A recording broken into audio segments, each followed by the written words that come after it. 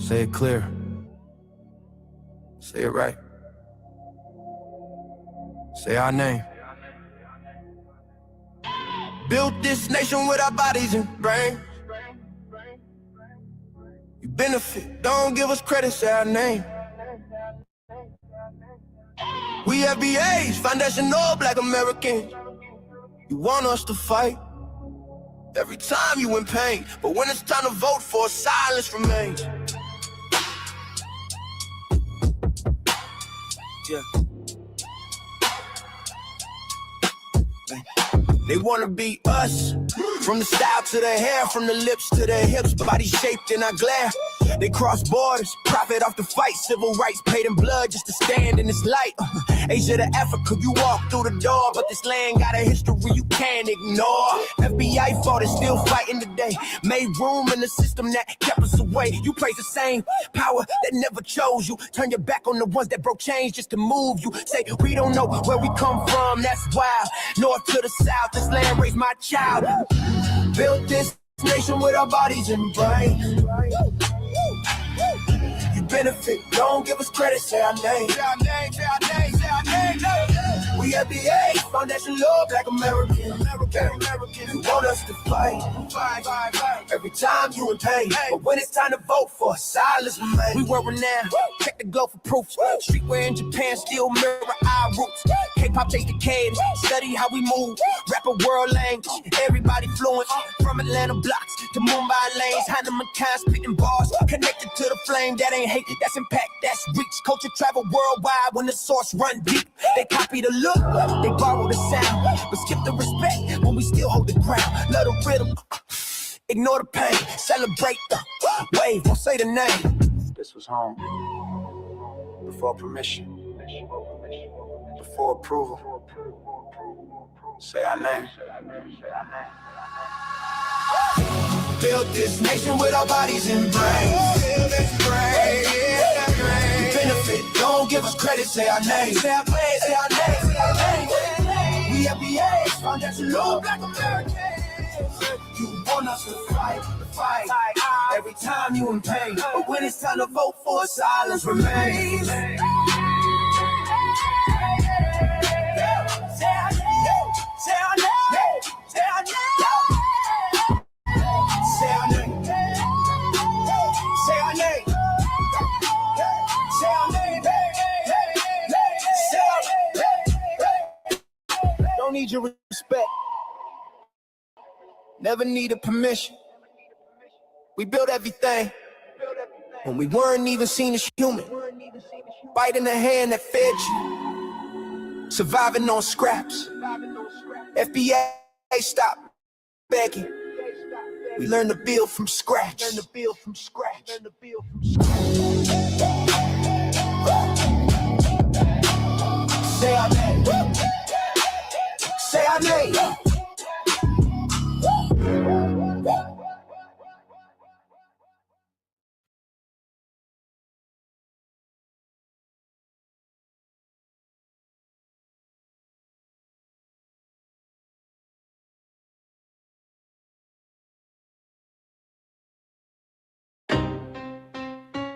Y'all don't hear us.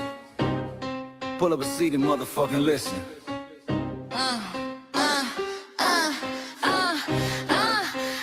Pull up a seat and motherfucking listen. Pack your bag, time to go home. Talking crazy on our soil where our blood and bones grown. This our grind, we outside on it. While y'all fools on the outside looking, y'all show no respect to Black America, so leave. Hey. Y'all don't get it, so it's time to go home. Get the hell up out of America, take your disrespect and just fly on. Y'all don't get it, so it's time to go home. Get the hell up out of America, take your disrespect and just fly on. You landed on the tarmac, fresh off the boat. Talking about y'all building nothing, man, you choking on the note. My ancestors the reason that this country even breathes. Picked the cotton, built the White House, planted the seed. Jim Crow laws, redlined the map, we was the target. You think that struggle's a costume, man, you can't mark it. We fought the wars, we bled the blood, we died for our future's chance. And you come here and give our legacy a side eye while throwing shade on the guard. While you benefit from guns we kick down with our last breath. Now you spit on the architects who stared down death. Disrespectful, That's disrespectful, ungrateful, a slap in the face to only people who gave a fuck. So let me show your ungrateful ass to the right place. Whoa, whoa. Pack your bags, time to go home. Talking crazy on our soil where our blood and bones grown. This our ground and we outside on it. Why y'all fools on the outside looking? Y'all show no respect to Black America, so leave. Y'all don't get it, so it's time to go home. Get the hell up out of America, take your duties and just fly home. Y'all don't get it, so it's time to go home. Get the hell up out of America, take your duties and just fly home. Passport, the visa, the privilege to be here. Cause my grandma didn't march for y'all, so disappear from our land. You cosplaying our pain.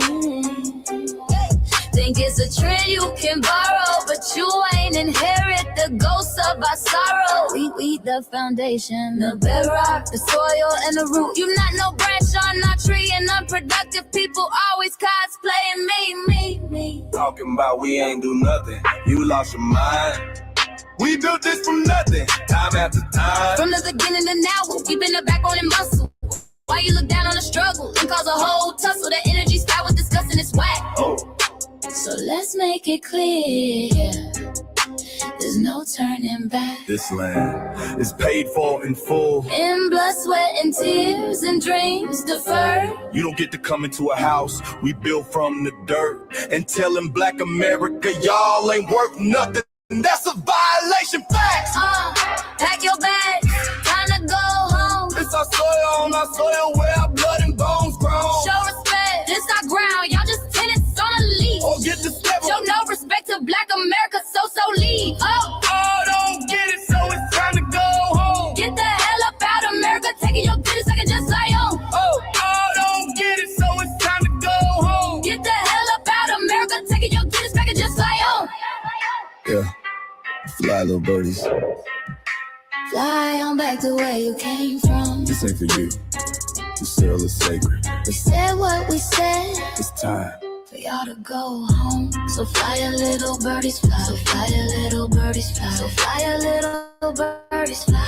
Far, far away from here. So fly a little birdies fly. So fly a little birdies fly. So fly a little birdies fly. Far, far away from here. So fly a little birdies fly. So fly a little birdies fly. So fly a little birdies fly. Far, far away from here. So fly a little birdies fly. So fly a little birdies fly. So fly a little birdies fly. Far, far away from here. Bye bye, little birds.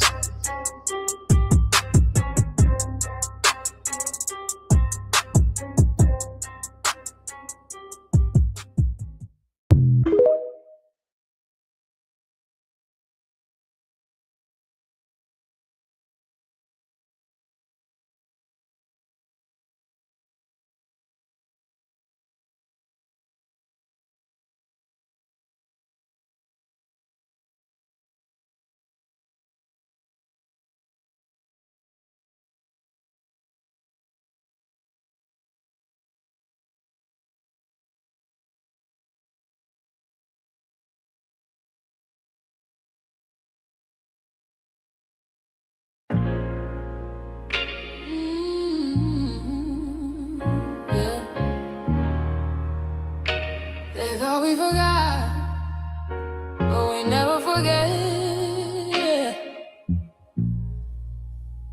This one's for the roots. We built this land from dust and tears, 400 years, and we still here. They write new rules, but they don't see every freedom they got came off you and me. We planted seeds. They took the bloom, we lit the flame, they left the room, but we back now, skies.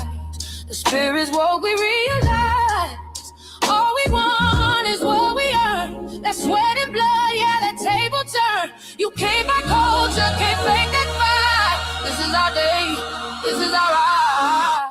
We happiness. Say it loud, say it strong. We the heartbeat that's been there all along. Foundation of Black Americans, stand tall. We ain't begging for nothing, we built that all. Born from pain and grace, you can see the truth written in our face. We the soul, the sound, to fight the flame. Foundational Black Americans, say our name. They love our rhythm, but they dodge our blues. Use our voice when it fits their news. They take our sound, but not our scars. We the backbone, we the stars. Now the veil is gone, the mask is clear. We see the game, we know it's here. No more silence, no more lies. We lift that flag and watch it rise. Rise up, rise up. We the ones that made this nation breathe. Our pain to the power. Our roots are trees.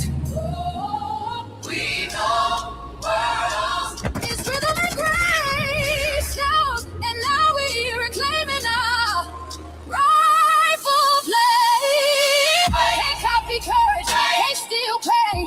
You can't inherit soul by changing names. Our story ain't done, it's the revival.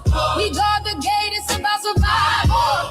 We FBA, say it proud, say it loud. The world dances on what we vow. Foundational Black Americans. Still we stand, still we fight, still we demand. We every block, every song. We've been right here all along. The soul of a people strong and free. Foundational Black Americans.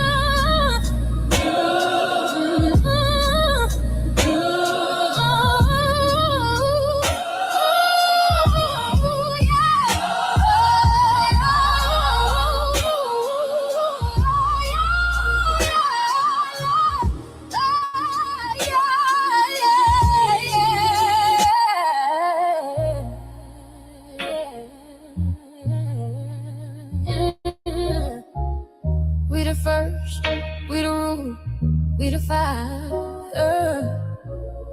Still rising, still here. Foundational Black American. We set the tone and they copy the cadence. Dance to our drums and deny the foundation. Wear the style but don't honor the source. Smile in the crowd and you distance and force. Say you not us but you rap like we breathe. Take the rhythm, then fuse the receipts. I ain't mad, I'm just holding the glass. Showing the mirror, now answer it back. I ain't here to cancel nobody. Just keep it honest, keep it solid. If you eat from the table we built, don't act surprised when we guard it. Do you like that? Do you like that? When I flip your sound and I ride like that. Do you like that? Do you like that? Do you like that? Cause that's how it feel when you borrow my culture. Then act like we never mattered. Hip-hop.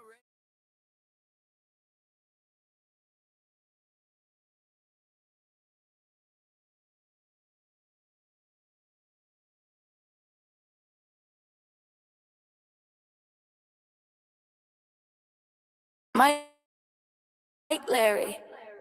Now this shit here, it's what I see it is. We're not fighting your battle. We're not taking. We're not lending our history to people who erased us while we were here. Cause you're born here, don't make you FBA. That makes you a citizen, learn the difference today. This is lineage, not a look you can wear. Not a costume you borrow when it benefits you there. You used our culture like an access card. Backstage pass, a straight facade. But now the mirror's in your face, no disguise. And you're uncomfortable looking truth in the eyes. We didn't leave our land to beg for a chance. We stayed, we fought, we took every advance. That's the separation, that's the line you cross. We paid the price, you learned the cost. You waving your flag on our soil, but fighting not to go back home.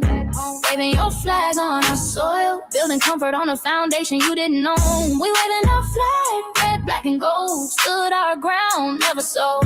You waving your flag on our soil, but scared to build what you claim you love. Our humor, our style, the way we move, the smoothness, the sound, the things we prove. Music we birth, language we shape, innovation forged under constant escape. Warrior spirit means means stay and defend, not flee your land and rewrite the end. You call it success, but don't confuse the two. Ease came after what we went through. You abandoned your land and called it strategy. You wave that flag loud, but won't return to build your legacy. That contradiction tells the story for you.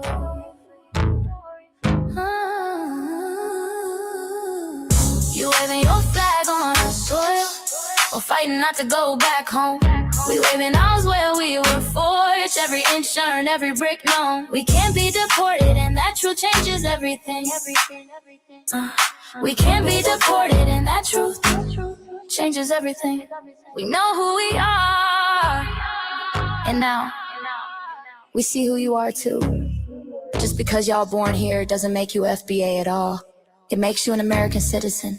It's biologically impossible to be us because it's a lineage, not some damn costume you can just put on to look cool. You immigrants and immigrant Americans has used our culture as an access card, a backstage pass to our culture. Now y'all have to look in the mirror. Our sense of humor, the aesthetics, mannerisms, the style of dress, the smoothness, the creativity, our genres of music, innovativeness, our slang, our warrior spirit by staying on our homeland and fighting and not fleeing to somebody else's land to beg for a better life and shit on the very people who fought to have us there. That's who we are. And we know who the hell y'all are waving your flag on our soil and fighting to make sure y'all don't go back.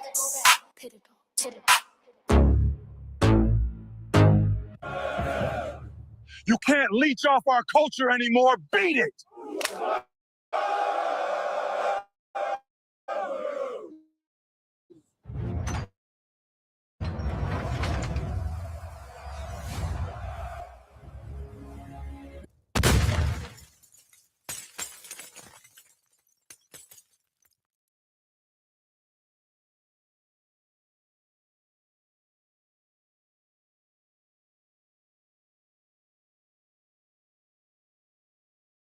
Mike Larry, man, you did it again. We really making history. Do you like that? Do you like that? Flip your sound, how you like that? Do you like that? Do you like that? Say it loud, don't walk it back. Do you like that? Do you like that? You grew up mimicking us, now y'all switch it up. Turn the carbon copy, y'all ain't black, what the fuck? It's funny y'all connecting to our culture like it's Wi-Fi. Surfing on our waves of our culture, no more agua. Stealing my culture for all these years. Look how time flies, all these colonizers in disguise. Hate y'all still, hate us outside. Study dope, drip vampires, sip the blood of our guilt. They copy the flavor, sip the juice. Love the results, hate the truth. Who? Do you like that? Do you like that? Do you like that? Flip your sound, how you like that? Do you like that? Democratic shields, talking points, the road they fill. Fish and chips, agent on the mic, judging FBAs, but ain't you half white?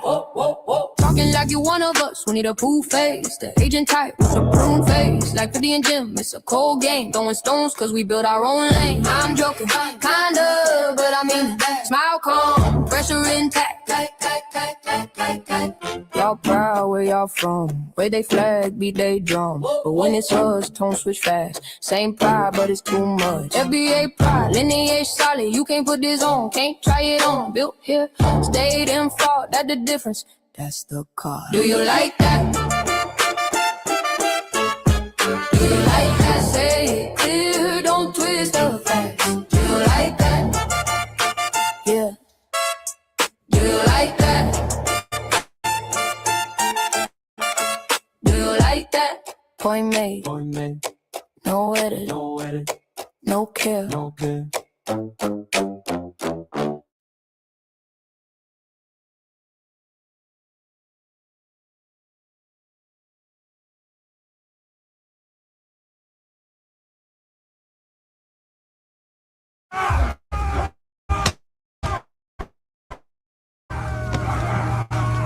You know, erasing history is something that you have to do when it comes to conquest, domination, and destroying a people. If people knew who they were, and what they were capable of, they will understand what they have a lot of doing in the Asian Black Americans, we've always had a culture of resistance. We cultivated a culture of resistance on this land, and we've been resisting ever since we've encountered European domination. But nothing was really popping in Europe until the transatlantic slave trade, and that's where they amassed a lot of wealth. One thing that I think is unique about our culture as far as how we resist, how we fight back, is just the environment we were put in from day one. Being only 13% of the population, the white supremacists were very meticulous about keeping that population at a certain amount. There was never a period when we did not resist the encroachment of the white man. They have a natural behavior of authority no matter where they go. That's why they'll step up in front of us in the line at the store. We're not important. They don't even see us. We've never been able to excel. We've never been able to relax.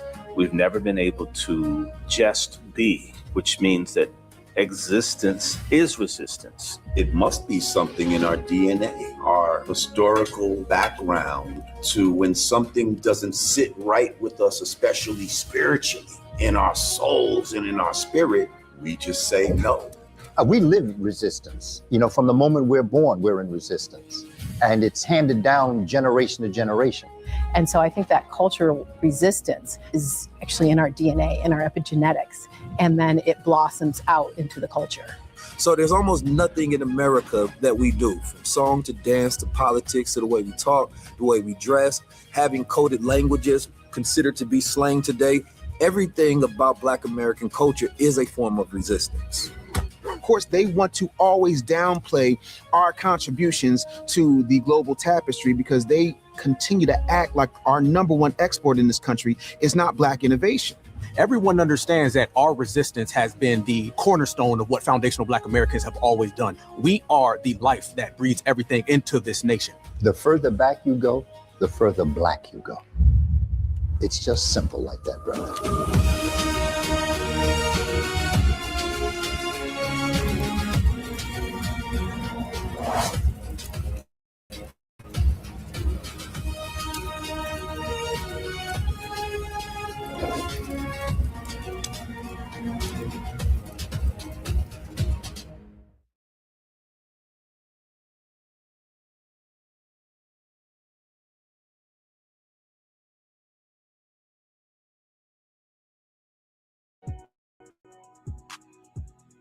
Introducing the B1 Rolodex, the easiest way to search for and support FBA and B1 businesses. Hundreds of entries from the Black grassroots for the Black grassroots. Free to use, free to download, constantly updated. Trouble navigating the document? Try using the map version. Notice a business missing? Use this simple Google form to submit an FBA or B1 business. Also submit anti-Black businesses, which are now being collected in that last tab. Find resources, contact numbers, and much more using the second tab.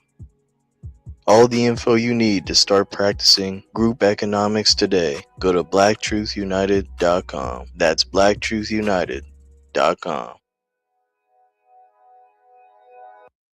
Greetings, my family. Greetings, and thank y'all for tuning in to another episode of Grand Rising with Shabaka and the Chase. I'm your host and co-executive producer and director for Shabaka's Black Experience Enhanced.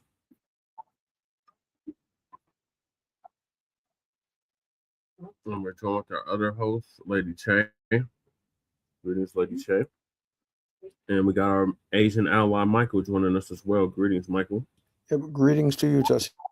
Shabaka's on, I don't want to say sabbatical, but Shabaka's on hiatus.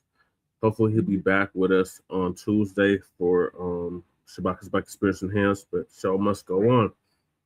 So thank y'all for tuning into season 12, episode 12 of Grand Rising with Shabaka and the Chase in conjunction with the Frontline Black News. And we will be discussing several topics. The first one is that Tether K, otherwise known as Tasha K, anti-FBA rant, says FBAs is like the KKK, the Tetherosity. Then we got Deante Kyle, the one that gets dissed in the Do You Like That song. He disrespects FBA Lineage again. Then we got Democrat Operative tries to brag about old Sambo's record for Black Americans. Gets debunked live. Then we got George Zimmerman, remember him? The killer of Trayvon Martin. He is homeless again. Great news, great news. But here's what we know. Iran war depletes U.S. missile supply. He went to Greece with his white friends, and then this happened. Cajun Navy captain caught lying about Nolan Wells case on Nancy Grace. Surprise, surprise. Exactly. Chimp K. Exactly the hell with her. Then we got 3 racists attack Black news reporter in broad daylight. Then we got Suisun City declares state of emergency after cyber attack cripples 911. And last but certainly not least, we got Deep Learning.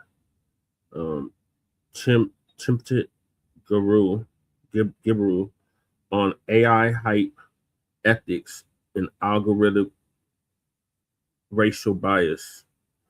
And Shabaka's Black Experience Enhances based off the 50th anniversary of the founding of the original Black Panther Party for self-defense. We started on Blog Talk Radio back in 2016 and have been around for 12 seasons now. Shabaka's Black Experience Enhanced covers the Black experience from the beginning of time until 10 minutes ago. It's also part of the Frontline campaign that has recently, within the last 2 to 3 years, moved from Blog Talk Radio to StreamYard. Please make sure y'all like and share the broadcast, family. Remember, family, hit that like, share, and subscribe button. Hit that bell so y'all be notified every time we go live. And please join us on StreamYard, YouTube, Frontline Black News. The links to all of our channels are in the description, including Frontline Black News. Frontline Black News 2, our backup channel. Make sure y'all sub up to that just in case you try to take Frontline Black News down again. We have backup. Then we got my personal page, Jesse Parrish, aka Chan Kruma. That's where we stream all the city council meetings from both Denver and Aurora. The local Black events for both Denver and Aurora. And the Sunday morning food bank, which I've been doing consistently for the past 10 years. Then we got Lady Chase backup channel, Seduction Doll 5991. Make sure y'all sub to that as well, so Lady Chase can start going live on that channel. Then we got the RBA, the Revolutionary Agenda. Her main channel, she just did an RBA earlier this morning. Goddess Nabi was tapped in, so make sure y'all check out her RBA that she did earlier this morning, the Revolutionary Agenda. The link to her channels on the website or in the description.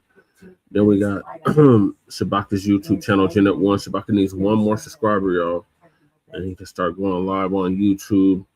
So if y'all could do me a favor, subscribe to Shabaka's Janet 1 channel, that would be great. I'm gonna put the link in the chat so y'all know how to get directly to it, and it is also in the description.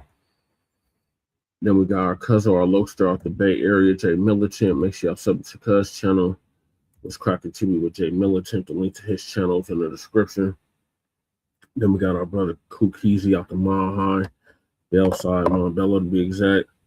He used to do the intro track for the Frontline Black News, and now he's doing the FBA culture reports.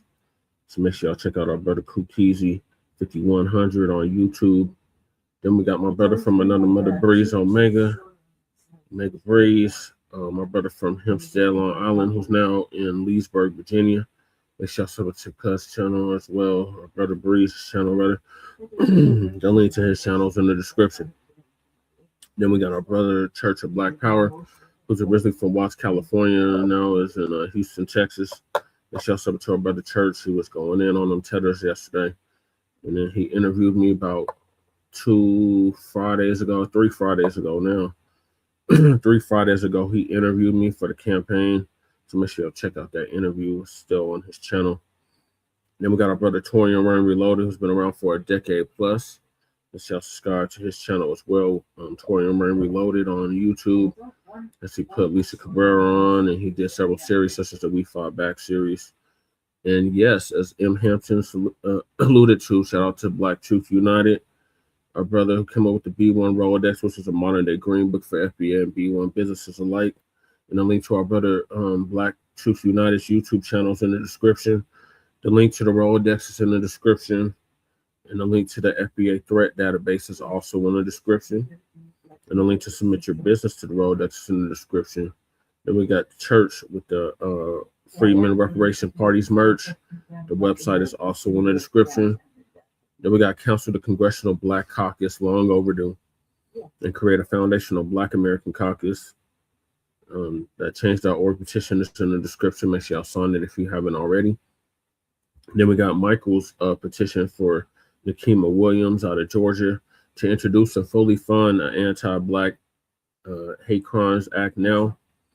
And the link to that change.org petition is in the description. And if Michael, if you could put it in the chat, that would be great. And then we got Sister Brooks call to action. Make sure y'all submit those emails and those letters. Help our Sister Brooke out of New York, BK to be exact. And the link to our Sister Brooks backup channel is in the description. She's already got 5,000 subscribers, so salute to Sister Brooks. Then we got the reparations for the Descendants of American Slaves Act. Make sure y'all sign that change.org petition if you haven't already. The link is in the description. Then we got Lady Chase GoFundMe. Lady Chase having a whole conversation while we're live. She's on an important call. Support Lady Chase GoFundMe if you haven't already. The link to her GoFundMe is in the description. Then we got Standing with Joshua Fox, our brother who put hands and feet over that white supremacist Chuck the Buster, Chuck the Builder, who they just released, ridiculous, on $1 million bond. Shame on you, Tennessee. We'll support our brother Joshua Fox's GoFundMe nonetheless. And the link to his GoFundMe is in the description. Then we got Stop Netflix from releasing the damaging docuseries about Michael Jackson. Shout out to Dr. Randy Short for putting that together. Make sure y'all sign that change.org petition if you haven't already.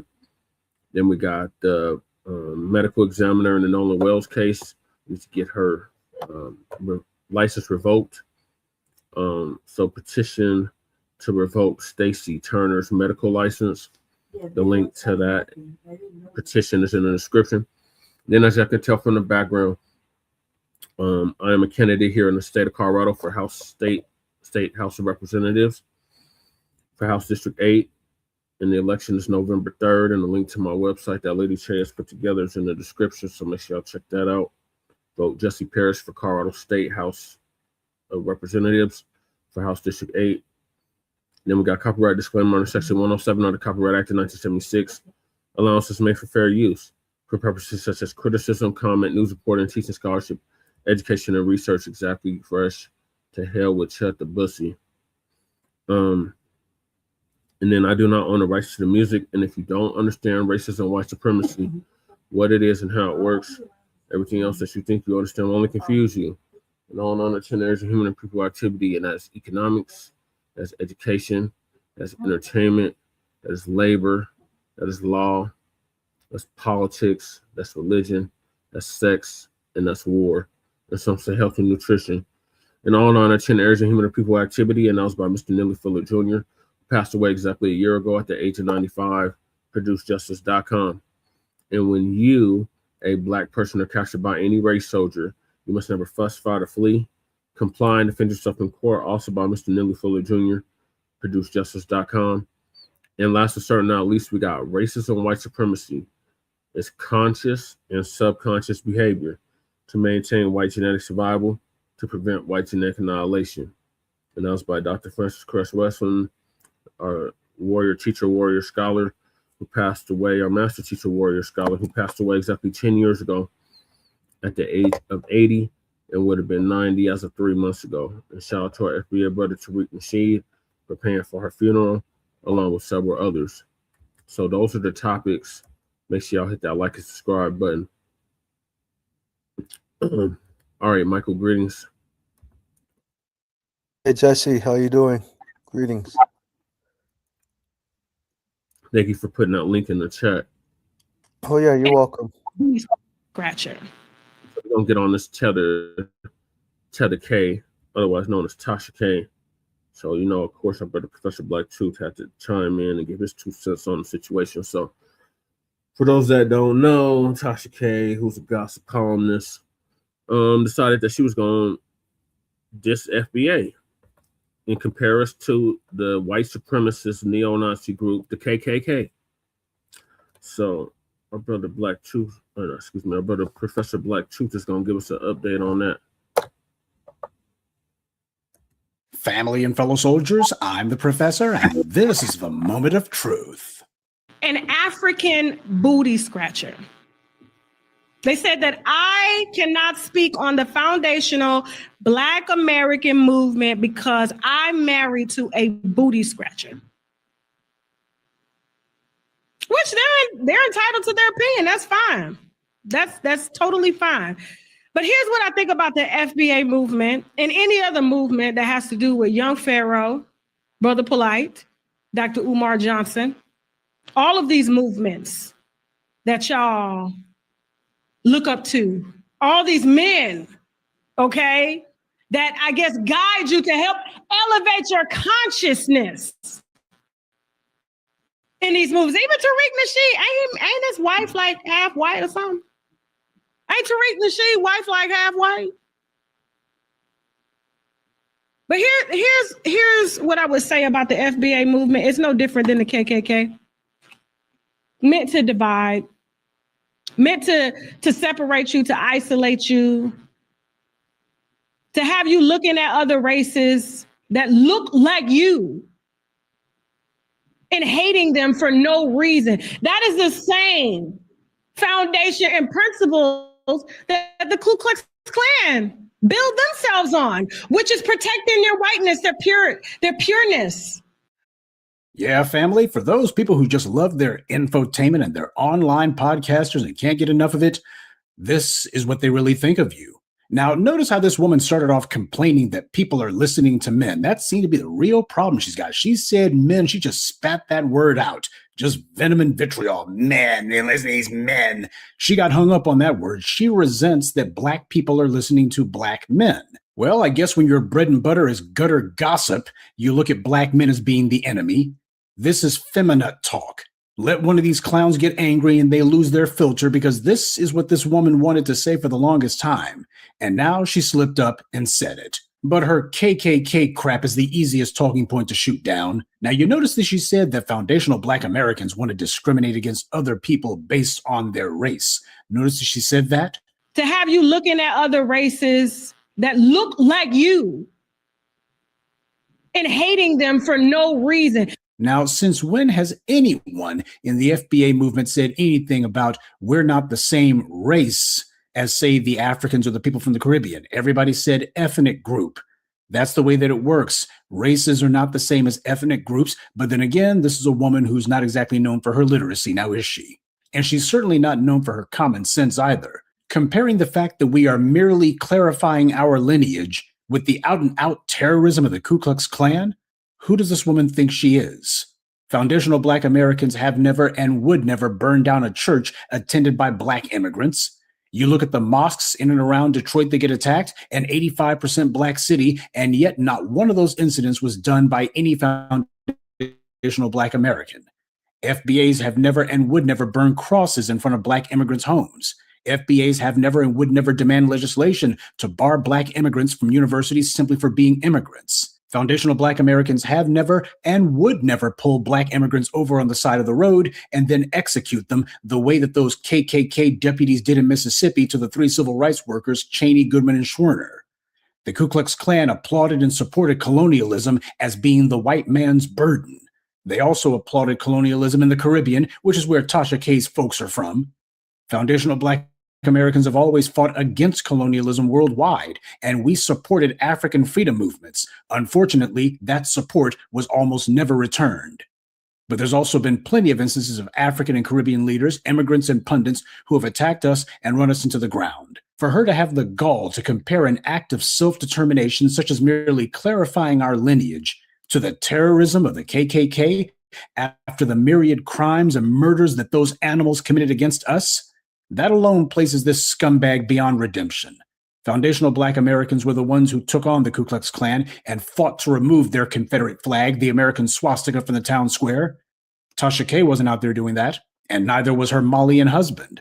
Comparing the victims of the KKK to the KKK is not just stupid, it is mendacious. How dare she? She whines and complains about people listening to certain black men. She was so busy spewing her anti-black male hatred, she totally forgot that Dr. Umar is a Pan-Africanist. And with the sole exception of Tariq, none of those individuals she named actually has anything in common with the foundational Black American movement. How many of those guys that she was naming other than Tariq actually says anything about foundational Black American or tries to promote it or says, oh yeah, I'm one of them? How many of them? She just name dropped a bunch of black men who, by and large, if you look at what they say and what they claim to stand for, these guys have nothing in common with each other than being black males. That's about it. None of them have been representing the lineage. In fact, Dr. Umar has far more in common with Tasha K than he does foundational Black Americans as a movement. But of course, her little rant wasn't about ideology. It was about identity. And she wanted to dump on black men in general. She didn't care if she contradicted herself. Long as she got to tell you that you shouldn't be listening to black men, that was the point she wanted to reach. She's internalized the attitude of the dominant society toward foundational Black Americans. As Tasha K sees it, we are all just one big Negro to her, or in her case, one big black man. Tasha K has certainly never been the target of foundational Black Americans on any front. She's too foolish to remember the one time that someone did come for her and beat her in court in a defamation suit, and now has her paying millions of dollars in damages. It wasn't foundational Black Americans who did that to her. It was one of her fellow Caribbean immigrants, Cardi B, who did it. And yet look at who this blockhead blogger calls herself talking trash about. Like I've always said, these tethers are on a kamikaze mission to destroy themselves. Now, before we go any further, I got to give the obligatory disclaimer that I only incidentally have ever come into contact with Tasha K's content before now. This viral clip of her defaming foundational Black Americans is pretty much the longest that I've spent actually listening to her, and I'm sorry that I did. She's pretty much exactly what I expected. She does gossip and EBT talk, or as I like to call it, flash and trash. So if you don't mind rotting what few brain cells you got left, then I guess you would like listening to stuff like her. But to be honest, since I didn't follow her and didn't care, I wouldn't necessarily have plastered Tasha K with the label tether until now. See, for the immigrants who listen to the Black media or aren't aware or not paying attention, it's not being an immigrant or otherwise of an immigrant background that gets you labeled a tether. We've had a number of rock-ribbed soldiers who have come here from abroad, and they've proven themselves to be both effective and dedicated to the cause of Black empowerment. What gets you labeled a tether is when you come here, eat off of what we made possible, fill your belly at our expense, and after what we did, you then turn around and show us disrespect. That is what gets you labeled a tether. Not coming from a different lineage, but coming from a different mentality, one that is diametrically opposed to Black empowerment. Because that's exactly the problem these places in Africa and the Caribbean have had, and we don't want that stuff to be imported here. And yes, Tasha K said that she herself comes from an immigrant background, that her grandfather or father is Bahamian. And while we certainly didn't need for her to confirm the foreign background, we could have guessed that on our own. It's still good that she went ahead and verified it. We also need to ask if that's her only immigrant lineage, because the way she talks, she could not wait to attack foundational Black Americans and bringing out the whole booty scratcher trope. Really? What the heck is this, the 1980s? And then you combine it with the whole feminine angle where she's whining about the subject of Black men. Well, for those of you who thought that her little sideshow was so fun to watch, are you not entertained? This is why I don't listen to these moronic bloggers, these fools who do celebrity gossip and who's beefing with whom in the world of hip hop. I would rather have no one listen to me and just be talking to myself than waste any time listening to that crap. Family, life is too short, our condition too important to be wasting either one on fools like this and the rest of these gossipy good-for-nothings. And yeah, she went ahead and did a pathetic non-apology apology. I guess that was kind of an impromptu IQ test to see who's dumb enough to fall for it. To anybody that felt offended. See, that's what you say when you're not sorry. Exactly. It's a backhanded compliment. In other words, I'm sorry if you were offended. Now, you got people telling her you were dead wrong for what you said. That's unacceptable and intolerable. And she goes, well, I'm sorry if you were offended. That means she's acting like nothing is genuinely wrong. Like she's only saying that she's apologizing in the abstract as a hypothetical. You know, if I said something that was offensive. If. So apparently she's not clear on whether she's done anything wrong or even if there's a problem that she needs to apologize for. And that's directly out of the same playbook as the white right and these phony white liberals. This is what they always do whenever they get caught saying some racist anti-black stuff. Oh, well, I'm sorry if you people were offended. Now, from what I understand, she took the video down. I guess she figured out too late that the same foundational Black Americans that she was only too happy to trash are the very ones that she's depending on to support her financially. But you know what? Since she thinks that foundational Black Americans are just like the Ku Klux Klan, then I'm sure she won't even notice if FBA support her as much as the Klan has. Say, remember when the KKK gave money to Tasha K that time? Me neither. Foundational Black Americans are her entire lifeline. But for those of you who have listened to her, and I'm not naive enough to think that some of you haven't, she's returned your support and respect with scorn, though it looks like a number of you have already jumped ship. See, this is the entire problem. For a century now, for literally generations, we've allowed a lot of people who look like us, but harbor contempt for us, to be among us, to benefit from us, and to get very comfortable with being disrespectful towards us. But the thing that I think needs to be taken away from all of this is that it shouldn't come as a shock or surprise to anyone that this has happened. We have a lot of people who have been smiling in our face for decades, faking being civil towards us, who use the same verbiage that we do, and that they try to mimic what we say, but they've been sitting on cauldrons of anger and hatred towards us. And it's not because someone said African booty scratcher back in the 1980s. No, if that was the case, she would have brought it up a heck of a lot more often, don't you think? And yet, this is probably the first time she's ever mentioned it during any of her videos. But then again, what does an alleged African booty scratcher remark have to do with the Ku Klux Klan? That's a hell of a jump to get from one to the other, don't you think? But for her, she made that leap instantaneously. So that lets you know that one has nothing to do with the other. Perhaps Tasha K is concerned about her own immigrant background and how that might be seen by the FBA audience that she depends on. Perhaps that's what's going on in the back of her mind. Maybe that's what really motivates it. It's less about her husband and more about herself. Because I'm not so silly as to believe that this just came out of the blue. She's been sitting on this for a while. This is something that she's basically had sitting on her teeth probably for years, if not decades. So to me, it seems that both she and her husband have some sort of phony grievance with the foundational Black American community. But FBA is a recent term, so this antipathy she's been harboring goes back well before that. It's not delineation that got her angry. She's had a bone to pick with the FBA community long before FBA became the term. She and her husband have been nursing some sort of grudge for a long time against the very people who have supported her career and made her a somebody. So yeah, family, you're going to have to stop your love affair with these gossipers, and you're going to have to start checking people's paperwork. I've never actually listened to this woman, and my life is better for it. But I know tethers, and I'm not naive enough to think that this is the first time she's said some mess like this. It's probably just the first time that it's registered and broken through. I'm sure that a lot of you can probably think of little things that she said in the past similar to this, and you probably kept right on listening to her anyway. Now that is off code as hell. And Negroes who are addicted to entertainment, they're not going to take us anywhere. It matters who you listen to, family, and it matters what they believe. When you ignore little acts or small words of disrespect, then you pave the way to large acts of disrespect. It matters who you devote your time to, who you devote your mental and spiritual energy to. Because when you devote your time, energy, and resources to someone, then you empower and strengthen them. And for those of you who actually enjoy EBT content like that, you know it's kind of a guilty pleasure for you, the mind rot. You're the reason that she has the ability to live the lifestyle that she does. Do you see gratitude or do you see scorn?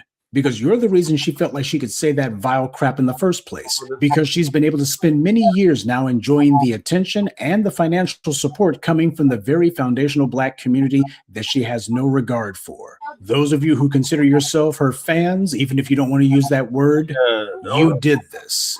This was the result. On her too. A lot of people have learned how to monetize being messy. It can be very profitable. But the real question is why any Black person would seek out lowbrow, low IQ entertainment in the first place. What is it that's broken or dysfunctional within yourself that this kind of crap would even appeal to you? How did you acquire an appetite for it? Why did you decide to make excuses for it? And for some of you, I hope you'll explain to the rest of us why, even after this, you're going to go right back to listening to her as if nothing had happened. Yeah. Black people oversample when it comes to entertainment, and sadly, most Black people seek out comedy and celebrity news. In other words, infotainment. And this is where the bottom feeders lurk and how they use the people they despise to enrich themselves. As I've long told you, in practically every situation of oppression, there's almost always a strong element of complicity. Gossip and celebrity nonsense may be captivating to you, but something to remember about the white media and these wannabe auxiliaries to it is that they have nothing but contempt for you. When people are not promoting your empowerment, when their conversation is about whatever's trending instead of what's important, that should tell you something. Because if along with learning not to listen to people who disrespect you, you also better start understanding that this woman is far from the only one. Good day and be one. I'd like to take a moment to mention some of our contributors: Glenda Tice, Nick Riddick, Charlotte Rickett, William Ross, and MR. Salute to them and thank you to everyone for listening, liking, and sharing this message. Black empowerment only exists because of you. That's right, Professor. All right, Lady Che, what are your thoughts on this heifer known as Tasha K, now known as Tether K? She's not my type of broad to listen to. I mean, I don't really have a lot of broads that I listen to in the new Black media because they might just rub me wrong or just don't like them. You know, I'm not really like, you know. That broad ain't part of the new That Black media. broad A is not, definitely not part of the new Black media. B, I thought she was hard to look at. and a man voice is kind of hard to hear. Yeah. You know what I mean? She's kind of built like a you know, like Simone Shabaka. Mammy Sanders. You know, I knew she was a tether, or just the action alone, just because she's just better. Not even satisfying investing. You know what I mean? Come on, computer, don't do this dumb shit. Shit. This shit done completely froze up on me, y'all. Can they hear me? I don't know. I Somebody- gotta restart the computer though. Michael, can you hold it down? I gotta restart the computer because this Yeah, shit don't just leave completely Michael. Just froze hold up it on down me. for a quick second. Yeah. Just so you can restart the computer. Mm-hmm. Yeah, I'll say for Tasha, yeah, you know, when she said FBA is creating divisions, that they're not definitely KKK. Well, actually, you know, Tasha, the KKK, they're more divisive, and the KKK is more responsible for the mess than FBAs for delineating and separating themselves from other groups of people. And that Tasha, she needs to really examine the real American history and understand that it's not the FBA who's creating division. It's really the KKK and white supremacists. And for her to say that is like it's very disrespectful and does a disservice to FBAs, who are the real culture in this country. And not only she needs to apologize to FBAs, but she definitely owes them financial support, because this is just no way, you know, to really label FBAs that way. And without FBAs, I don't think she would be in this country in the first place, right? And have those opportunities.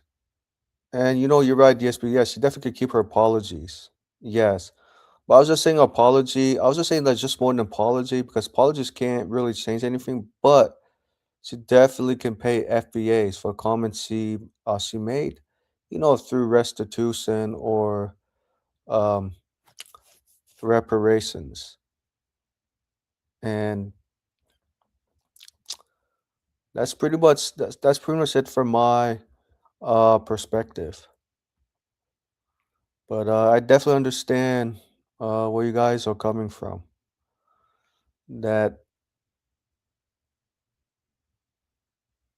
Yeah, so when someone says hateful things about FBAs, believe them the first time. Yeah, you're right, DSP. Because there's a pattern in how they think and how they move and what they say, and it's not the first time. Yeah, for me, it's like to figure out who they are. Usually, it'll take me like a couple weeks to like almost a year to figure out who they really are. But yeah, you make a great point about it. Um, I was gonna say. So yeah, I just wanted to give you guys on excuse me an update that Jesse Carolyn Jesse Paris Carolyn Essex Sarah American Freeman and I met with Congresswoman Akima Williams, and I followed up with her staffers about a anti-hate crime for American Freeman entitled Slavery. Okay. And I'll get back, Jesse. Thank you.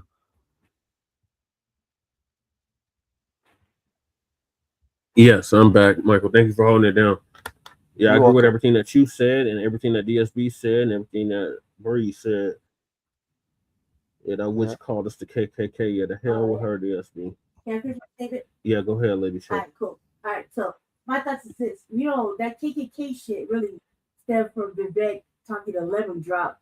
And Lemon Drop having to give him the business, right? And after that, he was like, Black Americans is just they're like the KKK, like a mega talking point, right? And I'm like, why the fuck would everybody refer to a whole 50 million people, right, as agents, ops, and the KKK? Yeah, And look, like in my opinion, like I've been watching a lot of off-brand shit lately, just in casual passing. This broad is a major off-brand. There's nothing cool. There's nothing like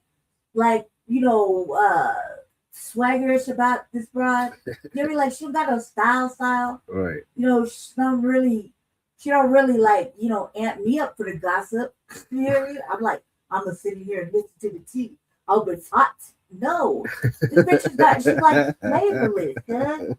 I mean, and I got a wide variety of things I like to watch and listen to. I'm open-minded, let me, I explore a little bit. But when a wench is just like that, like plain, and they got the audacity to call us. First, she got the audacity to give us a motherfucking tour of her racial ethnic background. Yeah. Like we didn't know she was a mustard tester. Right. Or we didn't know that she was on some old tetherish bullshit when she started up. And that's what she does. She didn't learn that from that Cardi B fucking shit. No. She carried on and continued doing the same stupid shit. Right? So she just asked for a lawsuit. Because she loves losing money. You know what I mean? And so we didn't need the fucking the facts of her mama's mama born somewhere, not from somewhere, but born somewhere type shit. Like Alpha summed it up yesterday. Yeah, he did. He pretty much made that pretty simple. You know what I mean? But the fact is that you got the salon chick talking shit and laughing and kikiing it up with consciously fucking grits and eggs or whatever fucking name is. Yeah, we about to Deante Kyle. We about to get on his punk ass. He's like, bother Winnie the Pooh looking stupid ass. I bet. And he got yelling too. That didn't help his cause at all.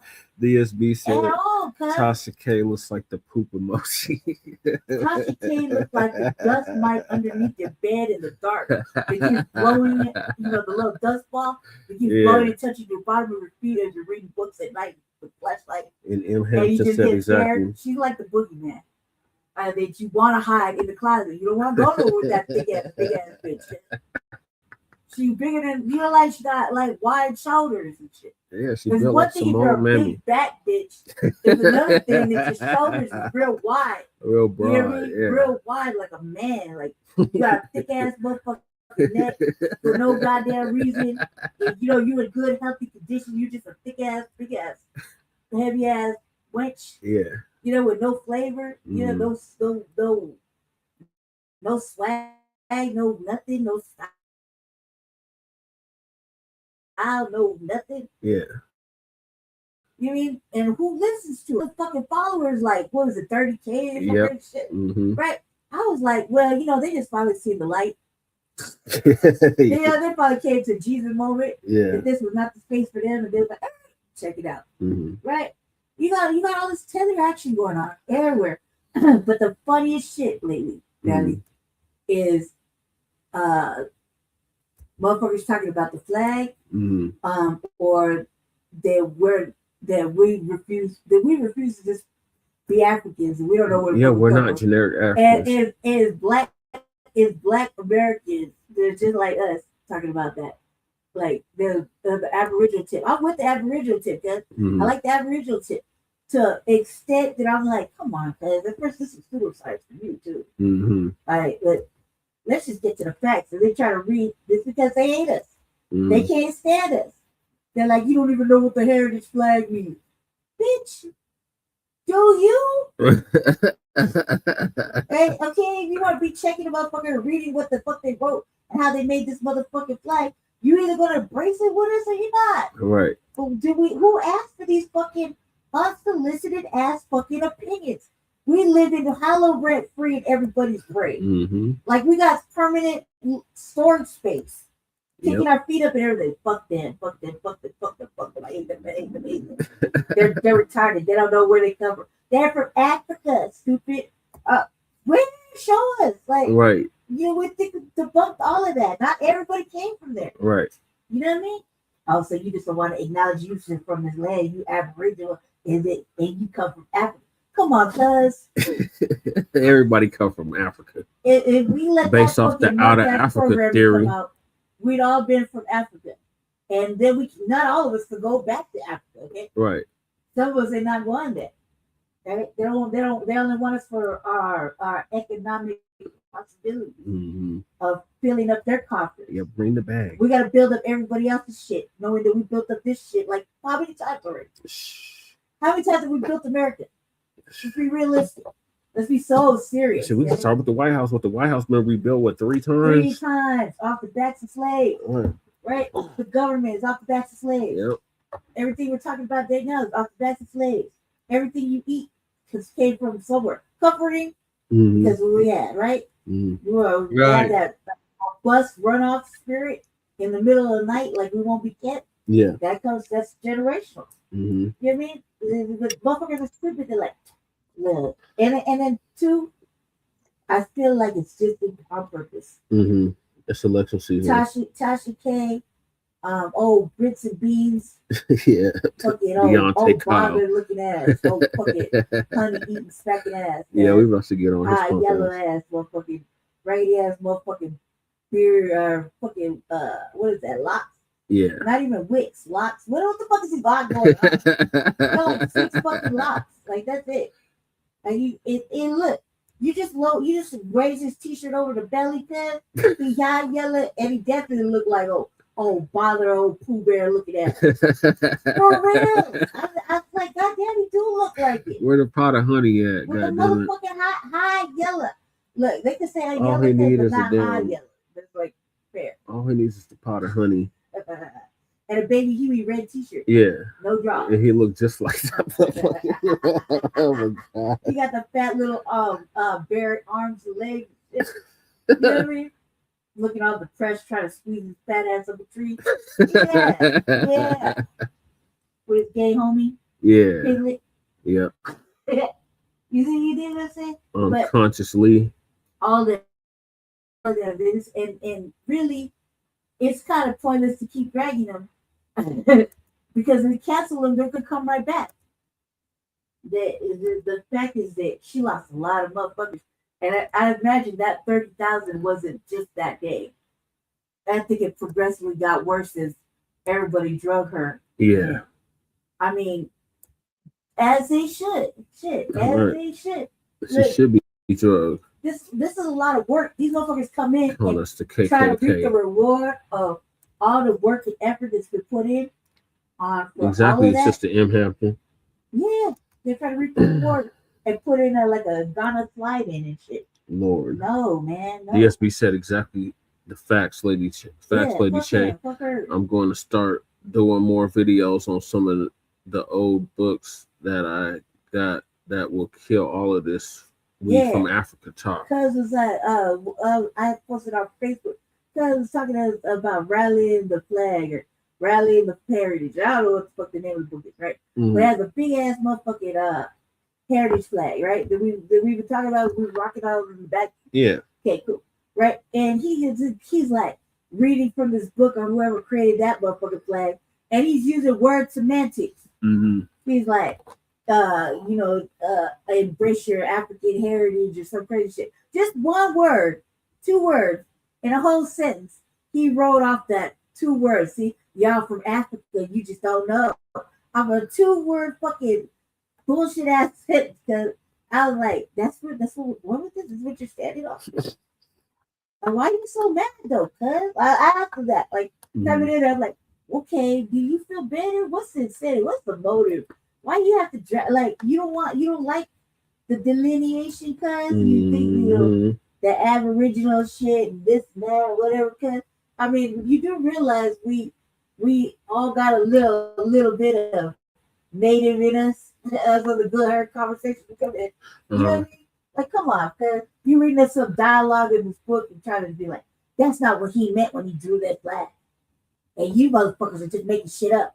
I was like, but it does go to FBA. If you're reading your own motherfucking words, it describes the motherfuckers that built the nation. Right. Us. Right. Using us too, cuz. Whether you want to agree or not agree, it's like being a diasporic African type shit. You're either that or you're an aboriginal to the land that we are talking about. Same shit, different title. You did? The FBA is a combination of all of that. And you don't like what? You don't like what? You don't like what? Like, I'm so confused. I'm like, and why don't you like it? Okay, cuz, well, keep on. He's probably a Tether sympathizer, or he's a I said, keep on cooning, cuz. Or a showing Pan-Africanist. That's all I can say to a motherfucker like that, cuz. Keep on cooning, harvest, shoulder shrug. I gave him the shoulder shrug. You know, that I thought was mad entertaining. But that if you're from the lineage, I don't see why you would have an issue with FBA. It just doesn't make any sense. If you're a Black American freedman, and you're part of the lineage, meaning you're clearly part of the lineage, and you no foreigners and shit like that. Like, I'm calling that shit like sometimes. But what the fuck? Why? Okay, so you just don't want to agree with it. But who asked for us to listen to an opinion? Right. Of animosity. You niggas don't know what the fuck you're talking about. You don't know where you're from. You're confused. The book tells you you're from Africa. Okay, good. He might as well be calling us cicadas. Right. I was like, why? Look, this is my problem, my only problem. Why is it such a fucking issue? Everything we do. Because they want to make us generic Africans. Like Tariq's always talking about, they want to make us generic Africans. Don't ask for reparations. Don't ask for a crime bill. Don't ask for fucking cheese on your burger. Don't ask. They don't do that to no Haitians. They don't do that to no Jamaicans. They don't do that to no Belizeans. They don't do that to any of these other fucking groups. Motherfucking thing, because the word is no, and I said they don't do none of that to these other diasporic Black African groups. They don't do that to nobody else but us. Real shit, it amuses me to no end. It tickles me to deep in my core. The amount of stupidity comes from unsolicited opinions. They're like, they have something to say about it. Why? Why can't you just mind your business? Yeah, that's exactly it, DSB. They want to take our place. I was like, shit, mind the business that pays you. That's what I remember. Undisputed Truth said they backstab us. Mm-hmm. Smiling face. Oh, I want to take your place. Use a turn. You're not even a turncoat. You're just a coon. Yep. They have songs for that. Yep. Shout out to Robbie Blue. They don't make medicine for it.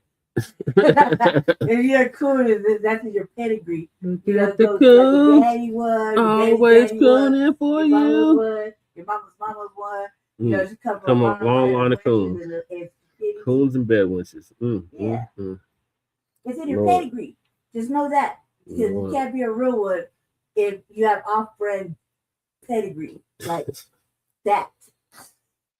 So you hype yourself up, you want to, but your pedigree's real dirty. Paperwork is dirty. Stupid. Your pedigree and the mentality is really dumb too. Lord. All right, so it's perfect segue to this other tether that we've already been talking about, the Winnie the Pooh looking motherfucker. Deante Kyle disrespects FBA lineage again. Yeah.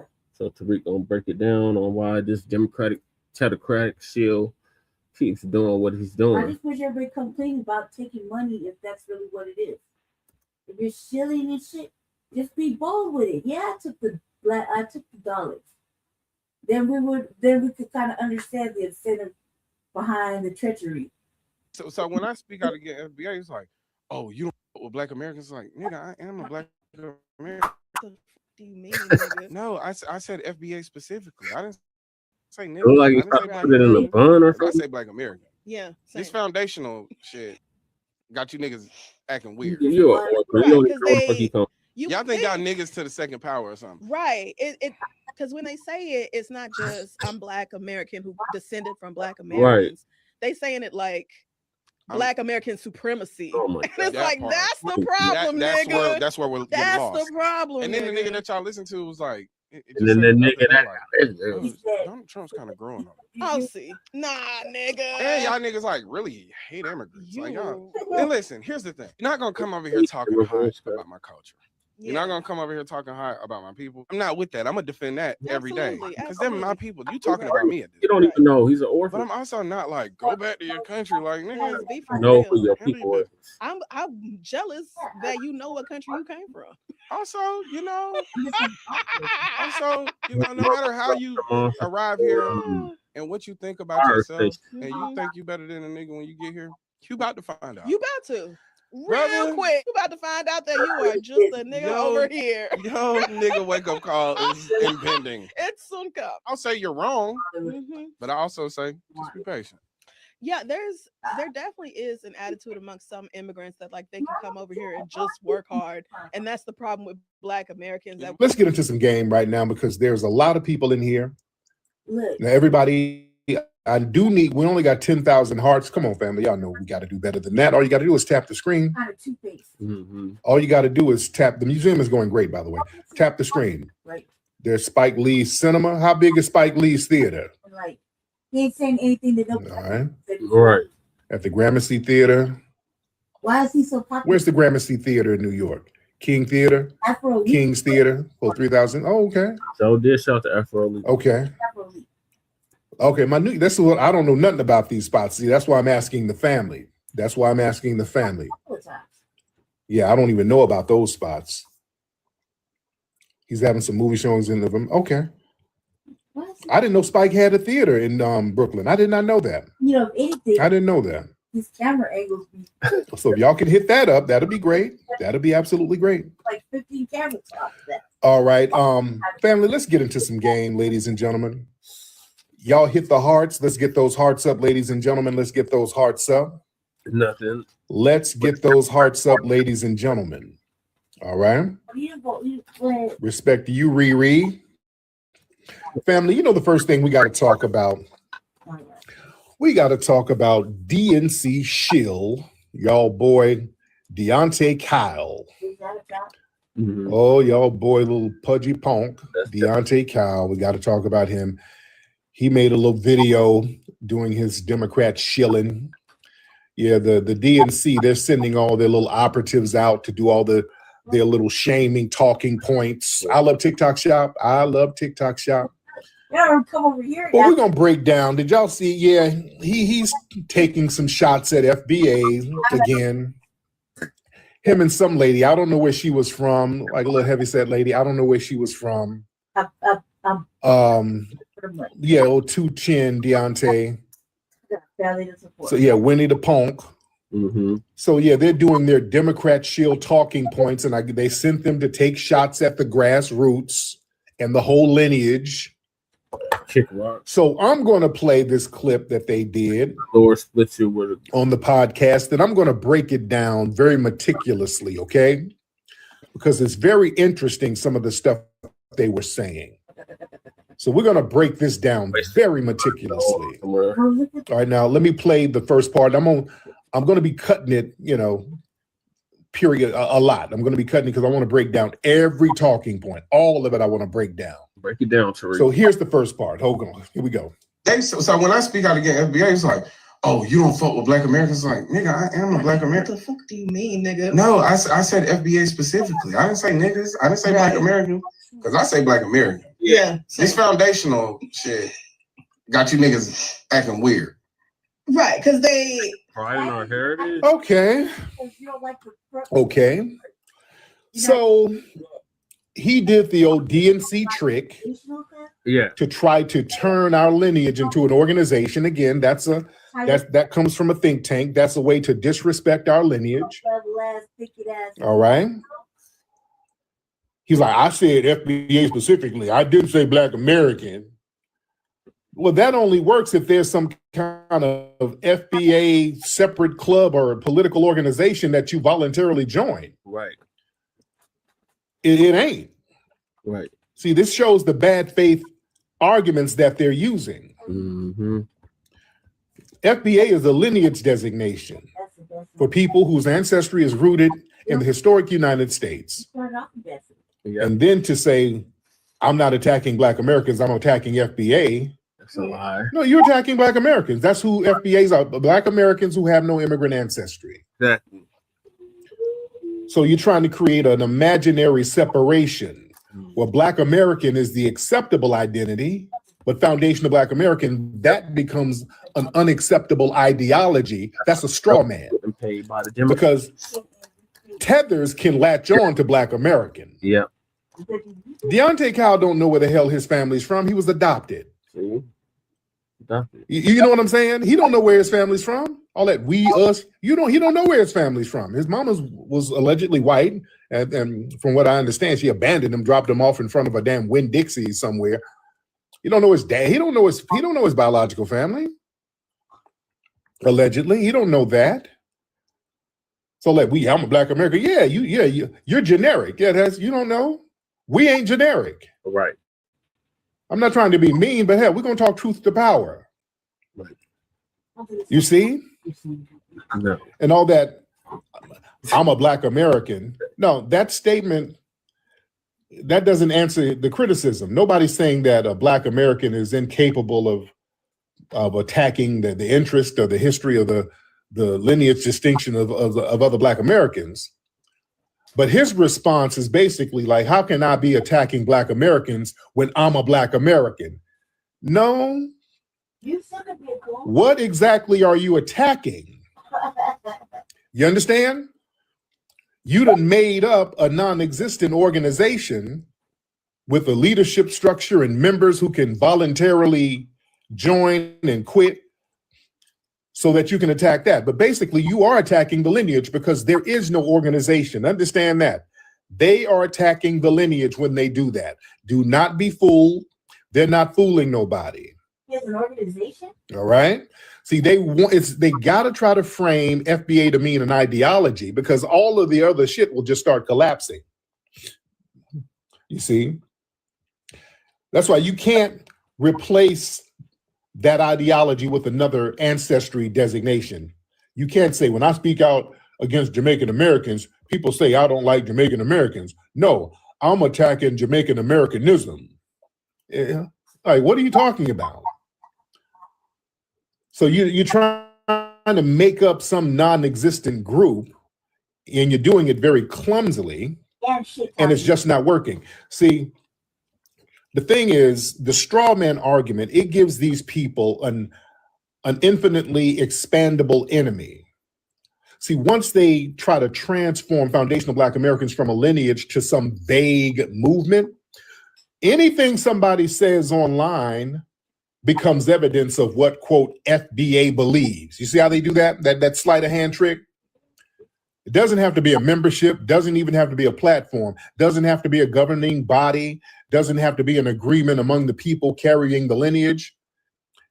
You can just grab a provocative statement from any individual and say, oh, that's FBA. FBA said, that's what Tasha K did. She said somebody called her husband a booty scratcher. Nobody knows who did it, if it even happened. Then all of a sudden, she goes on a rant denigrating the entire 50 million lineage, saying that we're all like the KKK because some random person called somebody a booty scratcher, which I don't even believe happened, to be honest. Yes, it could.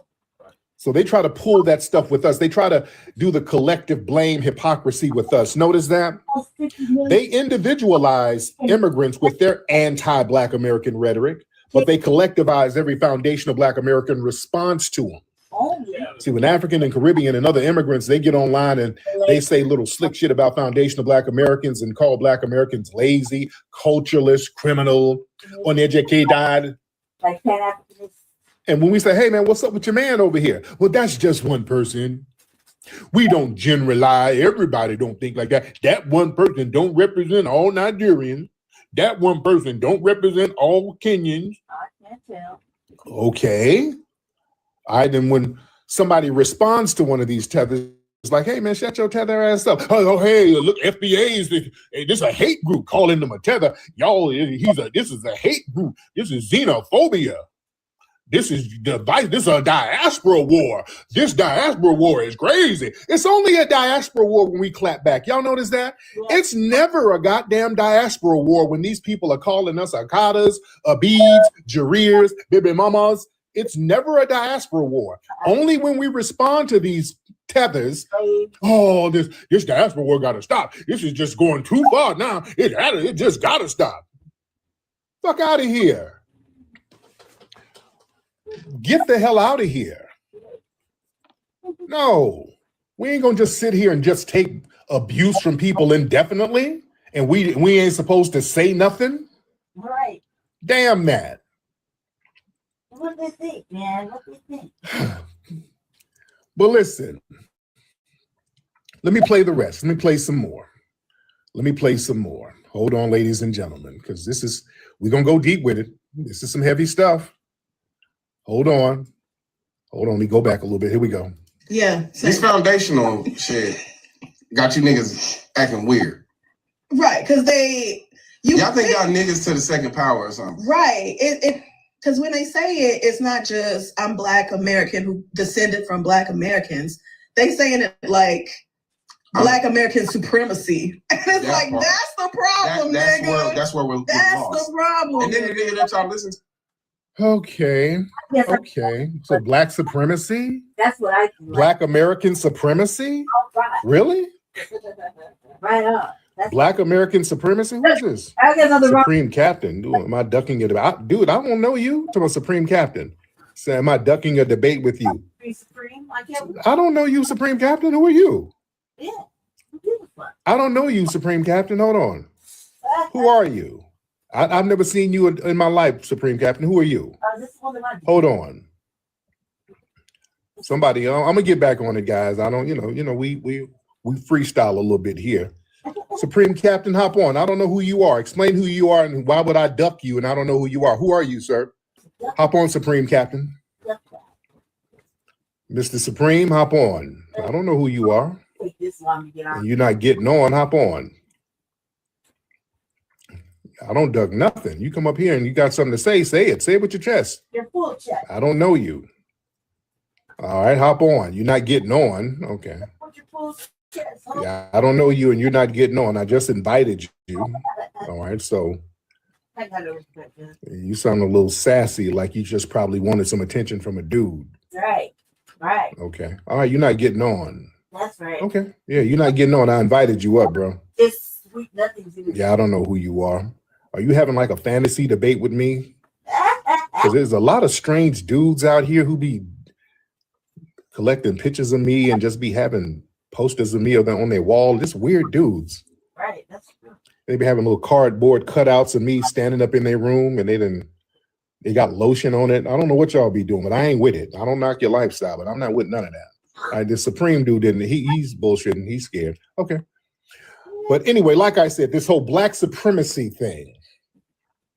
See, they're trying to redefine Black boundaries as Black supremacy. Right. Because boundaries, that interferes with access. See, look at the trick. We're just saying we're Black Americans descended from the historic Black population, and we have a specific lineage. That's it. And they inflate that into a Black American supremacy. That's a major rhetorical leap, ain't it? Supremacy means that one group believes that they're in inherently destined to dominate another group. Yep. We don't want to do that. I don't know. Nobody's talking about doing that. We're not talking about dominating nobody. Delineation means this is who we are. This is our history. I guess these are our claims. I kind of. And everybody else does not have equal ownership of those claims. That's not where it's at. That's not supremacy. It's supreme all day. That's a boundary. And remember, we're never supposed to have boundaries as foundational Black Americans. Why not? We're supposed to be open access for everybody to glom off of. Okay. And they use that supremacy word to kind of make us feel morally guilty for doing something every other ethnic group does. You name yourself, you define your lineage, you protect your lineage interests, and you say no when necessary. We're supposed to never say no. We're supposed to say yes. Hell no. No, the yes days are over. Damn that. Yeah. So they're confusing us having self-respect with having some kind of hierarchy because they're used to the Black American identity having very weak enforcement mechanisms. You see? Y'all think y'all Black Americans to the second power. Y'all think y'all Black Americans to the second. That's very interesting. So what? Why does specificity automatically sounds like superiority to them? You see, saying foundational Black American, that's not mathematically saying better Black person. That's just saying more specific historic category. I think Irish American is more specific than white American. Jamaican American is more specific than Black American. Nigerian American is more specific than African American in the broad racial sense. Nobody automatically hears those distinctions as claims of racial supremacy. Only when it comes to us, when we have a lineage specific term, all of a sudden the specificity gets interpreted as arrogance. Black. You know what I mean? That tells you that there's a psychological expectation that Black Americans, we're supposed to remain undefined enough so we're absorbed into everybody else's political framework. That's what I think. You see? And let me play this other part here. This is where they take a little, he kind of takes a little dig at me. Hold on. They saying it like Black American supremacy. And it's like, that's the problem, nigga. That's where we're That's lost. the problem. And then the nigga that y'all listen to was like, and the nigga that y'all listen to, he's talking about me. Hold on. That's the problem. And then the nigga that y'all listen to was like, it just said it the other day, like, Donald Trump's kind of growing on me. Oh, see. Nah, nigga. And y'all niggas like really hate immigrants. Like, y'all. Okay. So he was like, because I put up a tweet, hell, about a couple of years ago, because Donald Trump was speaking positively about Black people. And I said, Donald Trump is growing on me, just to let the DNC know, hey, what y'all gonna do? Y'all keep saying how bad Trump is. All y'all do, DNC flunkies, is shit on us, and Donald Trump is kind of giving us props a little bit. Right. So that the guy y'all listen to, that's that Tariq is the leader framing that they try to do. Right. All right.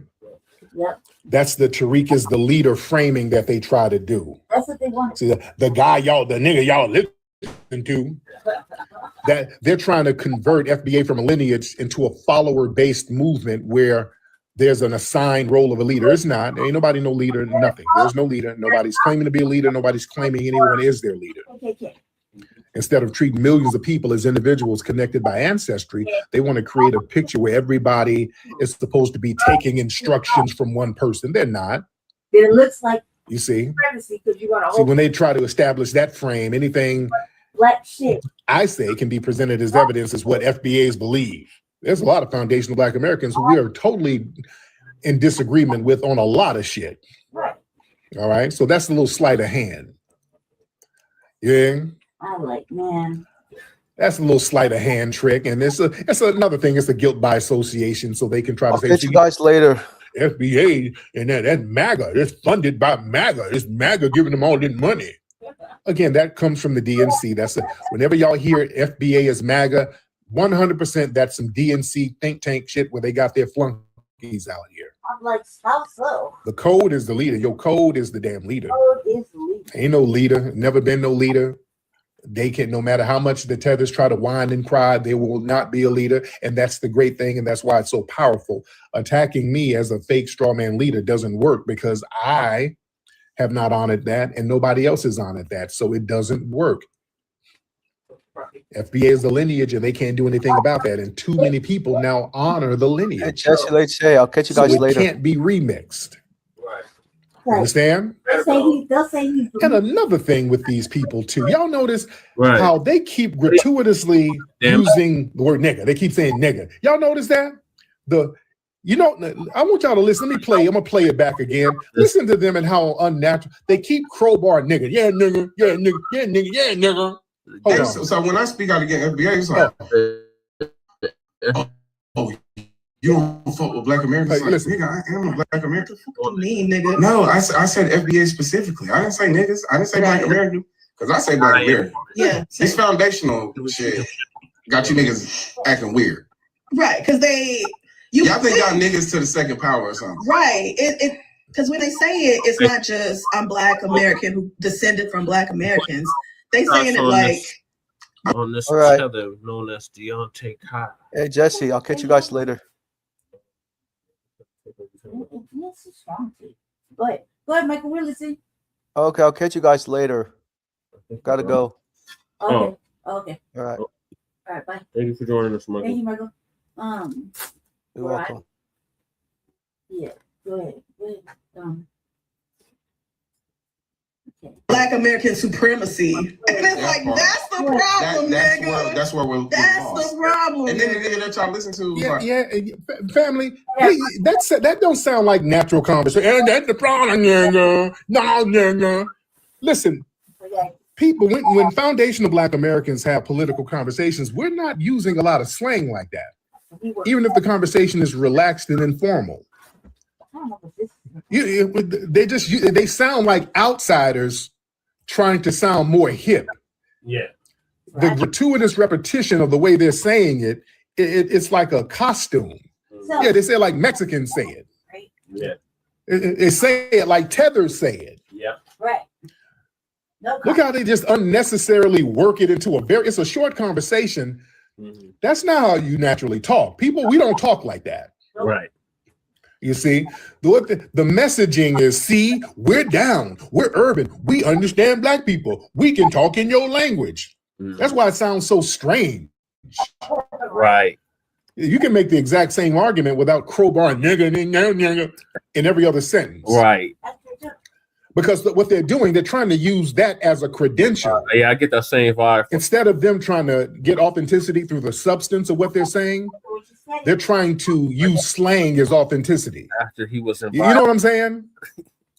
And the DNC, they're very good at that. They always get their flunkies to talk to Black audiences and use all of this jive turkey slang. That's what AOC, they got her doing that. Yeah. Ain't nothing wrong with being a man. And then they get Kamala Harris. Oh. You better thank a union member. You better thank a union member. They get all that jive turkey ass 70s disco ass jargon. You know what I'm saying? Yep. Man. It don't feel natural. Right. You see? Mm-hmm. Come on now. When foundational Black Americans, when we have conversations, especially political conversations, we're not using a lot of slang like that. Right. We're just not. Right. The discussion might be passionate, it might be funny, it might be informal, it might be raw, but it ain't gonna be, hey, yeah, my nigga, I'm about to vote, get them tangible, nigga. I'm about to I'm trying to get me a 401c plan, nigga. I'm trying to get me some insurance, everybody, man. I'm trying to get me some goddamn, man. I'm trying to vote and get me an IRA plan. Man, I'm trying to get some lower taxes, nigga. We don't talk like that when we talk in politics. Man, I'm trying to be a DEI hire, nigga. I'm trying to get the hell out of here. No. Yeah, it's very unnatural. Very. It's extremely unnatural. Now let me play the rest of it. Let me play some more. Come on, right? Because these people are a piece of work. Hold on one second. Hold on. Like, it just said it the other day, like, oh, Donald Trump's kind of growing on me. Oh, see. Nah, nigga. And y'all niggas, like, really hate immigrants. Like, nah. And listen, here's the thing. You're not going to come over here talking hot. Oh, we hate immigrants. Uh-oh. Lord. Oh, all the DNC talking points. We really hate immigrants. And I love TikTok Shop. Let me play this part. And then he says we hate immigrants. And then he does a little lightweight a little criticism of immigrants by saying, well, y'all not going to come over here and talk greasy about my people. And then he shifted right back to criticizing us. Hold on. Really hate immigrants. Like, and listen, here's the thing. You're not going to come over here talking hot about my culture. You're not gonna come over here talking hot about my people. I'm not with that. I'm gonna defend that every day. Because they're my people. You talking about me. No, y'all don't. Y'all don't defend us from these folks. The hell, these DNC shills don't defend us from these damn immigrants talking greasy. No, they don't. Right. He ain't really doing it now, by the way. Hold on. Because look at how he pivots. You're not gonna come over here talking hot about my culture. You're not gonna come over here talking hot about my people. I'm not with that. I'm gonna defend that every day. Because they're my people. You talking about me at this point. Right. But I'm also not like, go back to your country. Like, man, be for real. Handle your business. Okay, you see that now? See, look at that little lightweight criticism he gave of immigrants, and then went right back to criticizing us. Takes my words, man. That's what I'm saying. No credit.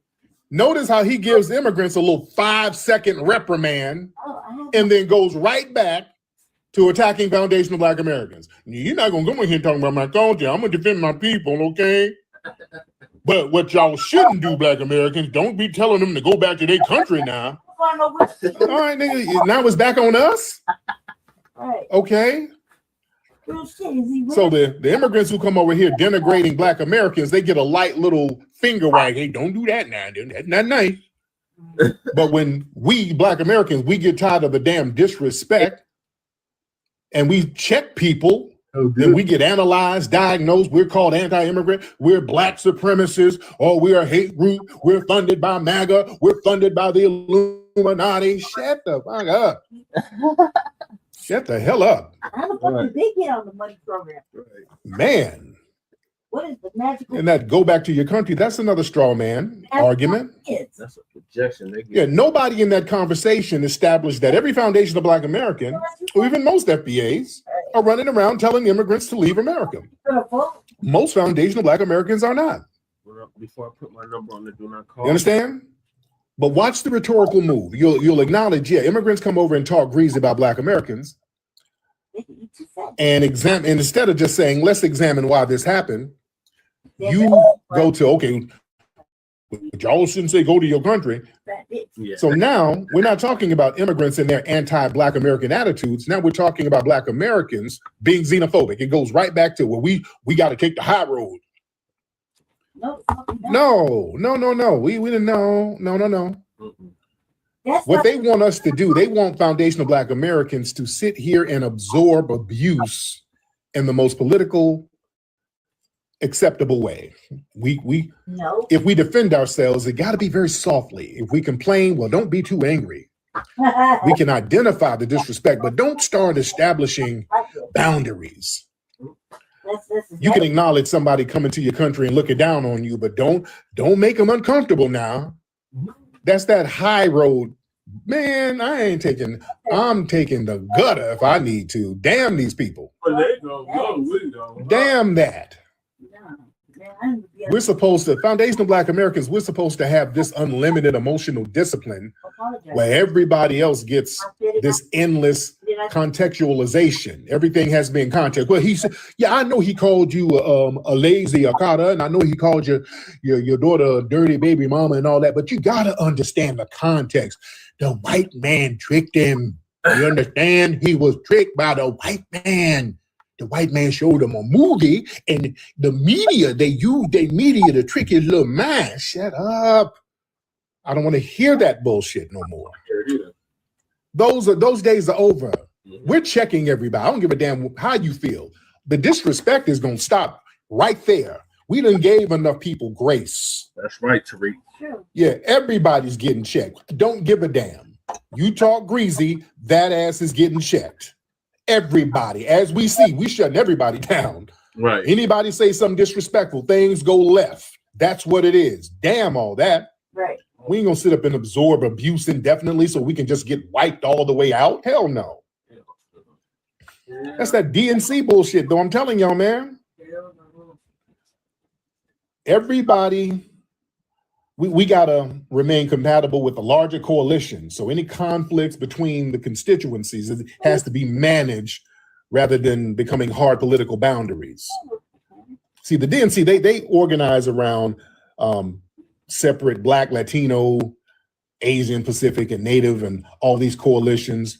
And the voter programs always want to mobilize multiple demographics into voting blocks together. But we have to be the fuel. So in order for people to latch on to the civil rights legacy, we have to be involved. No. It's very important that foundational Black Americans be a part of that coalition because it really won't work for everybody. That's why when those Somalis went down to Selma with them waterheads trying to march on the Edmund Pettus Bridge, wasn't nobody buying that shit. It looked weird. Because we weren't down there co-signing that bullshit because they were down there trying to get the stench off of them from all that scamming in Minnesota. We ain't co-signing that. That's why it fell flat. Y'all ain't running down there without us. It don't work without us. That's why they have to have us on that vibe. And if we're looking at our lineage as a unique entity, that messes the whole coalition up for everybody else. That's why they're so mad, fam. Stay mad. Right. Stay the hell mad. Right. Let me play let me play this line from this woman right here. Lord. Well, she said something very interesting. I want y'all to listen to this. Hold on. Listen to this.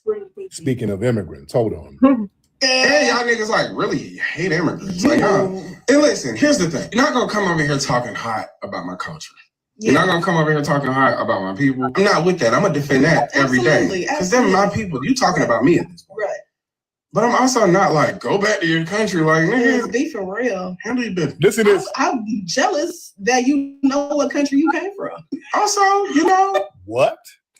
Hold on. What did this mammy say? Hold on. Play them my people. You talking about me at this point. Right. You know. But I'm also not like, go back to your country. Like, nigga, be for real. Handle your business. I'm jealous that you know what country you came from. Be for real. Handle your business. I'm jealous that you know what country you came from. I'm jealous because you know what country you came from. Get the fuck out of here. Right. Also, you know, where's she from? Right. I'm like, where's this woman from? Man, if you don't get the hell out now, family, this is what they want us to have. This is what they want us to have. They want us to have this cultural low self-esteem.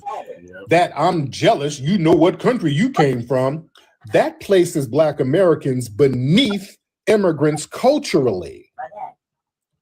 See, that sentence sounds innocent, but what is she implying? What she's implying, and this is coming from the DNC, she's implying that immigrants possess something that Black Americans don't have. You got a country, you got a homeland, you got an identity, you know where you came from. Meanwhile, Black Americans, we're supposed to be this culturally incomplete population just wandering around America, disconnected from ourselves. That's that same old framework where everybody else gets to arrive with a complete ethnic identity. And we as foundational Black Americans, we're supposed to act like people who lost theirs. So the immigrant is presented as culturally whole, and foundational Black Americans, we're supposed to be presented as culturally deprived. And then she says we should be jealous of them. See, that's establishing a hierarchy, like they're supposed to be above us. So this is something that they thought out at the DNC, family. Look at the contradiction. See, when Black Americans, when we solve that supposed identity problem ourselves, everybody got a problem with it. They tell us, well, you don't know where you came from. And we say, okay, as foundational Black Americans, we know exactly where we came from. We come from here. We come from this specific historic Black population formed here in the United States over centuries. We have our own lineage, our own culture, our own history, our own institutions, our own food, our own music, our own political traditions, our own resistant traditions, our own family networks. Yeah, we got our shit. Right. Then all of a sudden, that's unacceptable. Now we're supremacists. Now we're divisive. Now we're separating ourselves. God damn it, which one is it? Which one is it? It's damned if you do, damned if you don't. You can't win. You see? And that's you can't get out. I'm on Lineage business. I ain't playing that game. Yeah. If you think it's Supreme, well, damn it, that's what it is. But I'm FBA. I ain't no generic fucking African. Now, you take that and run with it. If you feel a certain way about it, put on the cape and feel super bad about it. I don't give a shit. Right. Super bad. All right.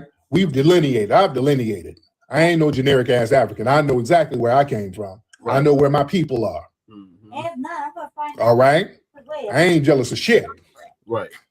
That's right. Then you ain't gonna shame us for not having an identity and then shame us again when we clearly articulate the identity we have. Right.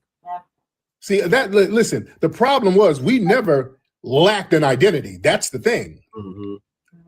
They just don't like that we acknowledged it and named it and defined it for ourselves, and we didn't let no outsider define it. And it locks out all of the damn parasites. That's what they don't like. Yeah. So they're trying to use a Jedi mind trick on That us. was the whole point. Yeah.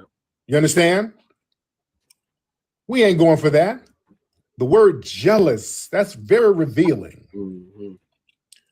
Let me be real, and I ain't gonna be mean. I'm not trying to be mean. I'm not trying to be mean.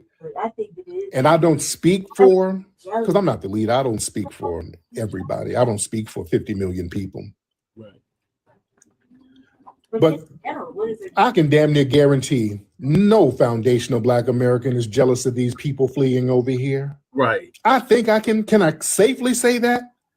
Yeah. Ain't no damn foundational Black American jealous of niggas floating over here on inner tubes with bushmeat luggage. Nobody's jealous of you living in a shanty town in your homeland. Nobody's jealous of you baking dirt cookies. Nobody's jealous of you getting hyena hush puppies out of the bush. Nobody's jealous of you having 8-hour electricity. And then I'm not trying to be mean, but ain't nobody jealous of that shit. Right. Y'all not gonna run this damn psychological con game on us. Those days are over. Over. Nobody's jealous. I'm sorry. I'm not trying to be mean, and good luck to your struggle, but don't come over here talking about somebody's jealous. Cut that bullshit out. Y'all sound stupid, and when y'all come at us with that, you're gonna get lit up. That's just what it is. You might want to tone that bullshit down. Ain't nobody jealous of what you got going on over there. You over here with us at what we built. Right. That part. You understand? And I'm not trying to be mean, but we're just gonna talk truth to power because we're gonna have some respect around here. Right. And these DNC flunkies, all of this stuff ain't gonna work. Deante Cow, Winnie the Ponk, yeah, your gibberish ain't gonna work. The mind tricks ain't gonna work. Let me tell you, we ain't got nothing to be jealous of as foundational Black Americans. We're not searching for an identity. We are a people. We rediscovered the magnitude of the identity we already have. We know who our people are. We know what our ancestors built. We know the communities we created. We know the churches we established. We know the music we invented. We know the language that we developed, the food ways we preserved, the movements we've organized. What's one great time of the season? Great. So the idea we're supposed to look around at people who didn't build none of that. And wow, I wish I was that. You sound crazy. And yes, you will get checked talking crazy. Mm-hmm. Yeah, we know where we come from. We come from generations of foundational Black Americans who built themselves into a distinct lineage of people right here. We ain't got shit to be ashamed of. We got business to stand on. That's why you over here with us. You understand? Country or something. Let's be very, very real. Real animosity. Yeah, they do. And we're not letting people bring in this manufactured low self-esteem. The game with them people is to infuse a collective low self-esteem on us, telling us we don't know who the hell we are. Yes, we do. That's a psychological trick, telling us we're lost. We know who we are. We are the culture here. Everybody knows where they come from, except no. We're from here. We're not immigrants. We didn't immigrate here from nowhere. We built this bitch from scratch. We're from here. You understand? And you let people sit up and make you feel like you're incomplete. They can control your ass by always offering themselves as the missing piece. You understand?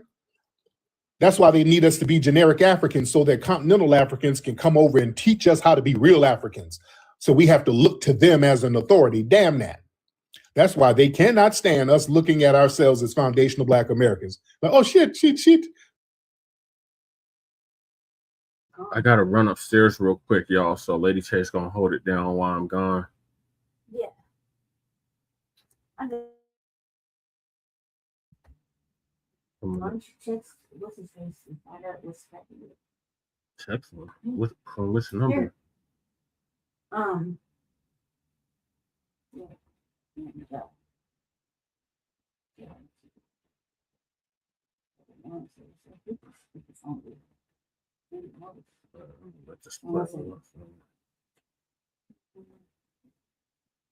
Yeah.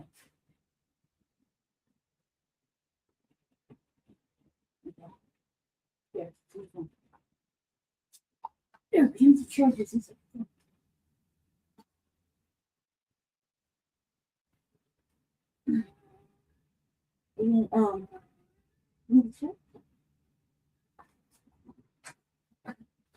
And oh, we got 6 spots. Yeah, we got 6 spots. Hey, I gotta get him out the mayor's chair temporarily. Oh, that's all short right there. Yeah. Not Ruru. Okay.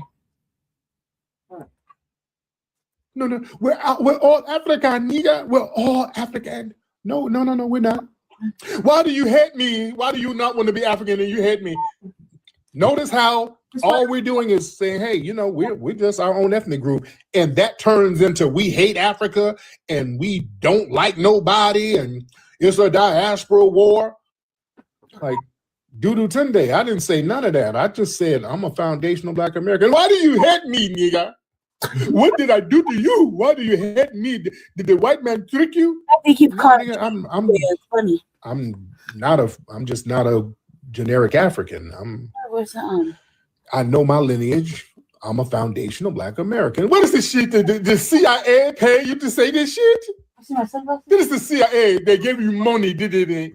Nigga, it ain't that serious, Dudu Tunde. I'll think about it. It's not that serious, brother. I'm just my lineage goes longer than your nation state. What is this xenophobic shit?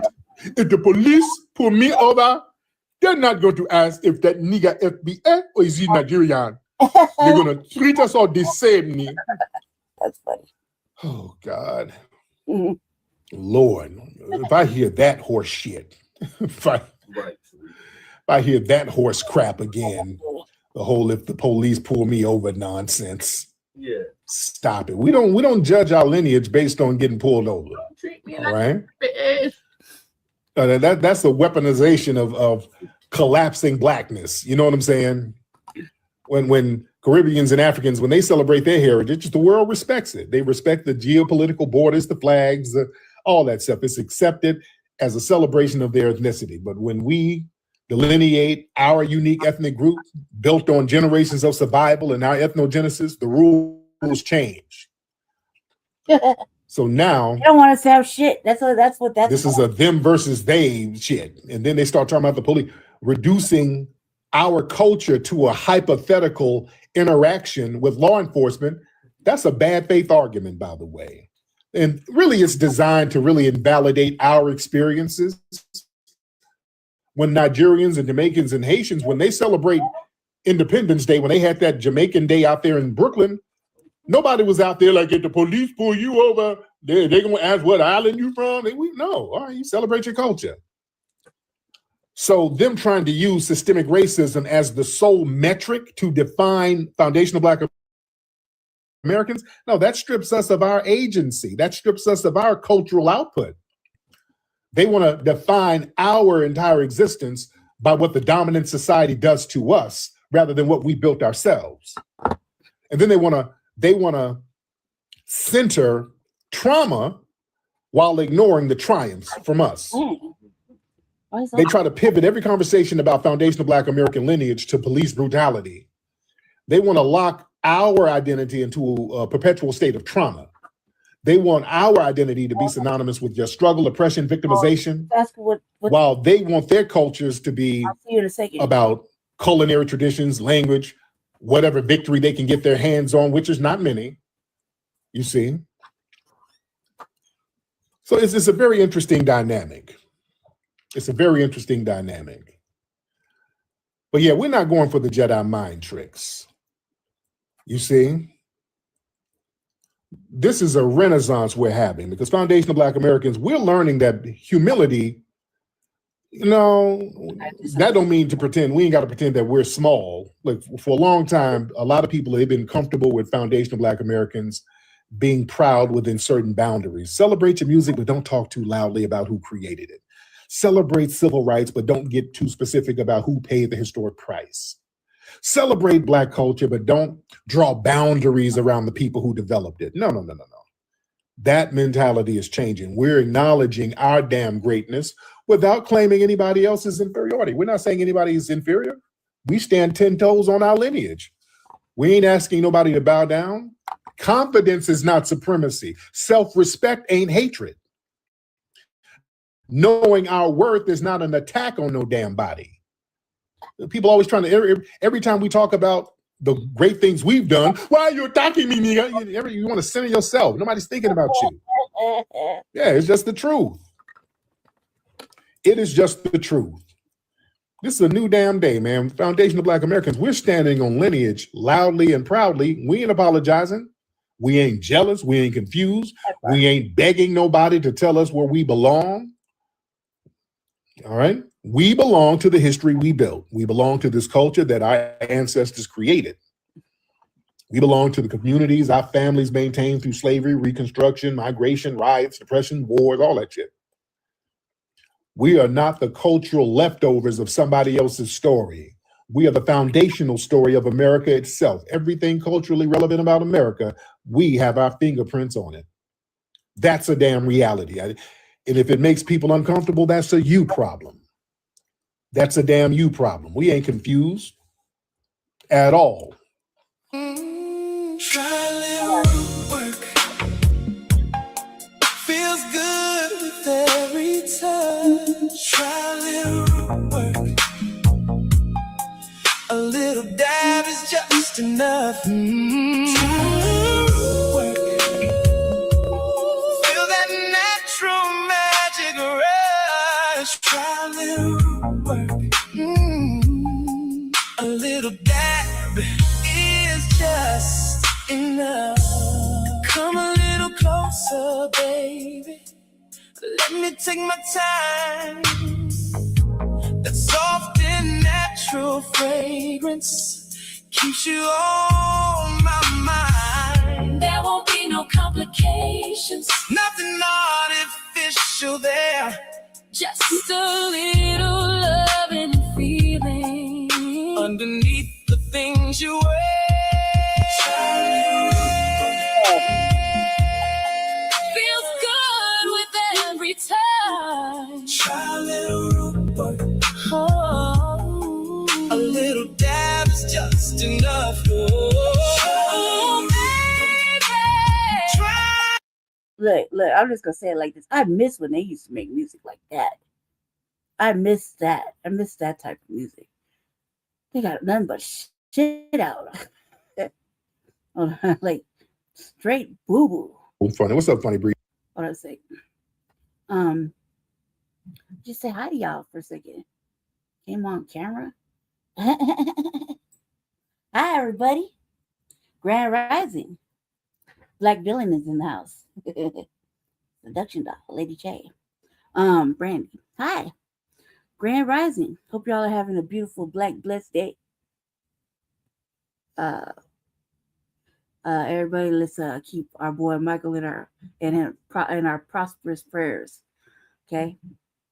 I don't like it. He's all down in that. It's kind of like not him. He's usually more peppy, upbeat. Yeah, I'm in here. We're doing Grand Rising. Shabaka's on sabbatical. That's the term, sabbatical. What I thought about that last thing, fuck Deante Kyle. And look, the sexy Suisun is no longer the sexy Suisun.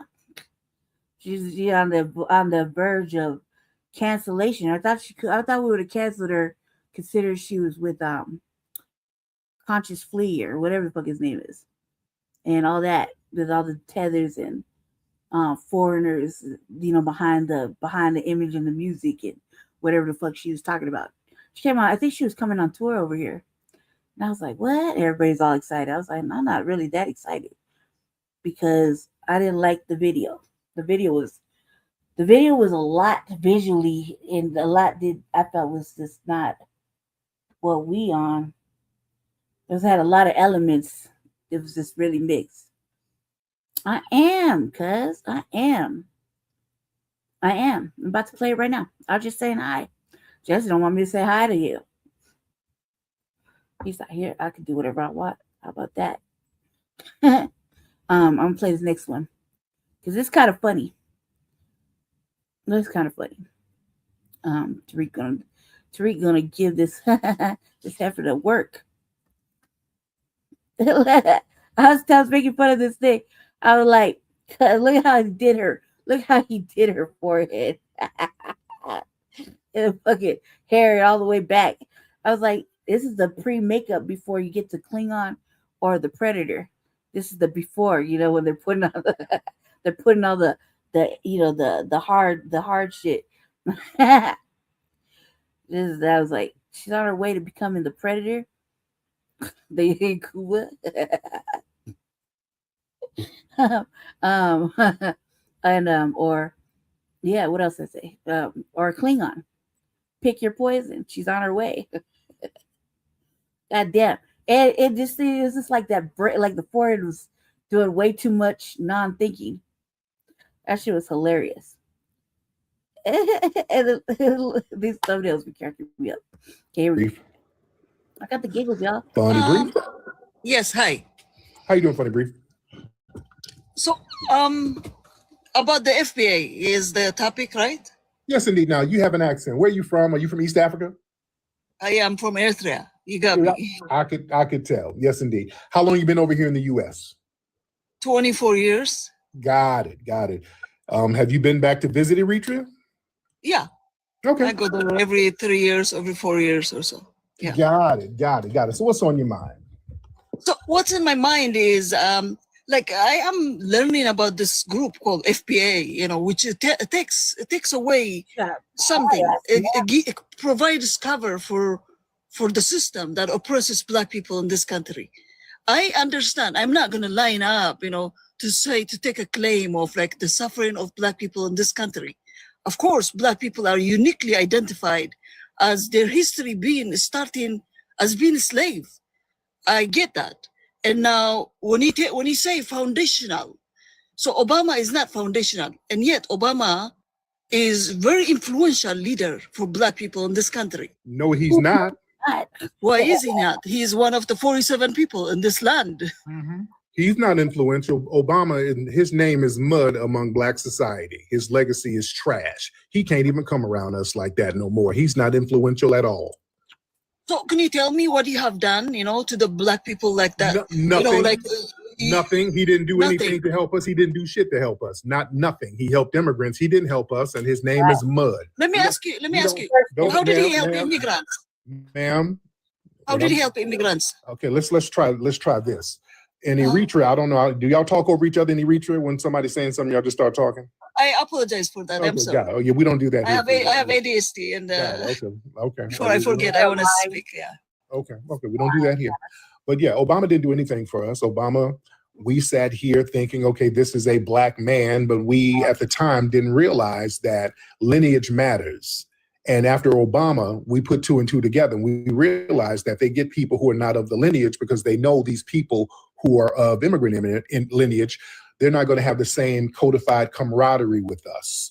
And Obama engaged in benign neglect. He really didn't help Black American society. He helped immigrants, among other people, but he didn't do anything for us. And not only that, he sat here and let us get slaughtered in the streets, and us activists had to get out here in the streets and make noise to produce justice because him and his DOJ sat on their hands.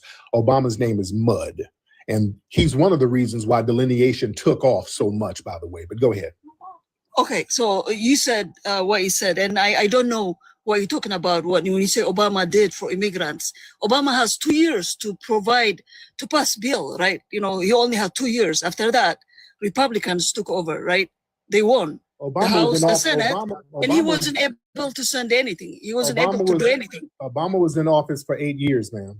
He had two terms. But the 2 years is the only time he can pass a law. Can you tell me what law he passed that help immigrants but not blacks? Yeah. Is there any law he passed? Any bill? Any bill? Man, there was a lot of immigrants coming over here under Obama. Also, LGBT funding. He too. deported 3 million of them. And then He's he the let deporter in chief, right? and he let a lot of them in too. You see how you sound MAGA? Your talking point is MAGA. You're articulate, but you sound MAGA. You provide cover for the white system to So are say you that saying- your wait, problem are you- is not the system, your problem is immigrants, right? Right. That's what So you're trying to do. Okay, yeah, don't talk over me, man. So you saying I'm MAGA? No, your talking point is like exactly from the book of MAGA. It says the same thing. Exactly what they say is Are you saying your I'm problem MAGA? is not black oppression is not by the system. Are The you oppressed saying? system for 400 years. Are It you is saying? immigrants. You're talking over me, ma'am. Are I you? was trying to finish what I started. Are Go you ahead. saying? Yeah, I ain't MAGA. I don't give a damn what the talking points sound like. I ain't MAGA, and that's not. Is that supposed to be some kind of shaming point? By No, it's not. It's not. I'm saying, yeah, why do I'm you not sound MAGA. like old white men then? Why do you sound like old white Republican? I'm Why do you sounding like- say the same thing like I'm what they sounding- said? I'm sounding like somebody's telling the truth. So if you're telling the truth, I then don't can you give- tell if- me if what that's law what- Obama did I? passed? Okay, you talking about who I sound like MAGA? Did I tell a lie? Did he help the LGBT community? Oh, wait, who? Obama? Yes, he passed the marriage marriage law. Okay, don't tell me I sound like damn MAGA. Either I'm lying or I'm not. What did he do for the black community? You tell me. What did Obama do for the black community? You tell me. Go. I'm asking you, what did you do for immigrants? No, You no, said no. you did No, no, something no, for no, no, immigrants. no. You didn't You answer said- that question. I asked you first. You said I sound like MAGA. I said he didn't do anything for the black community because you brought Obama up. You brought him up like he was some kind of big deal. You said he was influential to the black community. I'm asking you, what did Obama do for the black community? Oh, well, he passed Obamacare. He passed marriage equality. He did in that 2 years. He did a lot of things that help. Obamacare helped poor black people or other black people who didn't have insurance. Also, it didn't just give insurance to immigrants, right? Obamacare. Obamacare gave That was for 25 million, everybody. That was 30 for million poor whites. insurance. That wasn't Yeah. for blacks. You get that he cannot pass specific law for blacks because Why? he's the first black president, and he's not going to he's going to have to serve Americans, not only blacks. He was served tiptoeing amongst served- white he people. He served LGBT. Sure did. Because at that time, it was the active case. It was the active movement going on, right? And he deported 3 million people. He's considered deporter in chief. And yet you're telling me But he you did the said stuff no. for You said who immigrants. he couldn't do something for, and he did something specifically for LGBT. In that 2 years, yes, Republican Mitch Boy, you McConnell explain would it. not let him do anything. They let him do those two things, right? Boy, He that's did the- explaining. Boy, the splaining. No. He couldn't do he couldn't pass any law after that because Republican took over. Any bill that he tried to do, he was symbolic. Family. He couldn't do anything. Only 2 years he had time to do anything. This woman works for the DNC. You see why you sound like hateful This MAGA, woman- articulate hateful MAGA. This musty mammy is a DNC flunky, ladies and gentlemen. This is a damn DNC flunky, just like I've been talking about. Election season is here, so they're sending these DNC flunkies out here with these bullshit talking points to make excuses for Obama. This is a DNC flunky. She left, all right? This is what I'm saying. They got this is a DNC shill. She's reading off talking points from them damn DNC think tanks, sounding dumb as hell. I'm sitting, Obamacare. I'm sitting here with my mouth open. I know she didn't say no damn Obamacare. The black Get off my phone. The hell out of here. This fool said Obamacare. Good Lord. Boy, we should have been delineating. Boy, we should have delineated so long ago. These folks been trying to run a con game on us, ladies and gentlemen. Now we see why delineation is so very important. Good grief. He couldn't do anything for people. He had to do everything for America. He was the president, but he did a whole bunch of specific shit for the LGBT community. But that's different. No, I don't want to hear all that. Boy, y'all, I don't want to hear all that babbling and splaining. I don't want to hear Injera splaining. That was the main. I got a million damn excuses. Obama ain't shit. His name is mud among us. His legacy is garbage. It's true. I love TikTok Shop, though. Don't y'all love TikTok Shop? Y'all raise your hand, family. Let's get the family in here. Come on, let's get the hearts up. We got 162,000 hearts. Come on now. Come on, let's get them hearts up, ladies and gentlemen. Let's get them hearts up. All right. Where my New York people? We were talking earlier. We're trying to get a theater. I need my New York people to help me find a movie theater in New York City where we can have the premiere for Hidden Colors 6 in November. My New York people, if you are in New York, I need you to call around some of the theaters or walk to some of the theaters or whatever with a minimum of 300 seats. We are looking for 300 plus. The more the merrier. We need a movie theater out there to have the premiere for Hidden Colors 6 in New York. The theater that we usually get, they're booked up for that month. So I need my New York people to help out, please, my good New York people. Minimum 300 seats. Yeah, we don't know. Family, we've been calling around. My New York people, can y'all help? That'd be great. If y'all can call around and talk to some of the people there who run these theaters. Yeah, we talked about the Apollo. We wanted to do the Apollo, but they're doing construction there. They're doing some kind of construction there.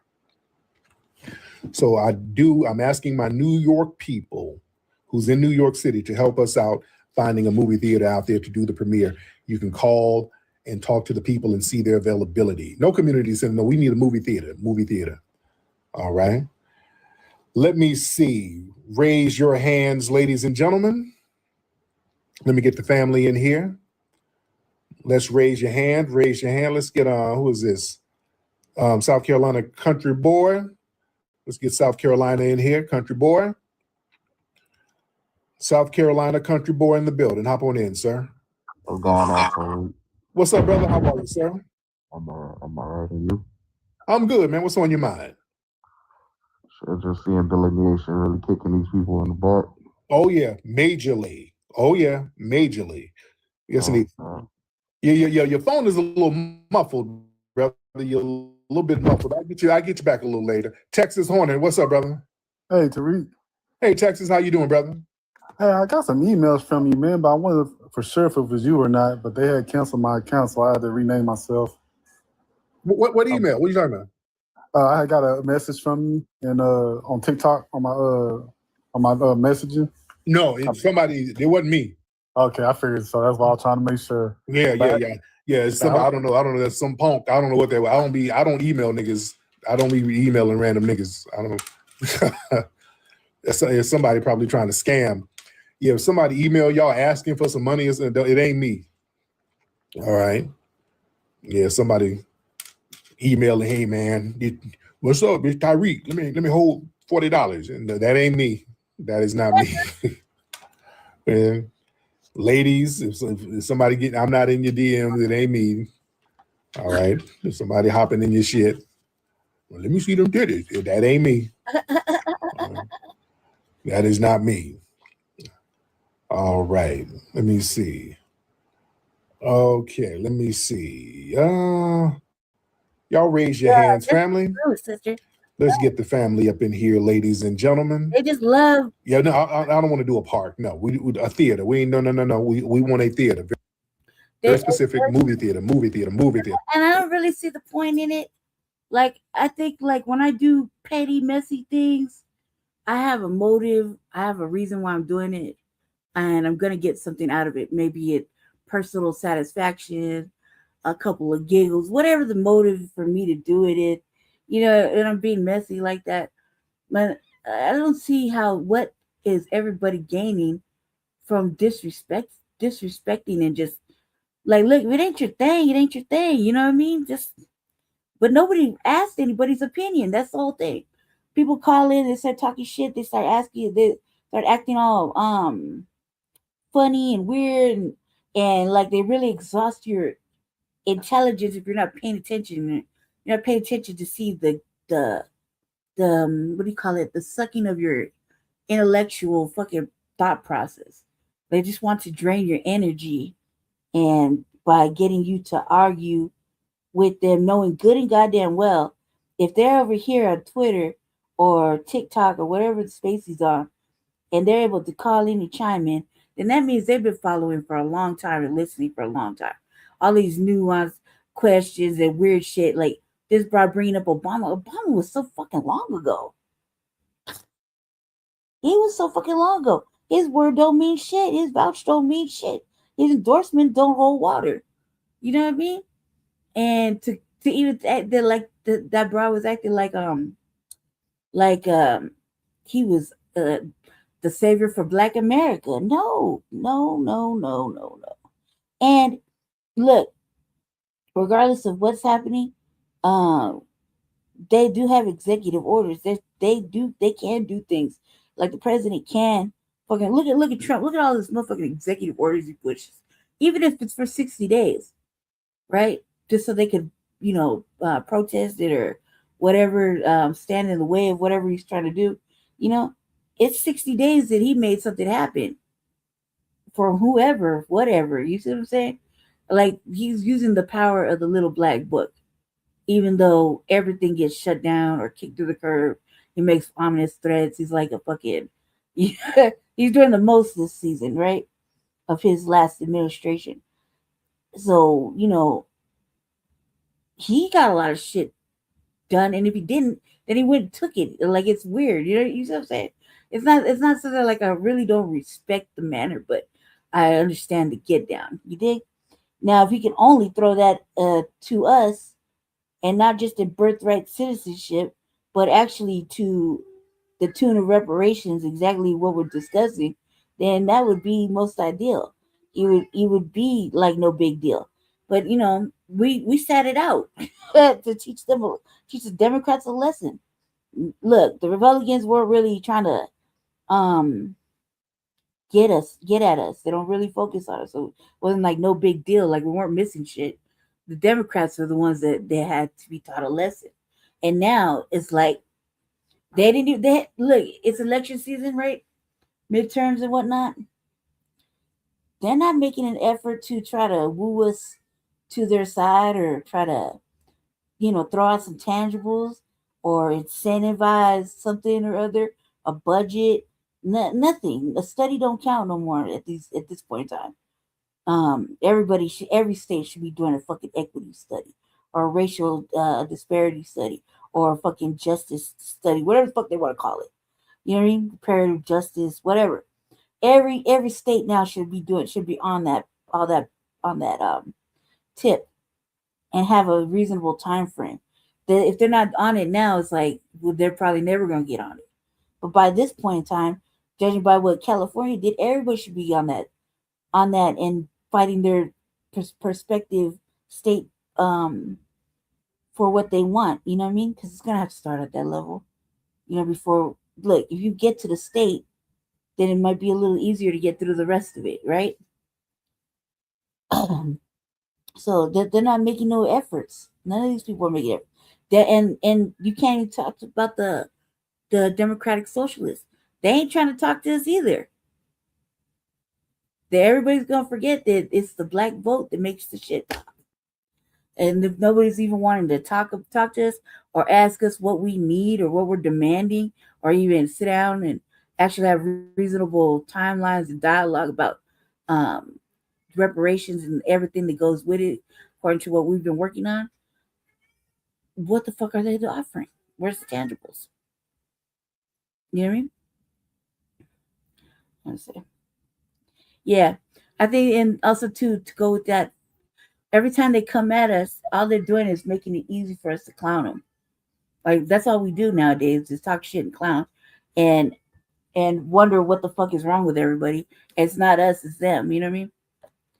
If you don't like the delineation, and you don't like the unapologetically Black first thought process and representing your lineage to the fullest, like everybody can do. Everybody's been doing it. You see how motherfucking Mexicans and Puerto Ricans are so, right there with their heritage and their lineage or whatever, right?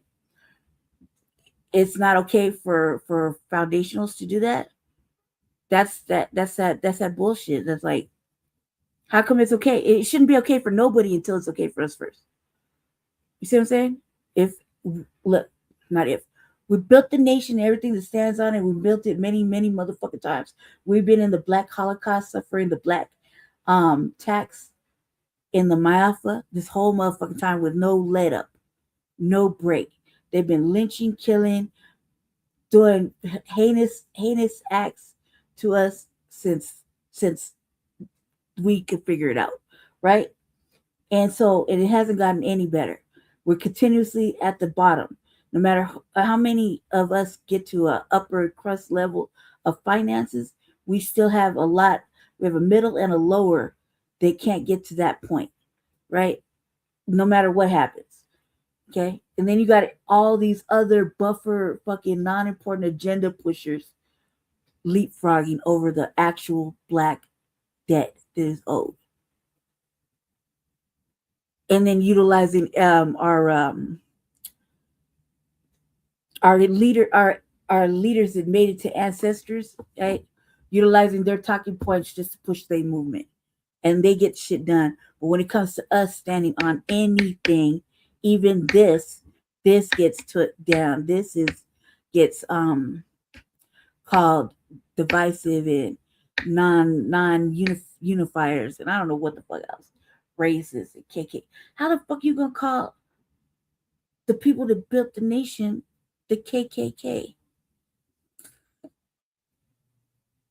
Right? How is anybody, like, really melanated people? How are you gonna call that?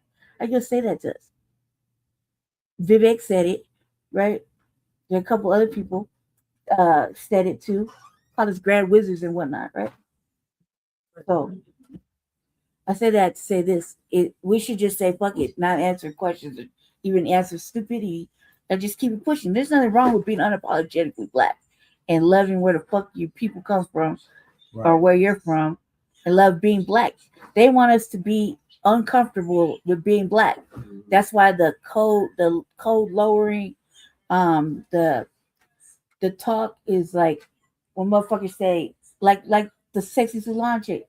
She's like, and that's the problem, nigga. But the way she said it wasn't convincing at all, right? You're on a whole other tab. I'm not. I'm talking to them. Oh. I'm just on pause real quick. So what I'm saying is, she fucked up, and everybody deserves to get canceled at this point. Okay, cool. Yeah.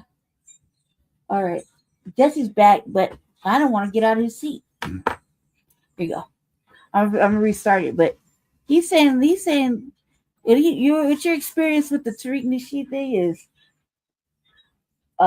annoyance. Not at a park, none of that extra shit. Like movie theater. Make it real simple. Real simple. Movie theater. All right. Yes, indeed. Oh, let's get this person. Big deal. Okay, big deal. What the hell is wrong with you? Big deal. Oh, okay. Big deal. We're going to get you out of here with all of that trolling now. Big deal. Come on now. You can't be trolling like that. Big deal. This one of them Fed pages. Big deal. All right. Let me see. Big deal. You're going to have to get up out of here with that. All right. Let me see. I swear. Let's get Blackberry Patch. Have Tariq put his Cinema Village is too small because we used to do screenings there, but it's way too small. Blackberry, what's that in Blackberry?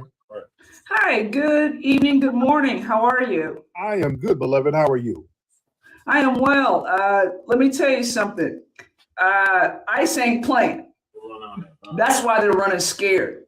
That editing, she is scared. I don't care for whom she shills. The Iceman cometh. Listen, they are all over and crashing out all over on TikTok because they know the jig is up. Yeah. So we don't have to be nice anymore. We can give them the business that we've been giving these supremacists for the past 500 years. Right out. Because that psyop that you were talking about, that's what they've been going on. They think that we're supposed to be quiet. We're supposed to be like them and take the same abuse that they've taken from the Arabs, the Chinese, and all the Europeans. No, you on our soil. You best bow down and you best respect who we are. Because you know what? You guys got a little bit of taste of what the government can and will do. Now you have nowhere to run and nowhere to hide. It's over. Yes, ma'am. There you go, Miss Blackberry. Respect to you. We got Amara. Miss Amara. Hey, Tariq. Hey, Miss Lovely. How are you, dear? I'm blessed and highly favored. Woke up Black American, about to go to bed Black American. Yes, ma'am. Where you been hiding? You know, I've been outside. It's summertime. Yes. So what I wanted to talk to you about is I'm sorry if you already talked about it, but did you already talk about Tasha K apologizing to the FBA? Oh yeah, I did. Did the whole thing about that yesterday. Oh yeah. Okay, did you upload it? I'm gonna have to go watch it. Yeah, it's on my YouTube channel, on my Tariq Radio YouTube channel. Okay, and then another thing that I wanted to talk about is, did you see the video of the Haitian guy who fell out on the ground? We've been clowning that for 3 days. I don't want to laugh, but that shit is funny. Yes. Yo, I get so weak in the knees. I'm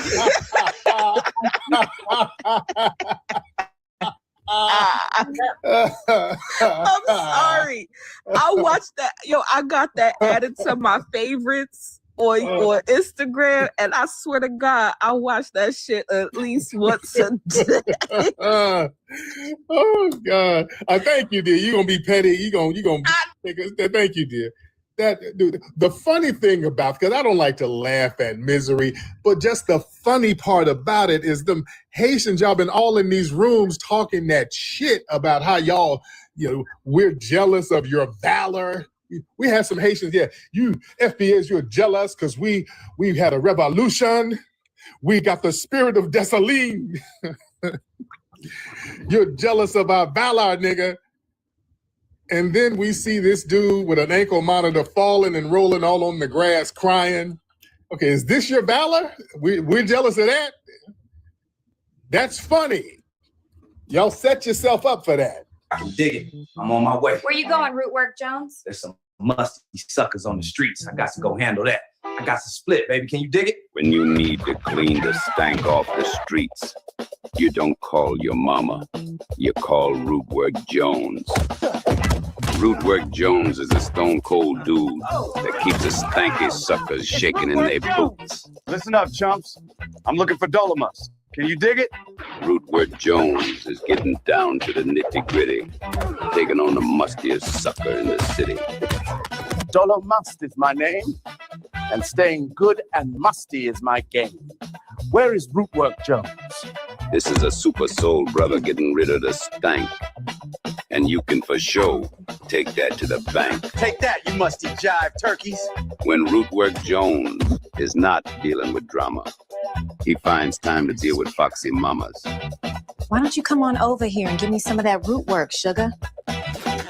Rootwork Jones. He's bold. He's bad. And he's keeping the suckers musty mad. Rootwork Jones coming to a theater near you. Go to rootworkstyle.com.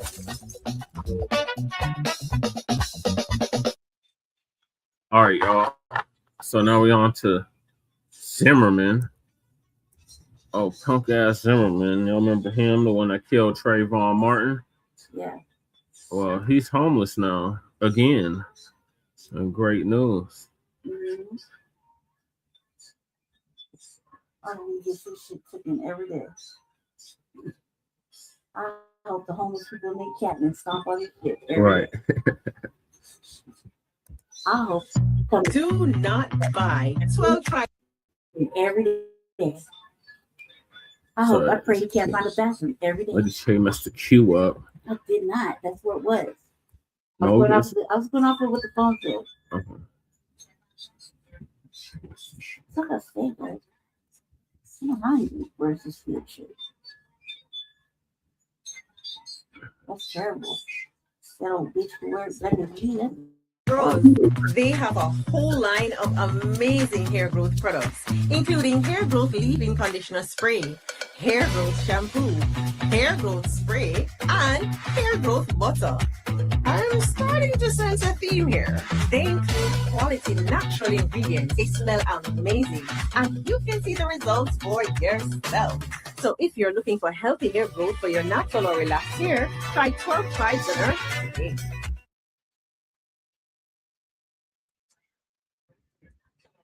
I'm about to go to the bathroom to make some food. Shalom, family. Good to see you all here. Hope you're doing well. With the bonnet on. Oh, poor George Zimmerman. He's homeless and he's struggling, and he's $2.5 million in debt. Oh, I guess it just didn't pay to take out a child, because that's what Trayvon was at the time. He was only 17. So, you know, I don't know why you would have thought you were going to just go off in the sunset and live this incredible life. That never happens. All right, to hell. That never happens. That stain is going to be on you for the rest of your life. Yep, that's right. And you think you're miserable now? You ain't seen nothing yet. The bottom line is, I've done other stories on George Zimmerman, but it's been quite some time. I remember I did some when he was trying to go to all these different dating sites, trying to get himself a woman, and they kept throwing him off because they knew who he was. And he was even going on there under different names. And once they saw his photo, they knew who he was, and he would get kicked off the site. How embarrassing. So, y'all, yes, people are taking a lot of pleasure in this news. They are. Great news. I'm not going to lie. And so am I. Like so am I. Great news. Great news. Mm-hmm. I guess his family don't want to take him in. You know, isn't his father a judge? Yep. You mean to tell me he couldn't do anything to help you out? You know, like give you some hookup on jobs and stuff? Usually, you know, people like that are pretty well connected, but I guess they don't want to do nothing for his behind. They don't want to do nothing for him. All right. Let me share my screen.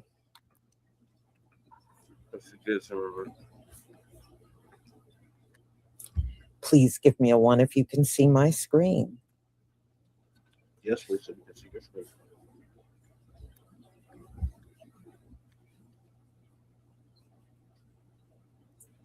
Thank you.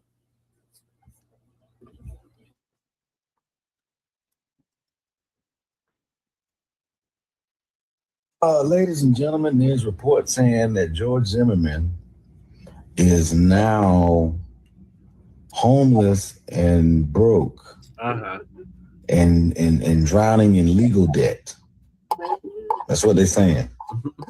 You know, it's crazy, man. You know how sometimes people say things and you really don't know how true it is. When the verdict came in that George Zimmerman was not guilty for the unaliving of Trayvon Martin, I was hurt.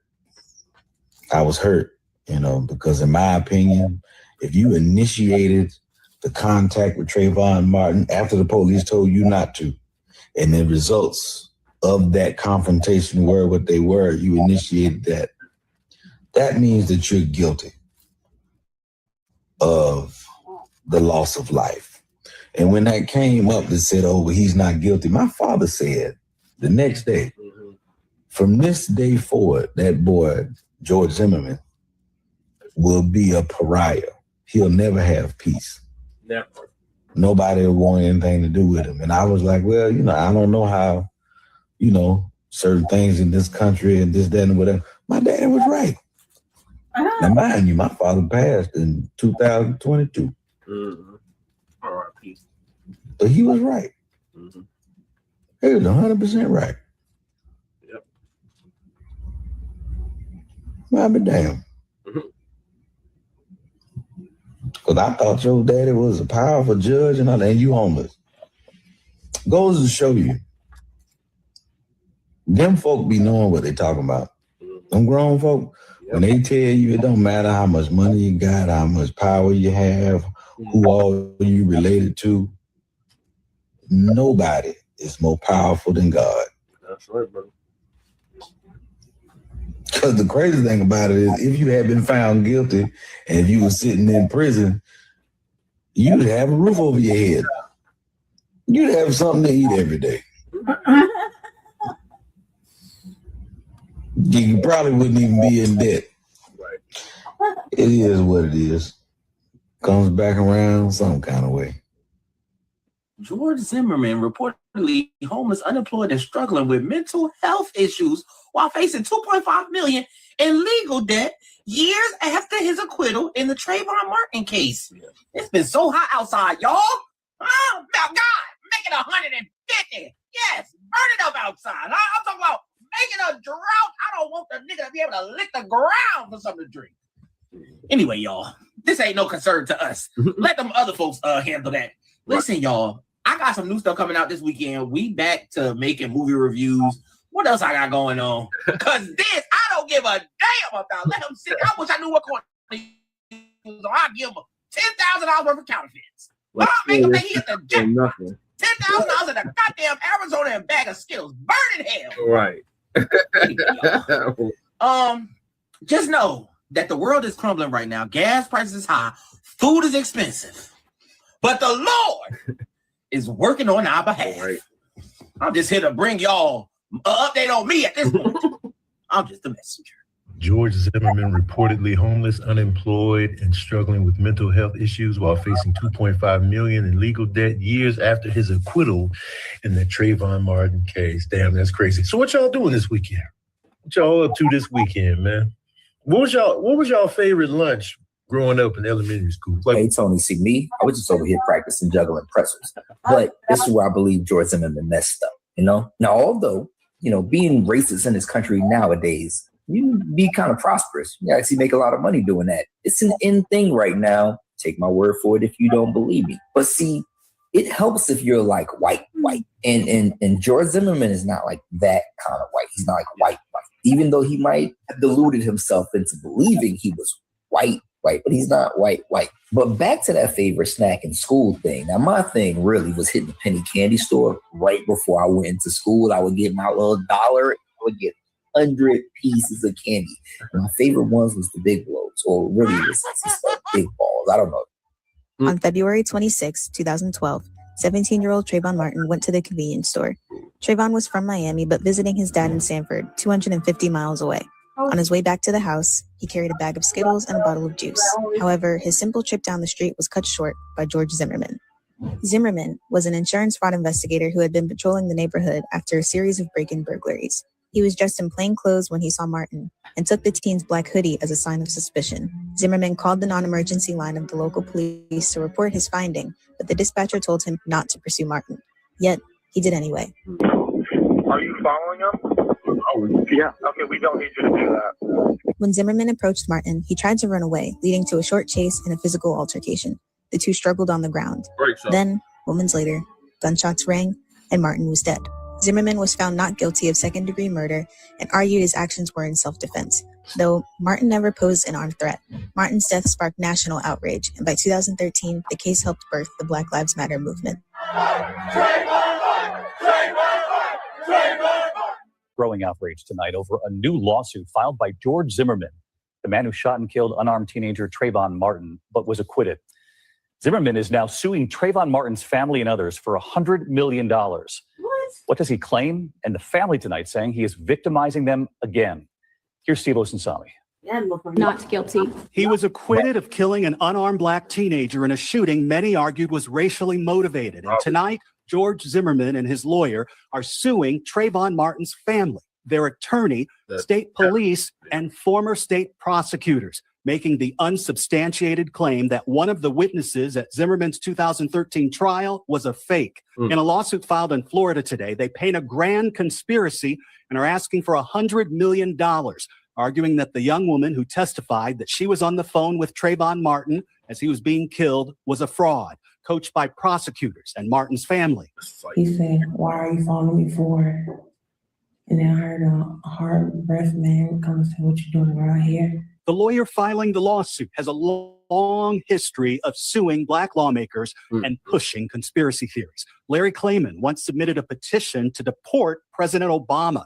His legal tactics have gotten him sanctions and bans from some courtrooms. George Zimmerman hasn't rested since the trial, selling Confederate artwork to raise money for a supposed Muslim-free gun shop, and even selling the gun he used to kill Trayvon Martin. The timing of the lawsuit is curious. Where I got to know George Zimmerman. It comes as Zimmerman is promoting a new movie on these new allegations. Trayvon Martin's family tonight says once again they feel victimized. Their lawyer is calling this another failed attempt to defend the indefensible and a shameless attempt to profit off the lives and grief of others.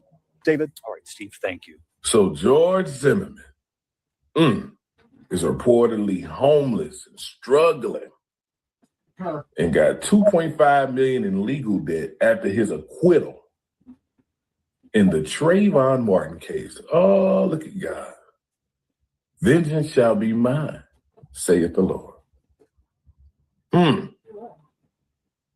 Struggling, strung out there. After he high-stepped and key and felt that he was justified in the Trayvon Martin case. You know what, y'all? I heard it's supposed to be around 80 degrees today. I think I'm going to go outside, sit on the curb. I ain't sat on the curb since I was a kid. I'm going to go out there and sit on the curb. Let the wind blow on my face. Let the vitamin D from the sun just beam down on my face. You know, I already got that good melanin skin. I'm gonna just let the sun do what it do. Might give me some iced tea, put a little sugar in, a little sweet iced tea, sip it on the curb. Might go for a walk, take my dog for a little walk. I need to take her to the groomer because she ain't been in a little minute. You know, I need to take her to the groomer. Yeah. I gotta go watch that new Spider-Man movie too.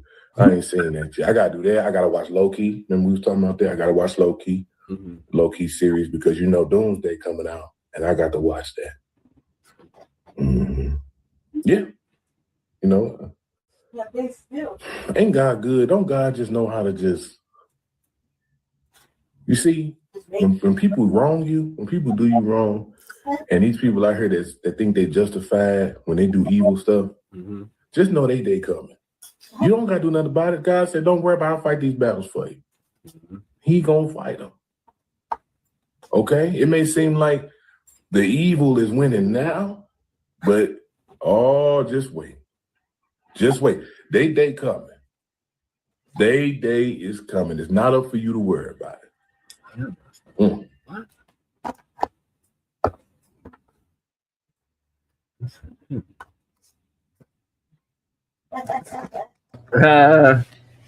Yep, I know that's right. You know, I'm glad this is happening to him. Right. It couldn't have happened to a better person. Anthony Bates, thank you for the 10 joules gold coin. Thank you for your support for my channel.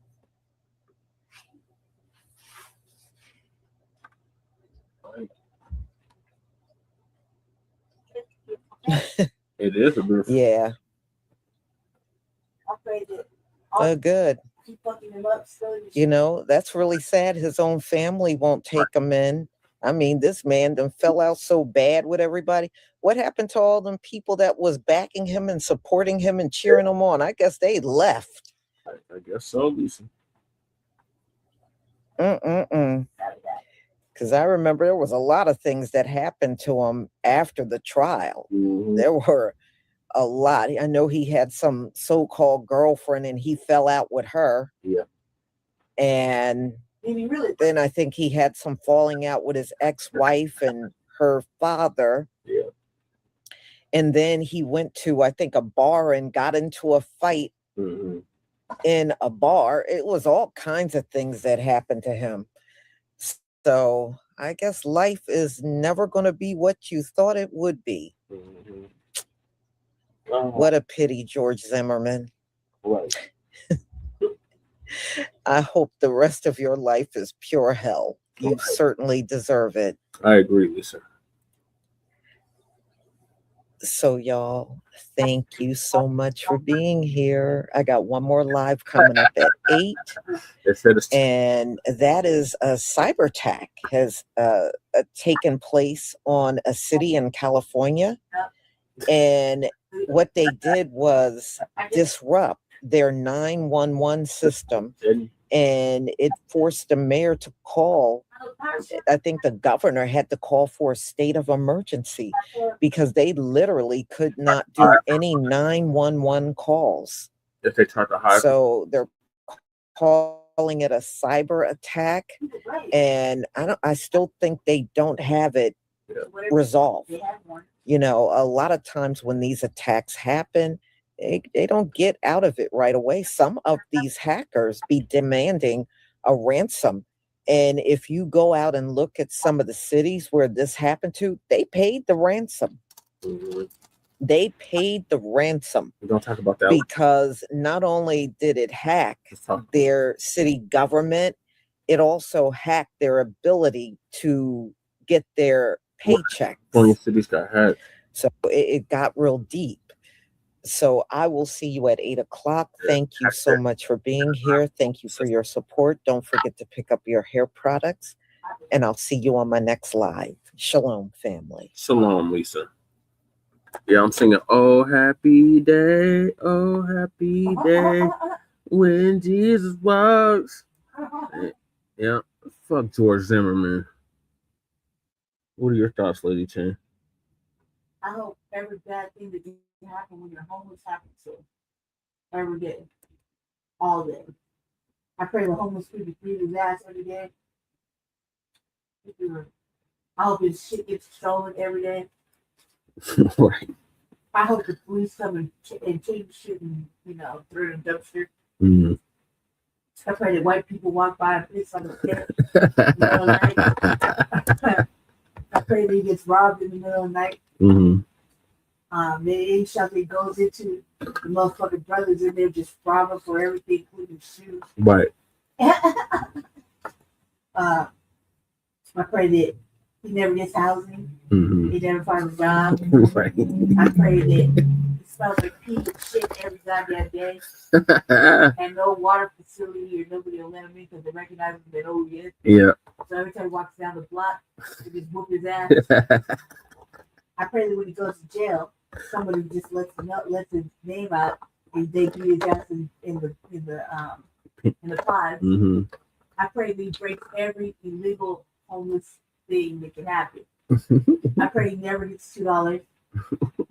I pray he don't get a real meal. He has to eat out the dumpster. I pray that every lead he makes never stands up and flies away as soon as the wind blows. Right. I pray that he falls down and breaks both his hips. I pray that the drug he takes is so bad that he has abscess and sores all over his body because he's dirty because nobody will let him in to wash up. I pray the rescue mission lets him get violated in the butt. I pray that he's in a manual wheelchair with no working wheels. And nowhere to put his feet. I pray that every tooth in his mouth falls out. I pray that the sun is so treacherous to that he fries up like a piece of bacon every day. He has no relief. I pray he gets cooties. I pray that every bitch on the block sells him his pussy for drugs and money that he can't afford to have. I pray he has to eat at the rescue mission every night. Right. I pray that every brother that sees him on the street robs him. Right. I pray that his mama's house get robbed. Yeah. I pray that everything that he ever liked, loved, or fucking thought about, he has no memorabilia of it. Mm. I pray he gets dementia outside. I pray the police arrest him on general principle. Yeah. And confuse him for being a drunk or a drug addict doing shit outside. Mhm. I pray that some white people call the police on him anyway Yeah. and say that he's, trying to break in the house or he's walking around with a knife or something. Mhm. I pray that he stays in the same pair of dirty drawers of clothes and never get a reset every day. Yeah. I pray that every pair of pants he owns turns into high waters and baby you clothes.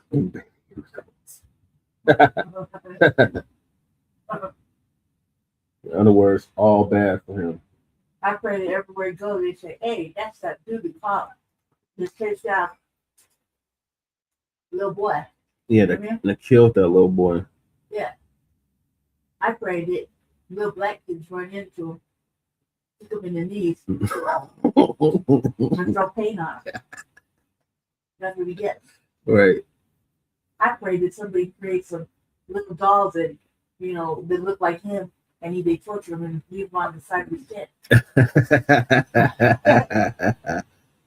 I pray that every campsite he goes to, they kick him out. They say, "Hell nah, no ops here."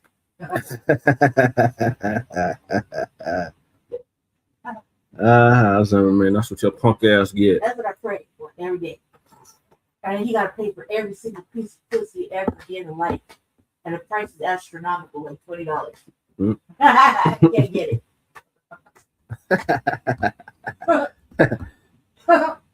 No, you're never gonna get it. Like I pray that involved. everywhere he goes on the bus, motherfuckers run and sit back there, playing about him to the bus driver, talking about his stank.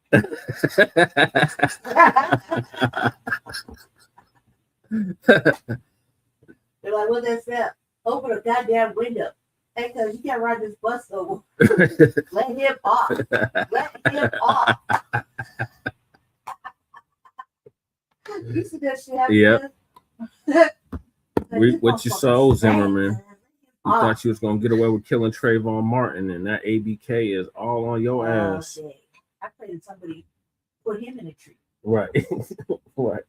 and tell him it's accidental and you know how he got there. I pray that he dies, gets in the hot ass sun, and nobody pays attention, he's sleeping, and leave him on the sidewalk for 4 days.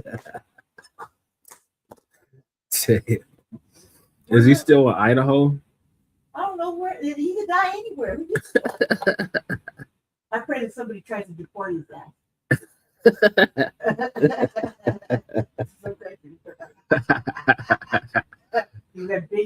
I pray ICE picks his ass up. I pray that somebody deports him and they say that his fingers. And they use those shot gloves on him. Right, they call him Raul and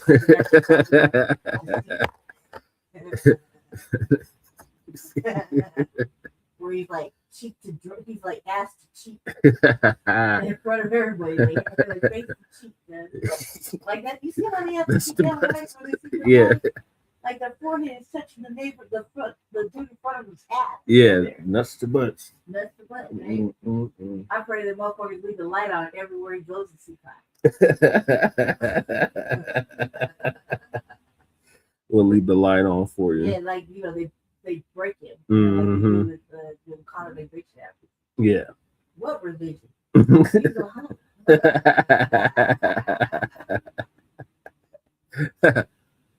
I pray white kids come around with the Zoom bikes, the little critter bikes that they ride in the street. Yeah. And shoot with paintballs. Like, well, get a job and watch your ass. You fucking bum. Yes. He always looked dingy. Mm-hmm. Looked like he wasn't dingy or dirty. You know? Right. He got that dingy skin. Mm-hmm. Oh, Lord.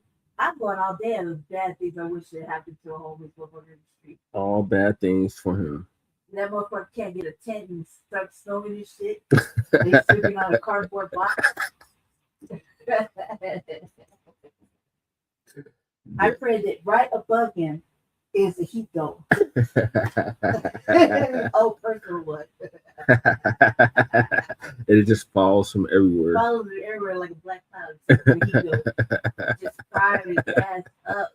Like, I mean, he can't cover his skin at all. The sun gets to explode or everything. He's just gonna be a fried piece of walking bacon. Yeah. That would be gross, baby burnt instead. You know what I mean?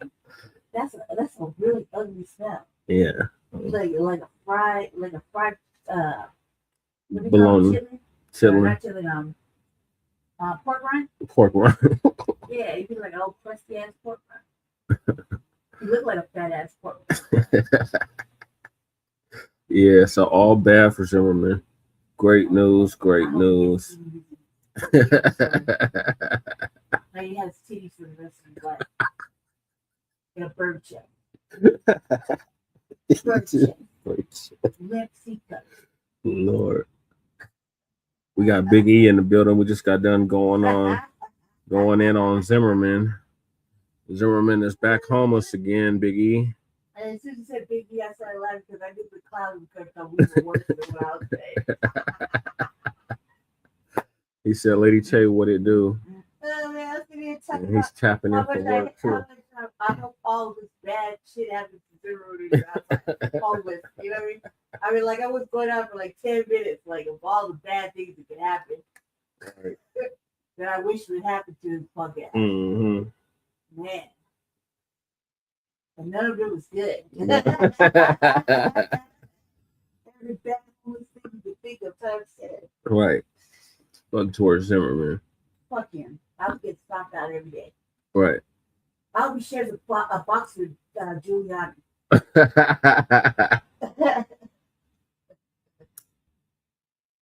Lord. I'll leave him right on skin. Where's he home with that either?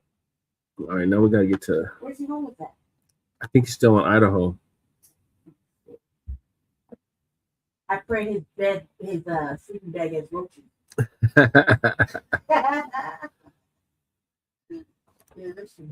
You're literally cleared up the Samaria. Oh God. Now Yeah. the motherfucking rats came out of her. Yeah. I was like, that's exactly what it was. Those the rats in him. I saw a foot coming up over the wall, digging in the trash, and it was like it was carrying all this shit like ice cream containers and cans and chip bags, just the motherfucking rats, right? Mhm. The married house. Yeah. They come climb over the brick wall, go to the trash, dig in the trash, come back around, climb back over the brick wall, and then scoot into one of the holes in the ground, right? And I Yeah. was like, any second now that bush gonna light up. Mm-hmm. That's the rats and them right there. They were going right into the bush. Oh, somebody fine. Fuck up off the block. Mm-hmm. Yep. Tell them. He said, get the fuck off the block. That's where you know it. Somebody getting ran off the block. Handling business early. Yes, I have noticed how whiny they are. We was going in on that damn Deante. What's his damn name? A Winnie Pooh looking ass nigga. You know, it makes it even worse just because he's high yellow. And he actually looks like the fat fuck. I just went through and said, oh, God, dude. In Tether K, we started off going in on them, Biggie. God, that bitch is mannish. And they cry about reparations not being invited to Streamer University and all that shit. Exactly. To hell with them. To hell with them whiny cheddars. So now we're gonna get on the war. Iran war depletes U.S. military supply. So Lisa gonna give us an update on that. And Biggie said, even that, yeah, the hell with him too. Vic Mensa. Yeah. Oh, cross-dressing crime. Oh, whole ass. One and about Chilla, Cam not claiming African. Yeah. Yeah, we covered all that last week. So works medical being shit. I think everybody should get slapped nowadays. It's true. Just fuck the cancellation. Just give them a good hard slap. Talk Mm-hmm. about they shoes. You know what I mean? Eating a damn orange, thinking it make it look intelligent. Right. You're all y'all niggas from all you niggas from Africa. All you niggas from Africa. No, nigga. Fatherless is from Africa and slaves. We got it all back. Like we ain't got no daddies. We don't know we're for Africa. We delusional and Nazis. The KKK. KKK. Man, we got a lot going on, man. Just because we want to be unapologetically black and proud with it. Right. Unapologetically Black American. Yeah, like I'm black. Right. You know what I mean? Whereas them, Me no black. Me no black. Yeah, like scared to say they're black. Me no black. Me no black. Like Sammy Sosa. Me no black. Okay, guys. You said it. I like it. Lord. All right, so Lisa gonna give us an update on the Iran wars depleting the U.S. military supply. I can't wait. They were so serious about to get that. Do not spend money on some signage to rock that during another motherfucker's funeral. Talk about we will murk you. Don't worry about it. We coming for you. Cause like I mean, big ass signs and banners. Yeah. They was not playing with him. They're like, yeah, we want that ass. Like, during that funeral, I was like, oh, for the Supreme Leader. Yeah. Oh, look at how touched that they think about him just like that. You know what I mean? That they went all out there with Kinkos and fucking make him a banner. Yeah. It's over, like just before, and I will be restreaming it from nasa.gov. So if you want to come and join me, hello, family. Good to see you all. Hope you're doing well. I just want to make an announcement. I'm going to be showing the full clips, and I will be restreaming it from nasa.gov. Exactly, Diggy. So if you want to come and join me, you can. I think it starts at 1:15, and I think it's over like just before 3 o'clock. So if you got time to watch, you're more than welcome. And shout out to NASA for allowing me to restream it. So anyway, y'all, we're going to talk about how Iran literally broke the U.S. missile supply. And this was definitely done on purpose. I think Iran has been fully aware that America has been struggling with their stockpile. And it's for a variety of different reasons. Number one, like Iran can pump out, I think, like 500 drones per day. Per day. And the U.S. missiles and everything they produce takes approximately 2 years. So it's already, the U.S. is at a production disadvantage. Number two, America gave away a lot of their stockpile to Ukraine. I think if that did not happen, where they were given tons of money and all kinds of munitions to Ukraine, America probably would be in a better place right now as far as munitions are concerned. You got to remember, since the beginning of the Ukraine-Russia war, and like, what are we, 4 or 5 years in? The U.S. has been continuously giving them all types of military equipment. So, yeah.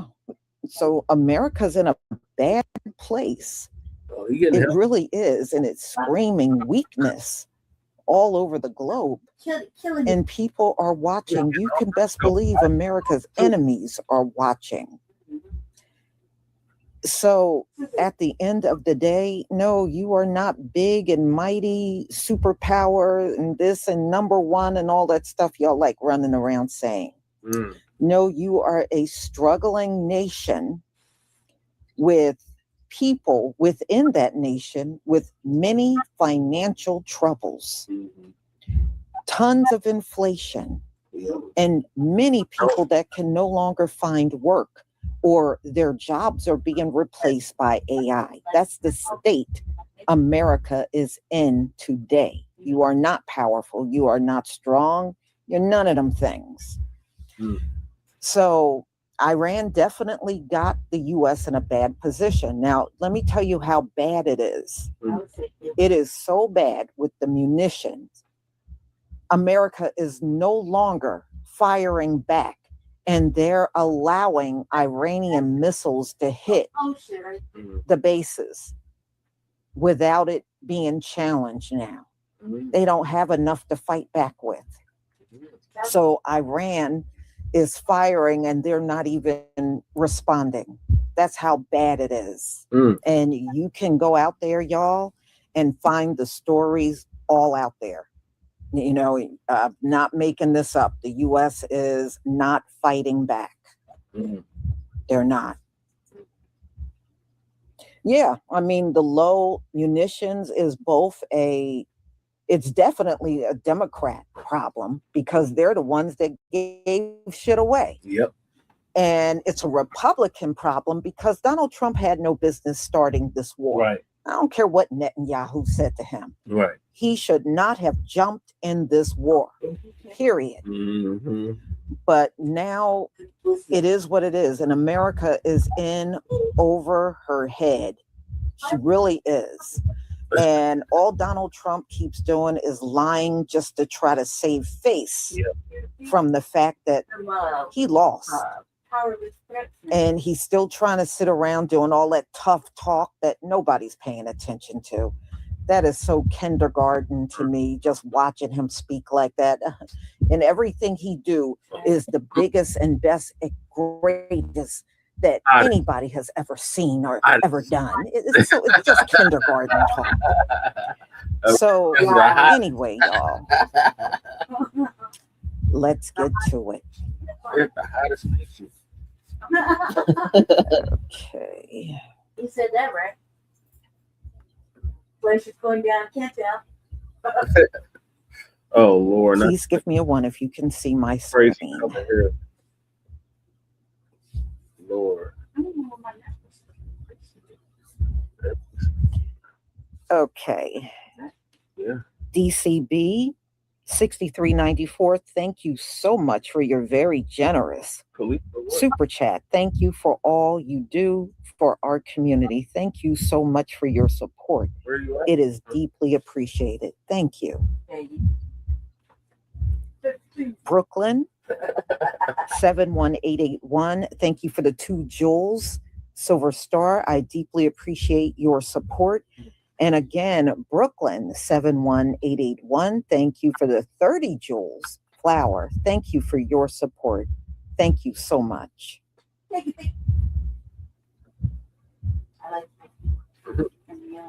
Thank you for the ones, everybody. You're welcome, Lisa. You don't want in there.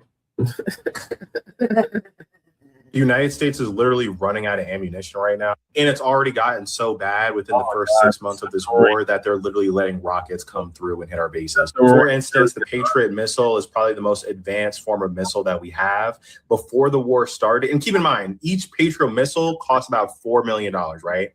But before the war started, we had about 2,200. Now we have less than 900. In other words, we spent $5.2 billion on just this one specific type of missile, and we're already almost out of them, and it's not even the end of the summer yet. This is also problematic for the United States because the way that Iran is making us deplete our missile resources is with very cheap drones. At the start of the war, they were using pretty much.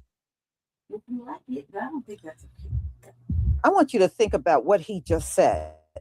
900 Patriots left. Do you know that Iran fires more than that on Israel in one night? Okay, they fire sometimes like 700 missiles or sometimes even 1,000 missiles in one night at Israel. And there's only 900 left. which you already know is not enough.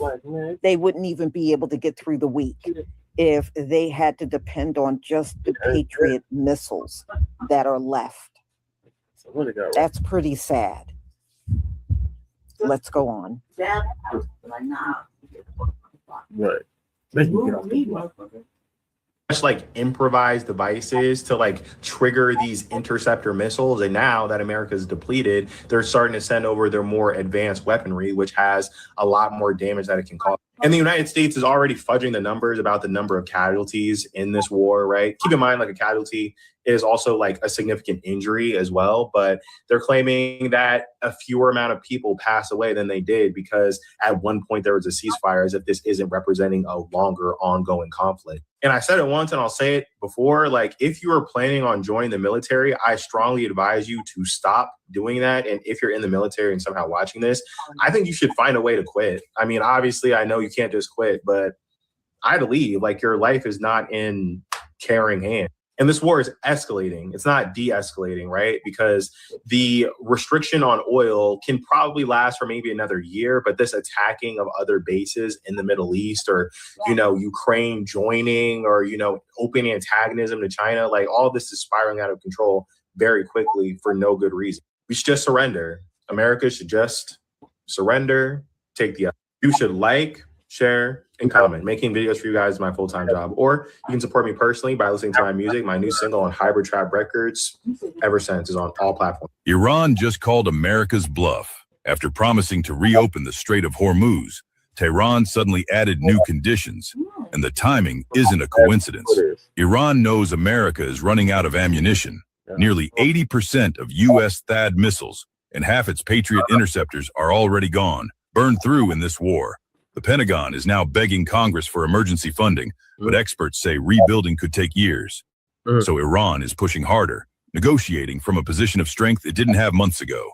1/5 of the world's oil flows through this strait. If America can't respond the way it used to, Iran holds the leverage, and global markets could feel it overnight. The United States is running out of missiles under Donald Trump. We are 5 months into the Iran war. And Reuters now reports that the military has used virtually all of multiple types of missiles, 2 crucial classes, Attacc MS, Attackums, and precision strike missiles. These are sort of like the 2 most important long-range precision weapons that we have. Now, we are not totally out, but we are virtually out of these types of missiles. The United States has also burned through about half of the global Tomahawk supply, and defensive stockpiles are shrinking very quickly. Donald Trump spent his entire first term saying Barack Obama left the military depleted. And he repeatedly told audiences, when I enter office, I am going to fill the cupboards because they are bare, thanks to Barack Obama. And he said generals would come to him and go, sir, we have no ammunition. The military is depleted. I have to rebuild it. That was total BS. Then Trump used it to justify expanding the military industrial complex and the defense budget. But as is often the case with Trump, sometimes the projection you see right away, sometimes you have to wait a few years. Trump, now nearly a decade after making those claims in 2017, is presiding over something much closer to the crisis he pretended was going on. Because Trump launched the Iran war at the end of February, said it would be 2 to 3 weeks. It's 5 months now. There's no congressional authorization. And now the reduced stockpiles of the United States actually could be a problem if we have to respond to a crisis that involves China or Russia or North Korea. And the numbers are nuts. The CSIS estimates we have expended 65% of the Patriot interceptors between February and July. And the THAAD interceptor stockpile is 38% lower than it was before this war. These missiles can't be replaced overnight. Now, let me get back to, do we need as many of these missiles? Because I know some of you are going like, maybe it's good. We'll get back to that. But these can't be replaced overnight. They're about $1 million each. They need specialized manufacturing. They can take years to make in significant numbers. The U.S. might actually stop its weapon shipments to Ukraine or maybe reduce it. That is what a new report from Bloomberg is stating right now. And the reason behind that is not because the United States doesn't support Ukraine, but it's because the United States is running really low in its stockpile. For those who don't know, in the military complex here in the United States, whenever the United States sells something to another country, there's always a clause that states that they will sell these to said country unless the United States needs them first, in which then the United States would have to then backlog whoever is buying it, and the United States gets priority. In this case, these weapons were bought from European countries, which were then going to be handed over to Ukraine. But since the U.S. stockpile is dwindling so fast, the United States needs them, and so they're telling these countries we might either have to slow down on how much Ukraine gets or maybe stop it completely. This already came as the United States already said they were going to give more Patriot interceptors to Ukraine because they need them for their stockpile. But this is now talking about other kinds of munitions that Ukraine needs. This, of course, could be a problem for Ukraine if allied countries don't step up. So hopefully soon we'll see other countries like Turkey say, we have some stuff on our stockpile in Ukraine, we will give you these. The reason Trump keeps saying that there's a deal on the table, we're just seconds away from, having a peace resolution, is because we're out of missiles. We're out of long-range missiles. Yeah. All those trillions and trillions of dollars spent, and we're already out of long-range missiles. That seems suspicious to anybody else. But when Trump says, no, we've stopped bombing and we've got, a deal on the table, and Iran is like, girl, no, we don't. This is why. And it also sort of allegedly points out that all those trillions of dollars were spent on the facilities to house the missiles, not the missiles themselves, which government contracts, good way to make money, and you don't really have to do anything. We kept the lights on. The lights are on, but we're not building anything else. And they've been warning about this inside the military for years. Years and years. They've been saying, we're going to run out. We do not have the capacity that you think we have, because that's not what the money's being spent on. So we cannot produce enough missiles fast enough to backfill what we're shooting out. So we're out. We don't have the facilities or the production capabilities to do anything about it. It's ridiculous, is what it is. There's no reason for us to get involved in this. What do you think about this? I think this is a huge vulnerability for us as a country, even though, we're being taken over digitally. There's a lot of blackmail out there about certain people doing certain things, allegedly. Anyway, let me know what you think about this. Sound off in the comments. I don't know. Give me some pink hearts today. I want pink hearts. And I will talk to you in a little bit. Link to my Substack in my bio. Okay, I love you. Bye. We've lost this war. There's no coming back. We either have to admit that we lost and come home, or commit 1 million ground troops and be bogged down in a war that lasts the next 20 years. According to the administration as of today, the strikes against Iran are on hold. But listen to the discussions that they're having behind closed doors.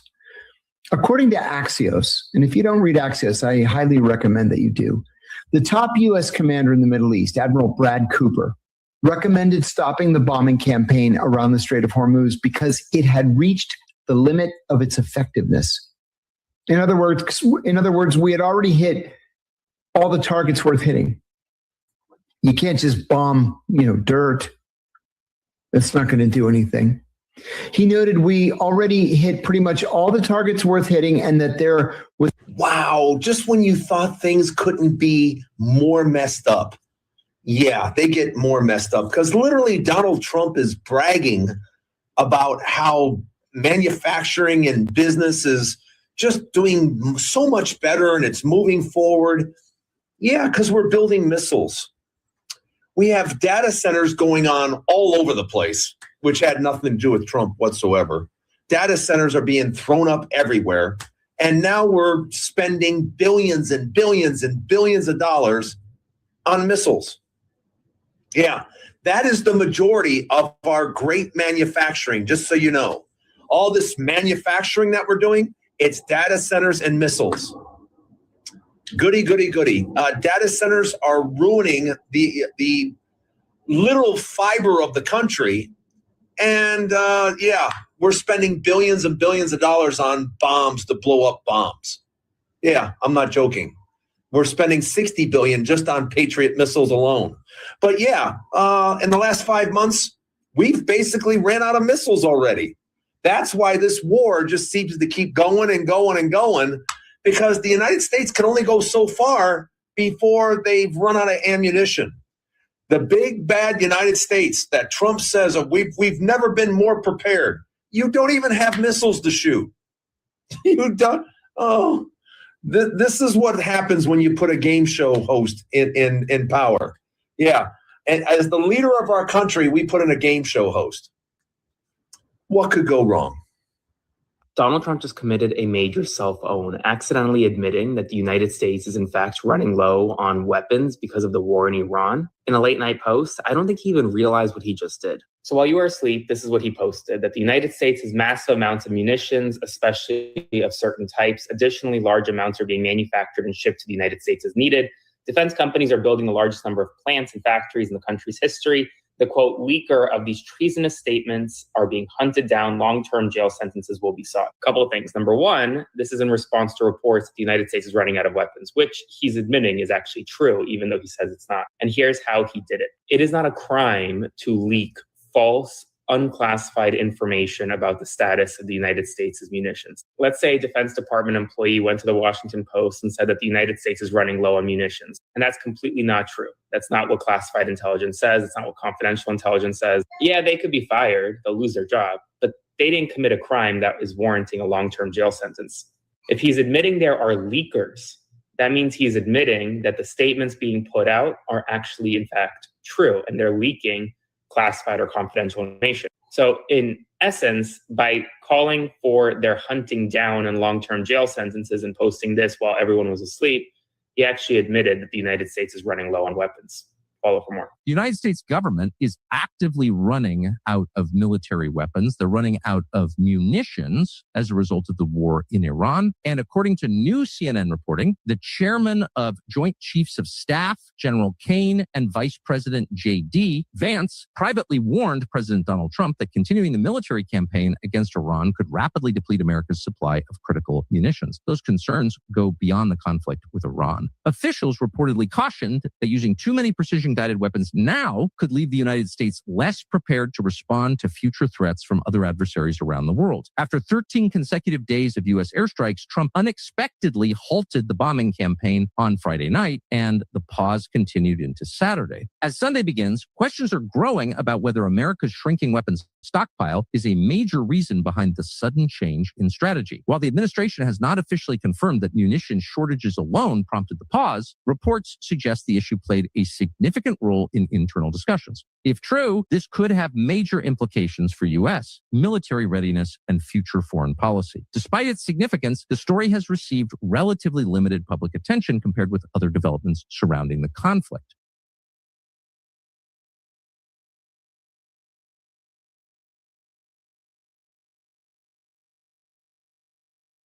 I don't blame you, sister. So y'all, this is going to be an interesting next few months because Iran, they're not going to stop firing on those military bases. And the fact that the U.S. is just letting it happen unchallenged. And I do agree, the casualties got to be way higher than what they're telling us. Because if you remember, in the beginning, they tried to say it was 7, then they tried to say 13, and then they stuck with 13. Yeah. And wars don't work like that, y'all. Especially when missiles are going back and forth. There are casualties virtually every day. Civilian casualties, military personnel casualties. It happens every day. There is no such thing as missiles flying around and you only had 13 people that are gone, but every day, because even Iran posted their casualties, they were losing people every day. But according to Donald Trump, only 13 lost their lives on the U.S. side. That doesn't even make any sense. I may not have been in wars, but I certainly have watched some of them in my life, and I have never seen where either side did not have casualties on a regular basis. But according to Donald Trump, that's the way it is, which is a bold-faced lie. And I feel sorry for the servicemen and women that are in this country, because many of you are losing your lives and Donald Trump choose to ignore you. That's pretty sad. Not much inspiration for anybody to join the military. But I think we will get the true numbers eventually. It's going to take somebody outside of the Trump administration that have credibility to publish the numbers. That's what it's going to take, because it's not going to come from Trump or his administration at all. It's just not going to come from them. But maybe a year or two when he's no longer president, the real numbers will perhaps come out. Yeah. So y'all, I sure hope the military is getting fed, Donald Trump, because you seem unconcerned about that. Y'all don't even want to talk about it. If it wasn't for the military posting them sorry ass looking meals on the internet, we wouldn't even know they were starving. Right.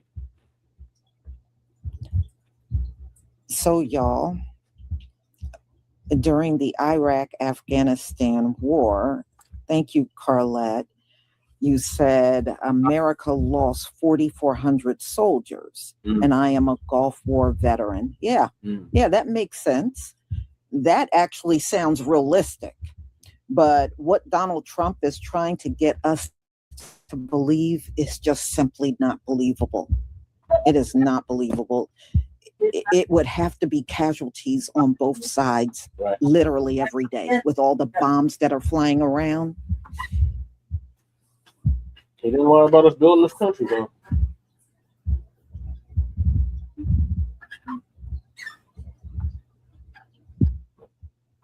Yeah, well.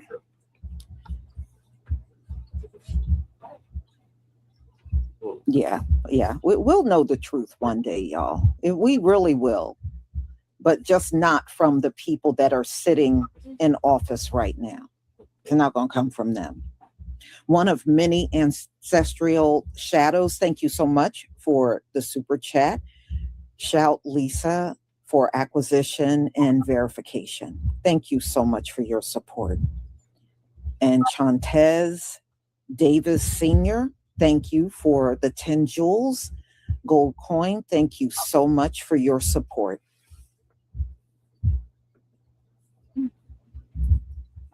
Okay. And one quick announcement, and I did say this yesterday, but I'm going to say it again today, and I have it pinned in my community tab. The problem that was going on with UPS, many of you were looking at tracking and just saw a label created and then nothing else was there. That was a UPS problem. I contacted them and they worked on getting their system up to date. So you should not see that problem again. It may crop up in the future.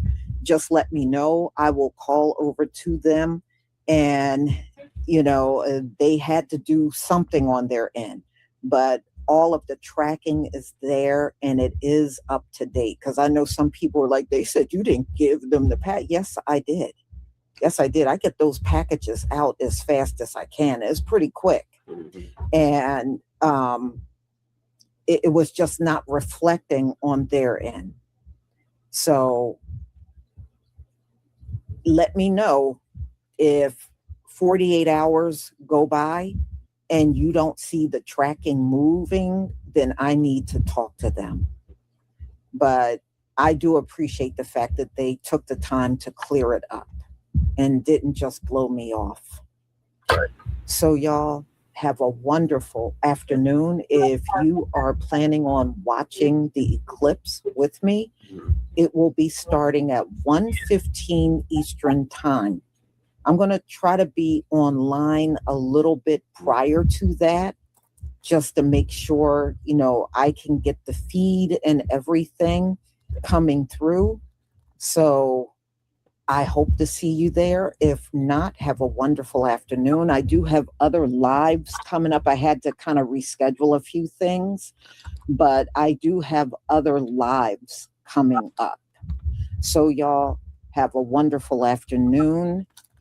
Don't forget to pick up your hair products and Shalom, family. Shalom, Lisa. All right, so it's not looking good for the U.S. in this war, yo. Judging of everyone he met. So another example of why you don't kick it with white people. He went to Greece with his white friends. And then this happened. This was about 10 years ago, y'all. My brother Taylor House Media gonna give us an update. Or a rewind on this story. That happened about 10 years ago. A black man decided to go to Greece with his white friends and ended up unalived. It reveals how the attack that killed an American in Greece began and how it ended. Local media say the footage shows Bakari Henderson running from a group of men. They then throw him down, kick and punch him numerous times. It happened outside a bar on the island of Zakynthos. Tony DeCopel is here with new details on how the violence quickly escalated. Tony, really hard to watch this footage. Indeed. Good morning. The video is now court evidence, and police confirm it's genuine. It shows that fewer than 20 seconds passed between the time the group began pummeling Bakari Henderson and the time they stepped away from his lifeless body. And we're also learning more about what led to this brutal attack from video inside the bar. Security footage shows a man and a woman taking a selfie next to a person Greek media say is Bakari Henderson. Moments later, a man next to Henderson grabs a bottle of beer and makes a smashing motion, setting off a confrontation that escalates when the man hits Henderson on the head. A few seconds later, Henderson hits back. The men then run out of view. Surveillance video from a nearby bar shows Henderson trying to run away before someone throws him against a car. Several others begin to kick and punch him as he collapses in the street. Bystanders try to break up the attack, and someone appears to give Henderson CPR. Greek authorities say Henderson died from severe head injuries. 9 men face voluntary manslaughter charges, including 7 Serbians and 2 workers from the bar. One of those workers, a bouncer, told a local paper he tried to break up the fight, but that Henderson took an ashtray and threw it at me. He admits he responded by punching him in the face and 2 or 3 times in the body. I'd never seen him rattled a day in my life. Henderson's friend Daniel Brown spoke with CBS News in Greece this week. He was with Henderson on the island of Zakynthos. But he says he wasn't at the bar in the party district of Leganas when the fight broke out. He told us Henderson, a recent college graduate who was working to start his own clothing line, was a selfless person who always kept his cool. He was never really worried about material objects or social status or anything like that. And he was non-judging of everyone he met. And because of that, he easily had the most diverse and large group of friends anyone could ask for. 4 suspects appeared in court today for initial testimony. Back in Texas, meanwhile, a spokeswoman for Henderson's family tells us they're planning memorial services for Friday and Saturday. She says they're hoping to have his body back home by then. Jeez, and that's Psalms 1 verse 1 says, "Blessed is the man who walks not in the counsel of the ungodly." And if our brother Bakari Henderson would have lived by that scripture, then he would probably still be alive today. Peace and blessings, all praises due to the Most High. Even though this story happened in 2017, his family is still seeking justice after the young man was brutally beaten by a mob of 10 men at a bar in Greece while he was visiting there with his quote unquote white friends. Now I'm going to show you a little bit more of the footage from the bar incident, but what they're not telling you is why the incident started. It is alleged that Bakari was in the bar. I'm pretty sure some of the friends that he went there with was in the bar. Nevertheless, a white girl or a Greece girl or a Serbian girl was like, "Hey, let me take a selfie with you." Then one of the jealous, minuscule white Serbians said, "Hey, there's a bunch of Serbians in here. Why do you want to take a picture with the black guy?" And so he probably just let that roll off his shoulder. And then, you know, when the Serbians see, okay, it's not rattling him, the racism is already boiling over. So he hits the young man, and I'm going to show you a video where my man started putting hands and feet on him. And then, of course, as all weak white people do, the mob jumps in. And He was killed less than 30 seconds after they jumped on him. They initially charged those men, and you see it in cowardly fashion. They're walking out with their heads over their shoulders and, with their heads over their shirts, trying to hide, just like the KKK did. And they first had a trial, and then they had another trial, and now they're set for a third trial in October of this year. You're going to hear the family talk about that. But the similarities, once again, of this and the Nolan Wells case is his white friends. Where were his white friends at? Now, you heard the one talking that was on the trip with him, but he says, amazingly, he wasn't there at the bar with them. And he memorializes Bakari, saying, well, yeah, he had such a diverse group of friends. And, he had those friends, but did those friends have him? Where were they at during the melee? Pretty sure they were mixing in with the all-white crowd. That's why we once again have to be careful when we go to these places, especially foreign lands and foreign states, secluded locations where we are the only one. But just check out this video that's going to give you a little bit more details and a little bit more footage of what really happened in that bar that night. Just watch. Attackers charged with killing a young American in Greece is all set to begin tomorrow. Only on CBS this morning, the parents of Bakari Henderson are speaking out. A mob chased down their 22-year-old son down the street last year while he was on vacation in the summer and beat him to death on the Greek island of Zakynthos. There are 9 defendants in this case, mostly of Serbian descent. 6 could face a life sentence if convicted of voluntary manslaughter. 3 others face lesser charges. CBS This Morning Saturday co-host Michelle Miller spoke with Henderson's parents as they prepare to face her son's alleged killers. Michelle, this is such a sad story. I'm so glad you're doing it. Tragic on so many different levels. Good morning, everyone. The brutal beating of Bakari Henderson was captured on video, and prosecutors are said to be confident they have a strong case. But CBS News has learned an important witness likely won't be in court to testify. We spoke with Bakari's parents about how they're feeling as they set out to attend the trial. Phil and Jill Henderson kept a positive outlook this week as they began their journey for justice. What does justice look like for you and your family? Justice for me and my family will be that the guys who did this would definitely get the max sentence for what they've done to this family. Surveillance video shows what the defendants allegedly did to their son Bakari in Greece, chasing him down the street, knocking him off his feet, and beating him to death. His face was bruised and swollen to the point where we put sunglasses on him when we buried him. A Serbian woman told investigators it started when she posed for a selfie with Bakari. She claimed a man nearby said, quote, "There are a lot of Serbs in the bar. Why are you talking to a black guy?" Security footage shows the man struck Bakari in the face. Moments later, Bakari hit back, and others got involved as the scuffle moved outside. Video from another camera, which has not been seen publicly until now, shows Bakari backing up, kicking one of his attackers, and walking away before another man began throwing bar stools at him. According to a court filing, a witness claimed Bakari was verbally provoking the attackers, shouting, "Come here, come."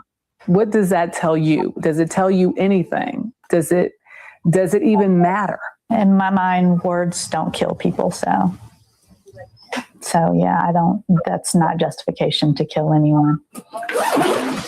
The court has called Phil Henderson to testify about his son, who only weeks before the attack had graduated from the University of Arizona with a degree in business finance and entrepreneurship.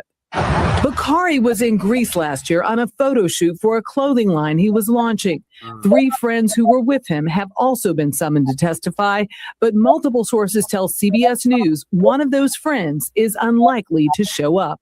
We know from speaking to the family that he's been having a hard time with it. Yeah, I think he's fearful. So, fearful in what way? Probably just based on what he saw happen to Bakari, and to know that you have to testify against those same individuals. I think it's causing him some fear. neither the friend nor his family responded to messages from CBS News. We need that witness. The Hendersons' lawyer, Earl Ward, says the video gives prosecutors a strong case, but firsthand accounts would add invaluable context. He's an eyewitness to the vicious assault on Bakari. He saw what happened to this young man. And so he's necessary. I see you guys have your passports ready to go. Yeah, we do. Jill and Phil Henderson have waited 14 months for this trip, but even now they say it still feels unreal. Do you imagine looking at those men's faces while you sit in court? I haven't gone there yet, truthfully. So, how about you, Phil? Have you gone there? Yes. And it's going to be hard. It's going to be very hard.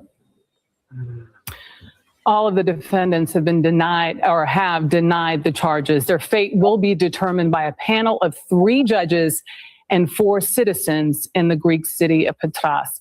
2 of the 9 defendants were released before trial and are believed to have returned to Serbia. CBS News has learned they won't be coming back for trial and will instead be tried in absentia. The Hendersons believe that race may have played a role in their son's death. So let's stop it right there. The Greece officials released these Serbians and allowed them to go back to Serbia because they know once they get there, there's no chance of, them coming back. But also you saw the video where the short, little, weak, white Serbian smacked the brother. And the brother, you can tell, and I see the, man, I don't want to do this, man, but what am I supposed to do? Like, why he messing with me? And he went to blamming on him.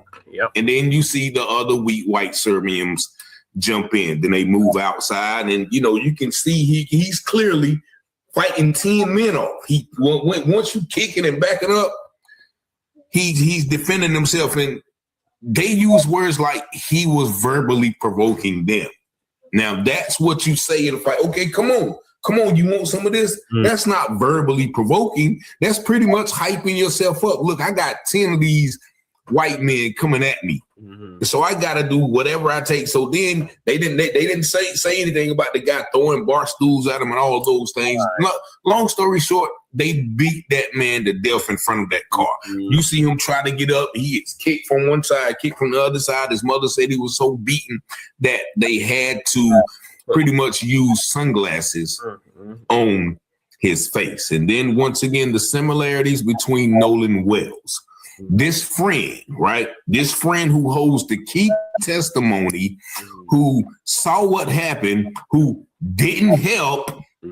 Oh, I can't testify. It's just too much.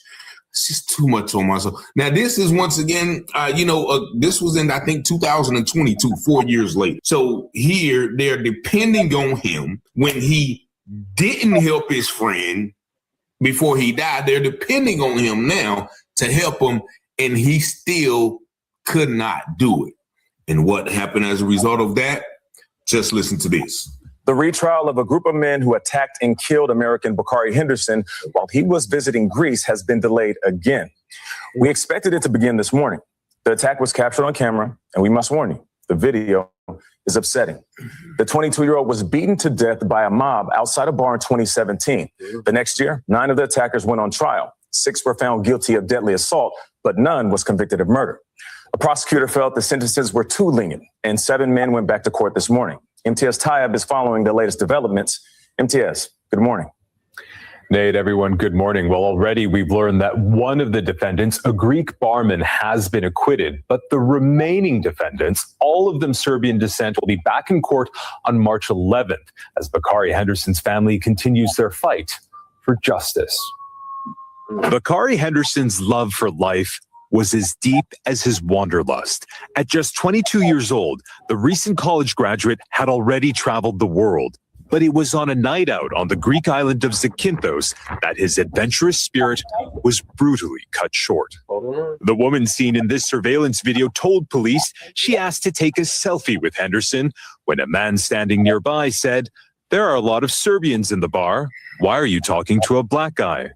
What happened next saw Henderson punched, attacked by a mob, and 30 seconds later, he was dead. In 2018, none of the alleged attackers, all of Serbian descent, were convicted of murdering Henderson, and just 6 were found guilty of the far lesser charge of deadly assault. Since then, at least 4 have already been released. Speaking outside a Greek court this week, Henderson's parents said a retrial needed to happen. We decided that the first decision was not fair. We felt that they should have been charged with murder. Something the original prosecutor agreed with. Because Greece doesn't have double jeopardy laws, a retrial was ordered and is now being watched closely by the highest reaches of the Greek and American governments. Now, CBS News has learned Vice President Kamala Harris has taken what's been described as a, quote, personal interest in the retrial of Bakari Henderson's alleged killers, and even discussed the case with the Greek Prime Minister while at the Munich Security Conference last week, where she was told he'd personally keep her informed. Dana. So basically in the trial in 2018, 4 men were acquitted and 6 were convicted of the lesser charge of deadly assault.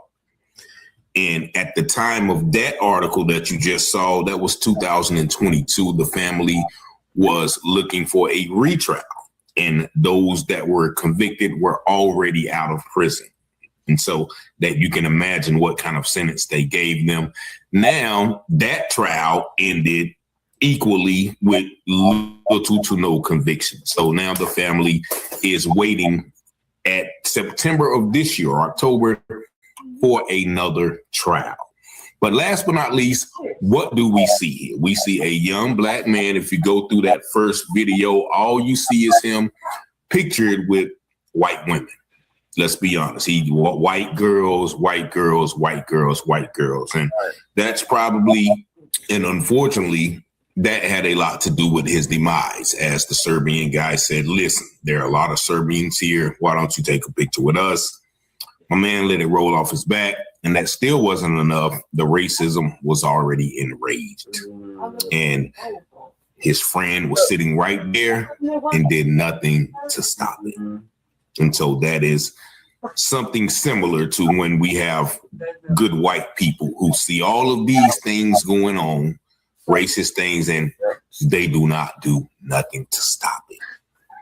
That is what I relay this to. And as John R. Clark said, around the world, black people, we have no friends. All we got is us. So it's time for us to start looking out for us, because we see in this video, in Nolan Wells' case, Daniel Ewing, Angelique Cunningham, so many others. Nobody else is looking out for us. Like it's like, and I reiterate, that black boy had a lot of white friends, but those white friends did not have him. Y'all let me know what y'all think about this video in the comments. Y'all see the number 919-587-7782. Thank y'all for liking, watching, sharing, and subscribing to the channel. And as always, I pray you have peace and blessings. And as the scripture says, all things that are hidden shall be revealed, and those things done in secret shall be exposed on the mountaintop. Let's go, Rich. Let's go. Be watching Telehouse Publishing, breaking news coverage. Give you the truth before the fake news go mud in it. Before the jury decide and the judge discover it, you should tune in to Telehouse Publishing. Telehouse Publishing, breaking news coverage. The propaganda grammar don't believe none of it. Before the jury decide and the judge discover it, you should tune in to Telehouse Publishing. Who keep the people informed with stories abroad from literary work where the narrative's wrong. The research is always on point. The commentary is hard. It's Rich Teller raising the bar. Follow along. Shout out to FBA, still FTP. Big up in FAC. And all my black families. It's 3 sides to all stories. Which one you gonna believe? We run down on the false prophets when they come to deceive. 100% urban world news. Current events. lies. We don't like them lies. The media is biased. We got God inside. Ladies and gents is power. If you don't know by now, look around. We the darkest hours. Cops squeeze the hammers because they don't understand. We stop the freaks with our hands and kill us off like cancer. Don't speculate before the facts on the case. Tell a house, set them straight. Watch from the Richard investigate. You got your telehouse publishing, breaking news coverage.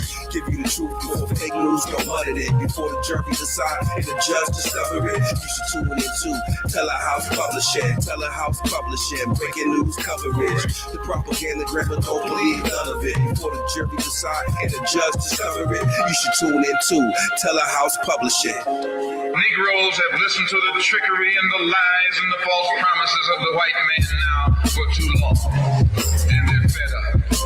They become disenchanted. They become disillusioned. They become dissatisfied. And all of this has built up frustrations in the black community that makes the black community throughout America today more explosive than all of the atomic bombs the Russians can ever invent.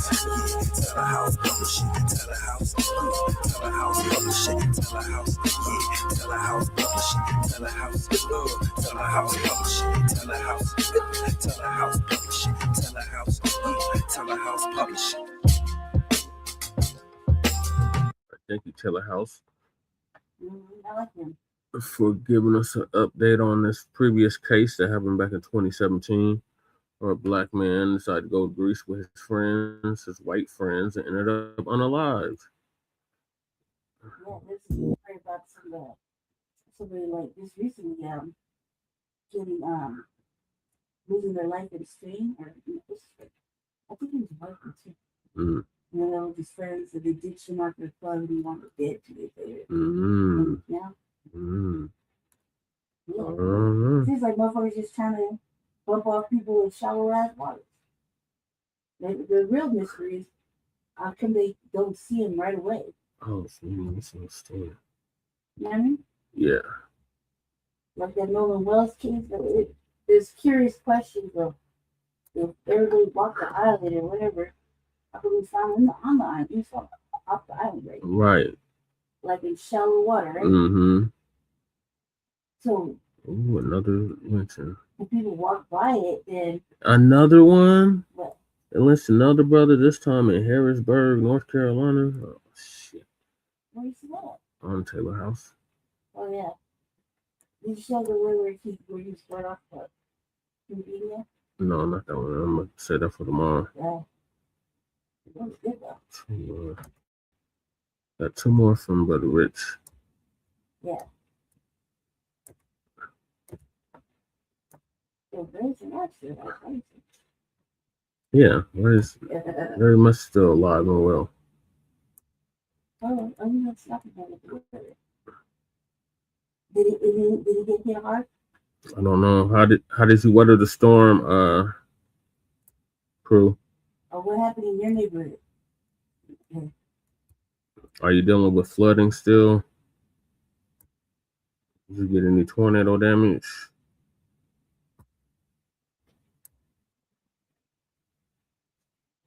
All right, so now we're going to go over to the Nolan Wells case. A Cajun Navy captain caught lying about the Nolan Wells case on Nancy Grace. So our brother Taylor House is going to give us a bit on that. I like Nancy Grace, so it's like Brandon Tatum's ass. Now Brandon. Yeah, Officer Tater Tots. Yeah, he did a Jubilee, y'all. Oh my God. I watched it in like 20 other. All right. Peace and blessings. Peace and blessings. All right, that's probably not the title, but. Lord. He did the recently? Yes. Like hell no. I was like, 20 lames against one coon. Oh my God. One coon. Lord. And he's the coon. Lord. And I don't think that's the title, but he definitely was. Brandon Tatum against 20 liberals or some great shit. Something like that on Jubilee. Lord. I watched it for the most part. It was sad state of affairs. Sad. It wasn't even amusing. You just know that it's a sad state of affairs. Let's put it that way. The review was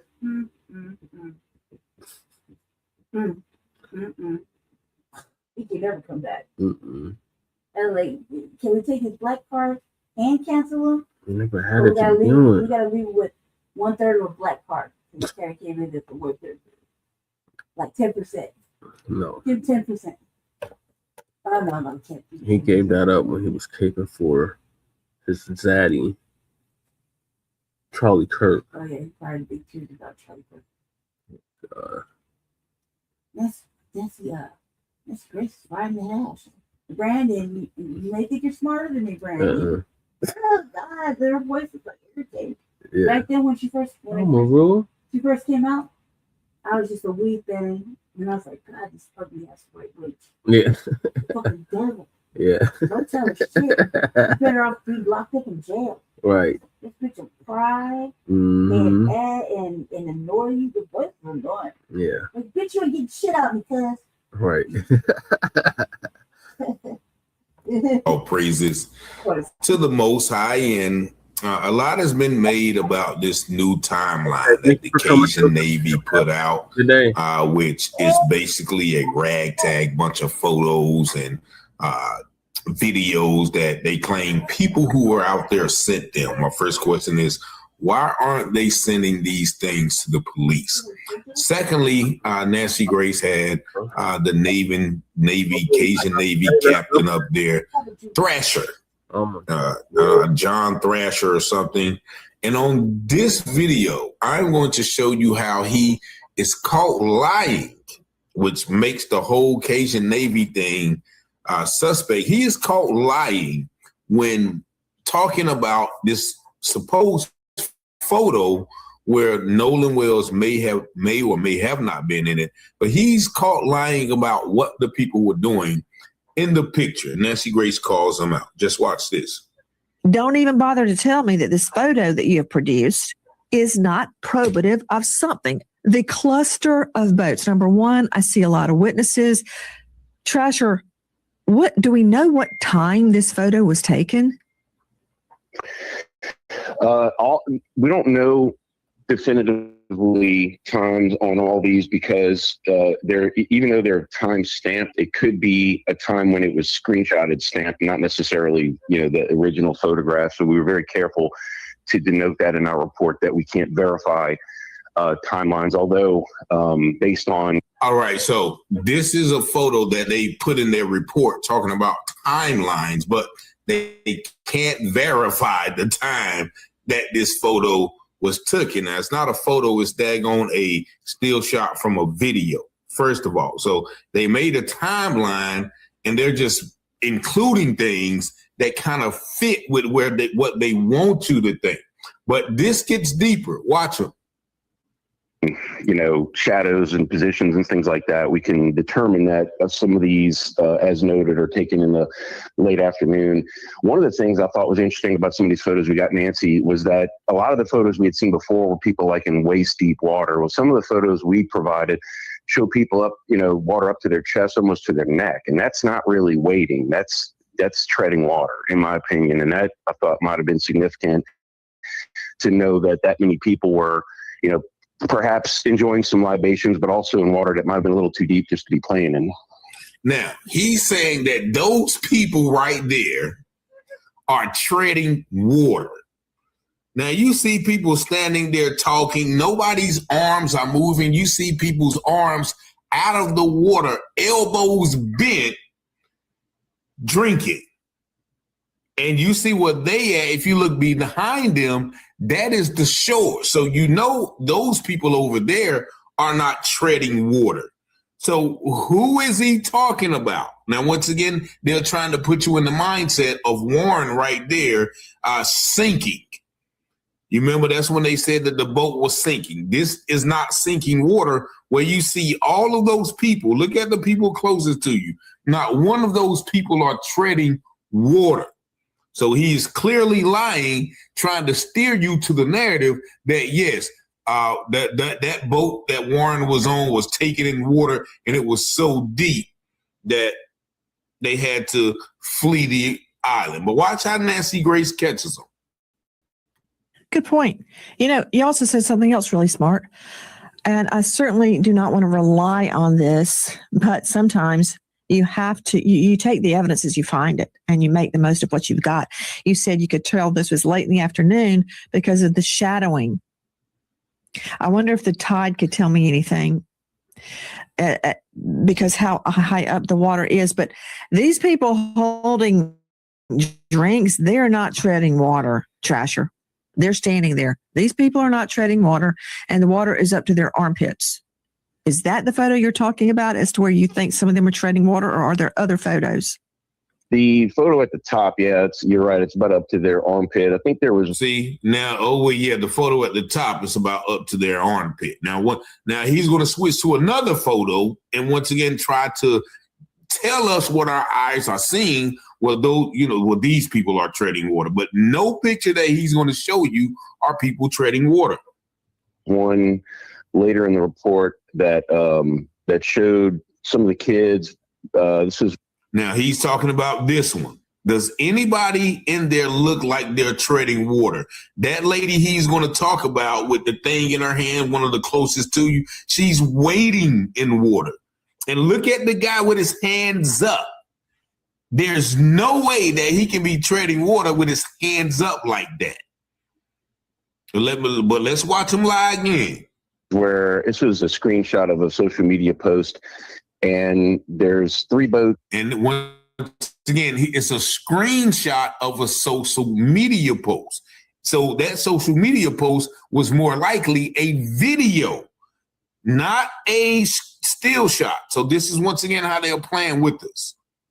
Visible one fourth boat further in the distance, but a lot of kids on one boat. I say kids, young people on one boat, some on the boat, some in the water.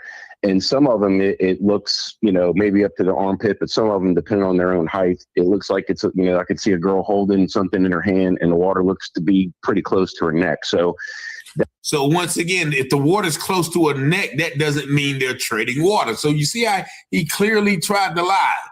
Oh, these people are treading water, which goes with the narrative that the boat was in deep water. That's pretty far out. Now, we've said several times that Horn Island has a very aggressive slope. So you can be in shallow water and deep water within just a few steps. And once you get into that deep water, you're not as able to keep your feet on the ground if a current comes and pulls you, or God forbid, a riptide comes and drags you. So now he goes on to deflect and talking about, certain areas of the island, you can be in short, shallow water, and then you take one step and you'll be in deep water. And then not to mention if a current or a riptide come, now he's going with the narrative, Nolan just got swept away and nobody saw a thing. And so this makes the whole entire Cajun Navy thing suspect, because they're coming out with some investigative information, which they are not the police. He's going to say later on, no, this is not investigative. We just created a timeline and, we didn't have everything. So we used some software and we did some digital stuff. And, we kind of created basically they made the timeline up and going to put it out there. They keep us wheels turning. I'm kind of on toward everything that has came out about this case. I am less and less inclined to believe it as the days go by. Every time someone called, Warren was driving this road, Wyan was driving that boat, and then the BART came and the girl. We don't know if none of that, what they're saying, is true. Honestly, because we know they are lying and have lied about certain things, and they can't tell you anything about the most important thing. So why am I to believe anything that comes out of their mouth and try to figure out, they said Warren was on this boat and Katie was here and they were trying to ask him to get on the boat, and we don't even know if he got on the boat early in the morning. Basically, he could have been dead before they even went to Horn Island.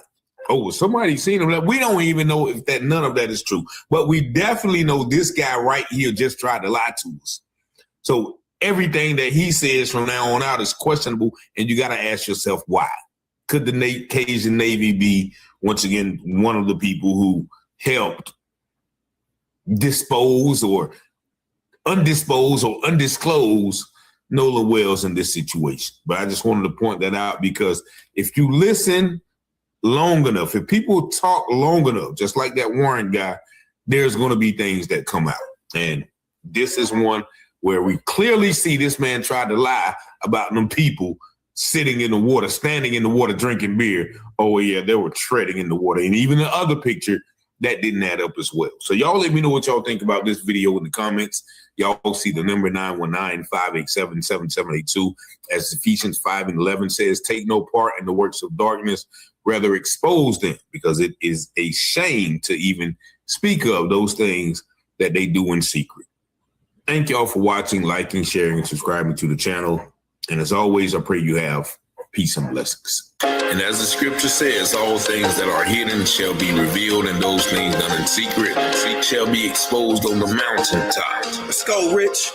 Let's go. Be watching Telehouse Publishing, breaking news coverage. Give you the truth before fake news go hudding it. Before the jury decide and the judge discover it, you should tune into Telehouse Publishing. Telehouse Publishing, breaking news coverage. The propaganda grammar, don't believe none of it. Before the jury decide and the judge discover it, you should tune into Telehouse Publishing. Who keep the people informed? Stories abroad from literary work, where the narrative's wrong. The research is always on point, the commentary is hard. It's Rich Teller raising the bar. Follow along, shout out to FBA, still FTP, pick up NFAC. And all my black families, it's three sides to all stories. Which one you gon' believe? We run down on the false prophets when they come to deceive. 100% urban world news, current events. We don't like them lies. Media is biased. We got God inside. Slaves and just as power. If you don't know by now, look around. We the darkest hours. Cops squeeze their hammers. They don't understand. We stop and freeze with our hands and kill us off like cancer. Don't speculate before the facts on the case. Telehouse set them straight. Watch from the rich investigators. We got your Telehouse Publishing. Breaking news coverage.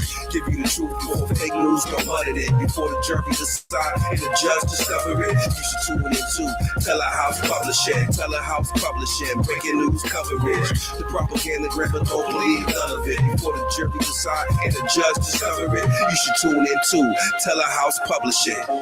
Negroes have listened to the trickery and the lies and the false promises of the white man now for too long. And they're fed up. They become disenchanted. They become disillusioned. They become dissatisfied. And all of this has built up frustrations in the black community that makes the black community throughout America today more explosive than all of the atomic bombs the Russians can ever invent. Telehouse Publishing, Telehouse, Telehouse Publishing, Telehouse, Telehouse Publishing, Telehouse, Telehouse Publishing, Telehouse, Telehouse Publishing, Telehouse, Telehouse Publishing.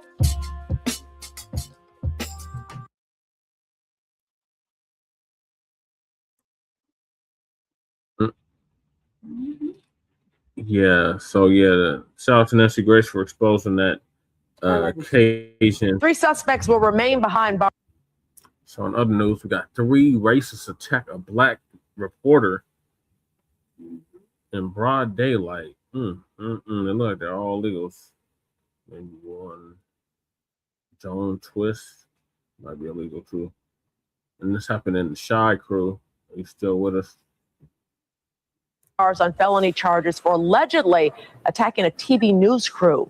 WGN's Jewel Hillary was in the courtroom today where she learned all 3 of the men charged have a history of violent offenses. Good evening. In court this afternoon, we learned that the 3 offenders from Monday's attack have a collective history of violence. Each of them face several felony and misdemeanor offenses. Among their multiple charges, 41-year-old William Huerta is accused of aggravated assault. 29-year-old Rafael Salinas faces an aggravated battery charge, and 37-year-old John Twist is charged with 1 felony count of committing a hate crime. On Monday around 4:30, the CBS Chicago photographer and reporter were getting ready for a live shot near the Adler Planetarium. An attorney with the Cook County State's Attorney's Office says Twist got out of a tow truck with an unleashed German Shepherd and repeatedly said the N-word to the African-American victim. To defend himself, that victim hit Twist with a lawn chair. Surveillance video then shows Salinas run from the tow truck, pick up the camera equipment, throwing it to the ground. Video also shows Twist with the dog and smashing the news truck windshield. After the assault, police spot Huerta driving the tow truck speeding along Western Avenue, rear-ending a police vehicle before all three offenders were ultimately arrested. Investigators recovered a rifle inside of the vehicle. Twist has previous convictions, including one for a stolen vehicle in 2022. Salinas fled police in March after crashing into a car, and Huerta has a previous aggravated assault charge. In a statement earlier this week, a CBS spokesperson said, "We are shocked and horrified by this crime, and we are grateful that our journalists are safe."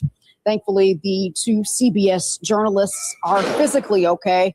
When it comes to those three defendants, they are expected to appear back in court in Skokie on July the 8th. Each of them had loved ones representing them in court today.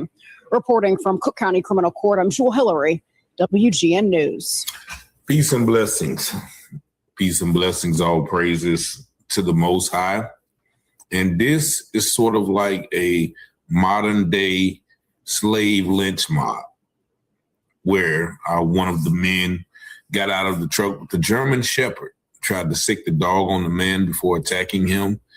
And the man picked up a chair, and I think he put them things on. And then that's when the other guy, Huerta, got out of the car.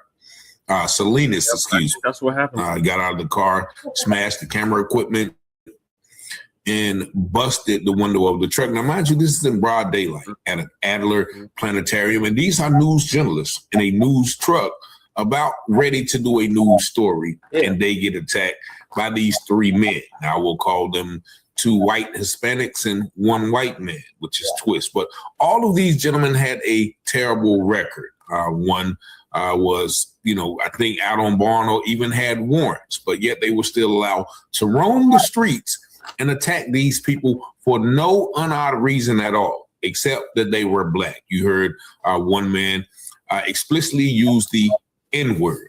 All three men were arrested, but only one was charged with the much maligned hate crime charge. We want to know why all three of them were not charged. Now, I'm going to play this other article that gives you a little more details about what actually happened during this event. Just watch. And Marie, they are still in court. That initial court appearance still going on. It has been going on for well over an hour now. We just stepped out of the courtroom as the judges tried to determine whether or not all three men should remain in custody or be released. But we found out some new information in court today. Again, all three men, they did appear together in court. They were wearing the same clothes as they are in their mugshots. John Twist, identified in arrest reports as a known gang member, is now charged with a hate crime for shouting racial obscenities at a CBS News photographer who was black, threatening a reporter, smashing the windshield of a News Live truck with a cone. They were preparing for a live shot. That news crew was Monday afternoon near the Adler Planetarium. Rafael Salinas, one of the other defendants who had two active warrants, those were also heard in court today. He is charged for his role in damaging the crew's camera, lights, and tripod. Witnesses to the attack said the men tried sicking a German Shepherd on the photojournalist while yelling racial slurs. Now, the victim told police it was traumatic and it resembled lynch mob activities of the South.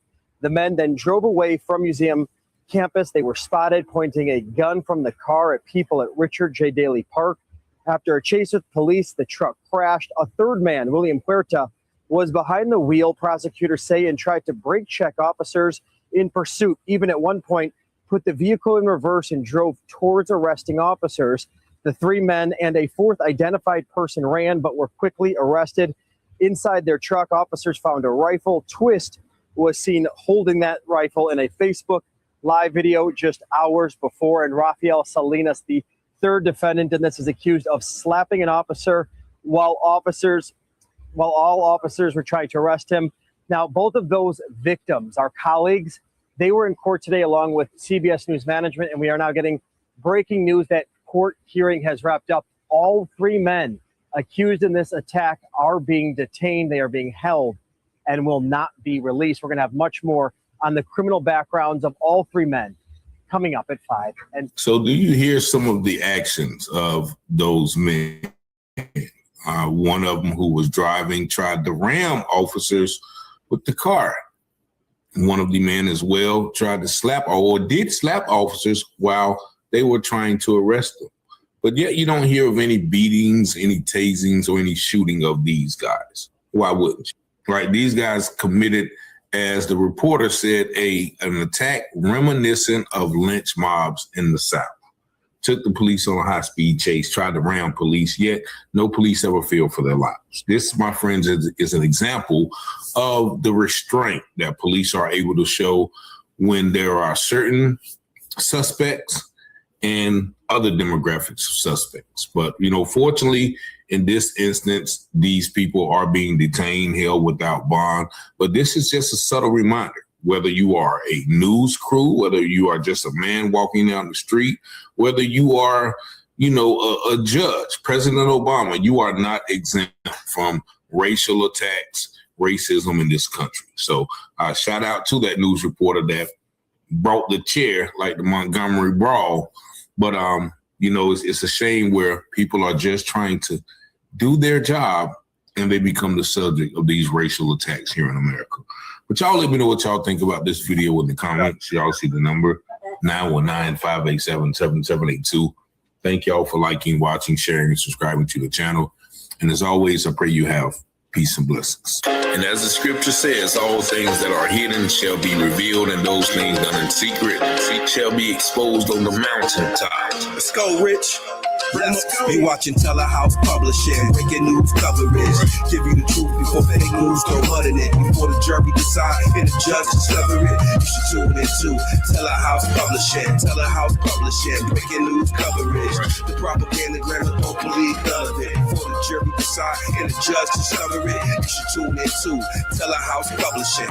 Who keep the people informed with stories abroad from literary work. Where the narrative's wrong, the research is always on point, the commentary is hard. It's Rich Teller raising the bar. Follow along, shout out to FBA, still FTP, big up in FAC. And all my black families, it's three sides to all stories. Which one you gon' believe? We run down on the false prophets when they come to deceive. 100% urban world news, current events. We don't like them lies. Media is biased, we got God inside. Ladies and just as power. If you don't know by now, look around, we the darkest hours. Cops squeezing hammers, they don't understand. We stop and freeze with our hands and kill us off like cancer. Don't speculate before the facts on the case. Tell a house, set them straight. From the Richard Bass. You watch your Telehouse Publishing. Coverage. Give you the truth before fake news go mud in it. Before the jury decide and the judge discover it. You should tune in to Telehouse Publishing. Telehouse Publishing, breaking news coverage. The propaganda grammar, don't believe none of it. Before the jury decide and the judge discover it. You should tune in to Telehouse Publishing. Negroes have listened to the trickery and the lies and the false promises of the white man now for too long. And they're fed up. They become disenchanted. They become disillusioned. They become dissatisfied. And all of this has built up frustrations in the black community that makes the black community throughout America today more explosive than all of the atomic bombs the Russians could ever invent. Telehouse Publishing, Telehouse Publishing, Telehouse, Telehouse Publishing, Telehouse, Telehouse Publishing, Telehouse, Telehouse Publishing, Telehouse Publishing. Rich Taylor for that update. All right, what are your thoughts on that, Lady Chain? On the three racists that attacked the black man. This is another reason why we need an anti-black, anti-FBA hate crime bill. Not the one in the other country, right? No, this is the one that was here in Chicago. I think if you have access to a chair, go ahead and swing it. Right. He's gonna launch you. Yeah. You give a fuck. It's media, right? Yeah. Yeah. I think that this everybody's going so heavy in the pay with this anti-black racism or anti-FBA resentment. They're just going really hand with it. So I guess they must be asking for some, some help. Like they just don't know how to ask for that fade. I guess they need it. I think that motherfuckers should just leave black foundations alone.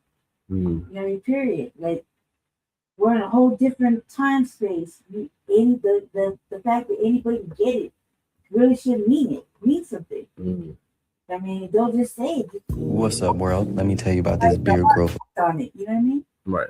If we're standing on, if we're allegedly going to stand on everything we're saying, then you can't let them get away, not even an inch. Right. Yeah, you know, they're going to put us in jail. Yeah. Yeah, they're going to lie. They're going to lie to us. Sometimes all this shit is, they find a way to manipulate the data, you know what I mean? With the visuals and with the video cameras and all this shit that's happening. But I think at the end of the day, we got to realize we ain't got no friends. Right. Except ourselves. We really, at the end of the day, we may have an ally here or there, but when it comes time for war, we really ain't got nobody. They will creep off into the bushes like Homer. You know what I mean? As we creep forward and fight the fight. Right. We're due for it, family. If we don't realize that everybody's kind of got this little itch in their system, just ready to go give them the race where they really want that they had asked you for. You know what I mean? We're due for it. Believe it or not, we're due for it. The last time we was really active was what, George Floyd? Yep. Right. And you know, it's just gonna take. It's not even gonna take much because we're beyond tired and beyond upset. This is just a different level of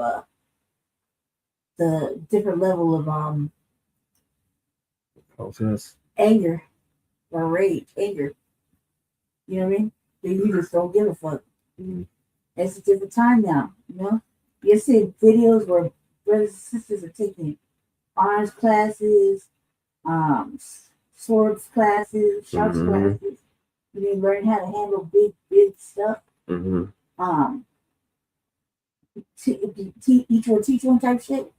And I'm impressed by it. We're gonna just have to figure it out. That we're due for it. They're due for it. They need a little life check a little bit. They need to remember what it is to deal with us. And they know how they don't want to see us like this. That maybe we might have to remind them it's been a minute. You know? Nobody does this better than us. You know?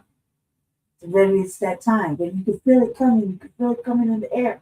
These racists, these legitimate racists, like, they're not even hiding it. They don't give a fuck. I saw some real disturbing shit this weekend on my Facebook feed. And I've been asking about this sister all the fucking week. Like, what happened? What's the outcome? What's the story? Did you find her? You know, nobody has an answer. And I just think it's like, okay, because if we're supposed to be looking out for each other, you got motherfuckers looking out and wanting to know more.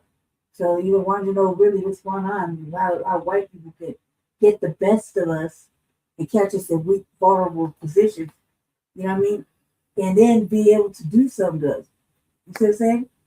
And while we can't be comfortable anymore, family. No matter if you grew up with whatever, at the end of the day, we had war. Right. Been at war. So until the war is over, you know, in my personal opinion, I can't trust nothing. I pray that it's, it's family related. I pray it's FBA. You did? I can't see nothing now, y'all. I pray that it's FBA. It's recording stuff. I think so, but I can't see shit. Where's your hotspot? It's right there. I think the hotspot is StreamYard. The computer should keep going. Or was it like one shit the other day, huh? It's not kicking me out. It's just I can't see nothing. Press at the top. It's not doing nothing. Or we move to the next screen and then go back. It's not doing nothing either. Touch it with your hand. It's frozen. It's like useless to touch it with my hand. See? I was talking about the other page. That thing is way too tight, though. Whoa. Can it separate? Yeah, you can do everything that you normally do with a mouse. What about a tablet? I don't know if it works on a tablet. Yeah, it's kind of like a tablet. Can you separate it? You need to separate it. Like Like, put it on a different window. No, like remove the section. Like, so I got my the tablet and the fucking keyboard. The separate items. So if they came together, I can separate them. Okay, maybe that's it. Oh. Look, it's still showing. Let me stop sharing the screen. Don't worry, we're family technical difficulties. We'll be right back. This is why I think.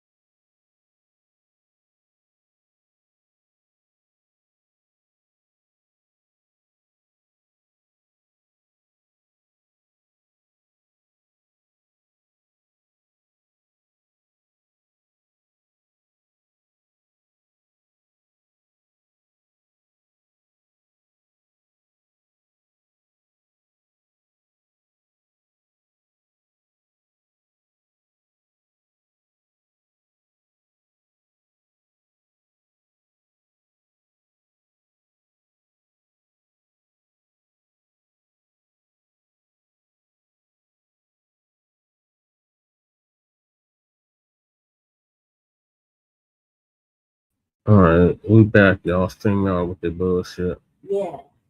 I thought it was just me and Miles. I asked Jesse the other day, I was like, will you come be on my show with me since there's a new single? Yeah, it's weird. The whole thing just went black. But we back. So the next story, we're down to the last two stories, thank God. And that is the Suisun City declares state of emergency after cyber attack cripples 911. 911 is a joke. And then we got the deep AI, deep Oh learning. man, you saw I was up to that too. I had a different story. The racist AI. Yeah, you can reprogram your AI robot. The racist biased AI. Program your chatbot to stop playing. Ethics and algorithmic racial bias. You got to program your races to your racism. And to your prejudices. That's what I do. Shalom, family. Good to see you all. Hope you're doing well. There was a cyber attack in California. Now, you're going to hear about this one city, but it was actually, I believe, 11 cities that got attacked. And what the hackers did was they crippled their 911 system. You know how dangerous that is, especially if somebody needs immediate help and they can't get it. Yeah. So this is one of those things that will hit a place, and it sometimes take them a long time to get everything back to normal. Some places even paid the hacker, paid their required ransom to get them to get everything back to normal. So like American white, Australian. This is dangerous, you know, the way I see it. But, you know, hacking has gone to a whole different level. Plus, they know how to hack these things without even being detected. So, oh, this is not good. That's for sure.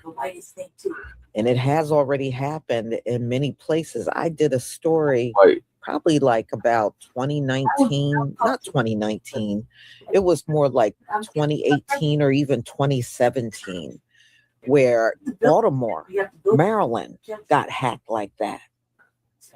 They not only hacked 911, they hacked their entire government, took it over. And it impacted virtually everything. The government workers could not even log on to their computers. They could not even put their hours that they worked. Nothing. So these things definitely have happened before. All right, let me share my screen.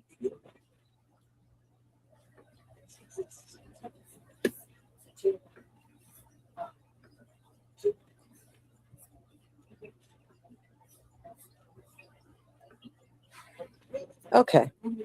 Please give me a 1 if you can see my screen.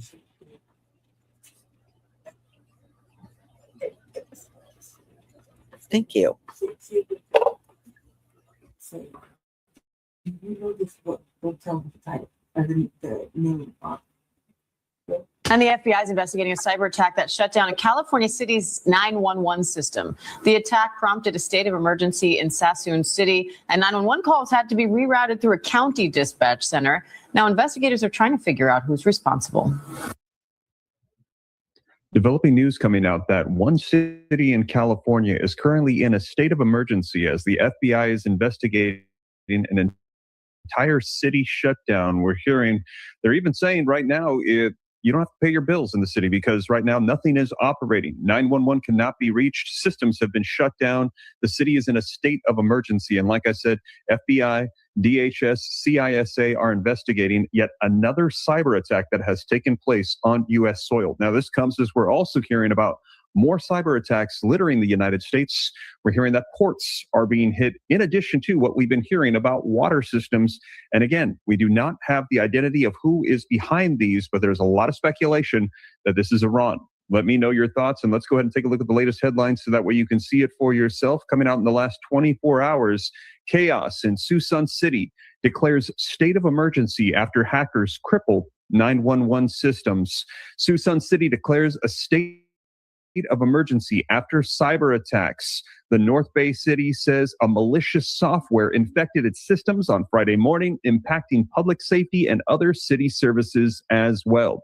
Now, as I mentioned, this comes as, take a look in the last 48 hours. We've also been hearing North Carolina ports. They have confirmed cyber attacks are disrupting their operations. We're seeing a variety of cyber attacks hitting across the United States. And this comes as I've been sharing with you the updates on U.S. water systems in 12 states targeted in a wave of cyber attacks. And again, not full confirmation yet on who is behind these attacks, but Iran likely behind the cyber attacks on the U.S. water systems. Sources say malicious cybers have attacked municipal water systems in at least 7 states. It has now gone up to 12. We've received... I mean, that's crazy that the ports around the country are being hit by cyber attacks. But you know what? I don't believe all these attacks are Iran. I think now that the U.S. is in this war with Iran, every single cyber attack is now going to be blamed on Iran. I don't believe these are all Iran. This type of cyber attack was happening before, years and years before any war with Iran, because I've done stories on this very same thing in the past. And there was no war with Iran. But now I think that's what they're going to be doing from now on. When any type of cyber attack happens in the U.S., it's going to automatically be put on Iran. I'm going to have to look into them hacking into the ports and see what's going on with that.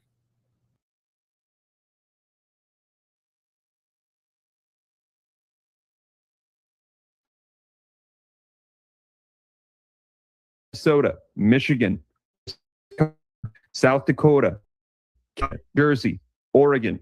So just some of the states that come out are the ones that have warnings. GC power grids in the United States, U.S. military bases in the region, but will also come after the homeland. And I also shared with you in the last roughly 48, 72 hours, we also heard from Iran in an announcement Friday. They had said that they're also planning to develop missiles that can reach all the way across the world and hit U.S. soil. They said that this is something that they would like to do because it's time for Americans to feel what it's like to be hit with missiles on U.S. soil. Wow. So I'm going to get you caught up on the latest. And as you guys know here on the channel, I cite all the sources. So if you'd like to read any of these articles for yourself on the attacks on security systems, water. Suisun City. I don't think they're joking about that, y'all. You know, for many years, the U.S. has gone around bombing and doing all kinds of stuff to other nations. I am not surprised that Iran is trying to develop a missile that will make it all the way here and bomb this place. I'm not shocked. You know, actually, I'm expecting it. I really am. I don't think that they are joking about something like that. They are tired of every place getting bombed except for the US. And I think they're not kidding. And that might actually change.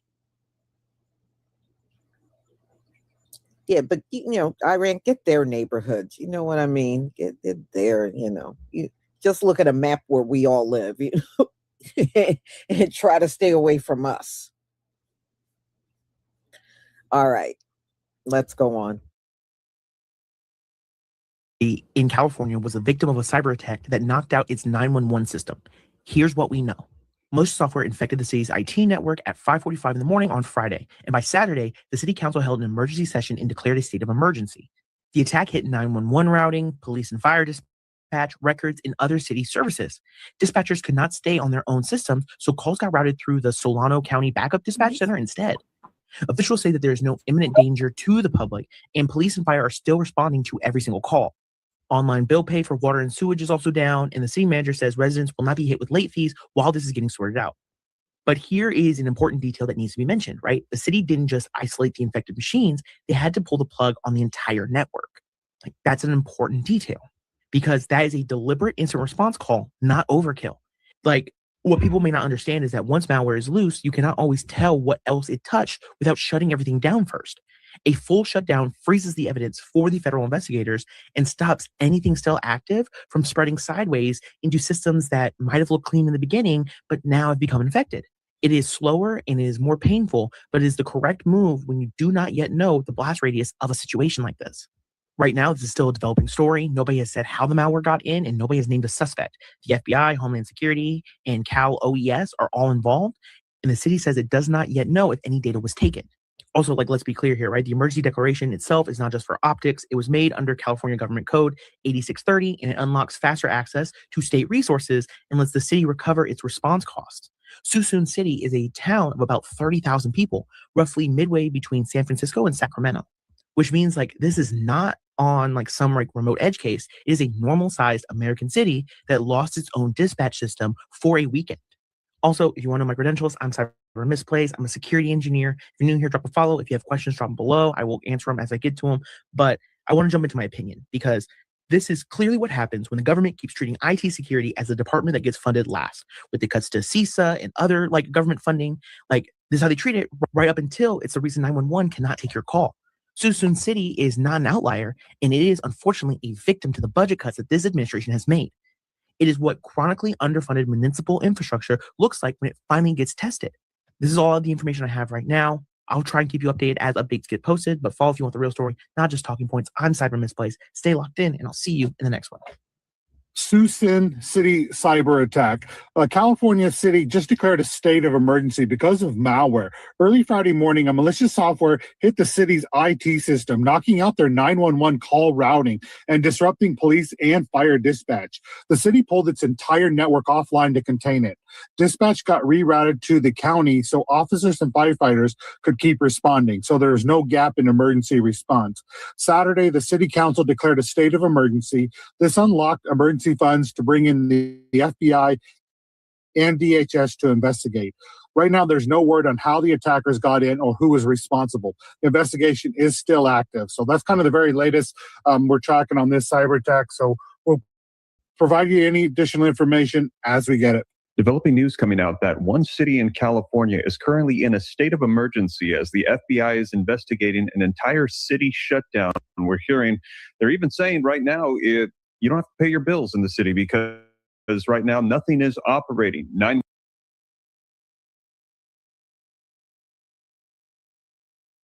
let me know. I saw this post that says, breaking news, California City is under a state of emergency due to severe cyber attacks disrupting 91. I don't even know what that means. And then this guy was another creator sharing, and it was disrupting 911. I guess that was a typo in the post, but he's saying on 8/11, so yesterday, U.S. city shut down, state of emergency, attack under investigation. So what the hell was going on in California City? For those of you that don't know, California City is Kern County area. So kind of like farmland, Central California-ish. I'm not too familiar with anything about it. So my people that are out there, let me know. Antelope Valley area, like I said, Kern County, California City itself, what exactly happened and what's happening now today? Is it over with? Do we know, is it going to continue? Where are these attacks from? Are they similar to the water attacks in Minneapolis and Jersey? Let me know what you guys know. I have been getting calls all day long, and yes, Suisun City is under a state of emergency right now. On August 8th, which is a Saturday, there was a special meeting held, a declaration of state of emergency because there were cyber attacks to our data systems. So what does that mean exactly? It means that the police and the fire routing systems have been interrupted, as well as some city services and the internal network. So what type of threat does that actually impose to Suisun City residents? Not a lot at the moment. Right now, when we're looking at police and first responder resources, it's going to go through the county, so we don't have to be concerned about that. It will be a nice little practice run about how does that look if we were to ever use the county. In regards to paying bills, that's going to be on hold, and that'd be like our water for now. But they do have other agencies that are involved to investigate it, actually across the nation in different cities. So far, there's been 12 cities that have been hit with cyber attacks.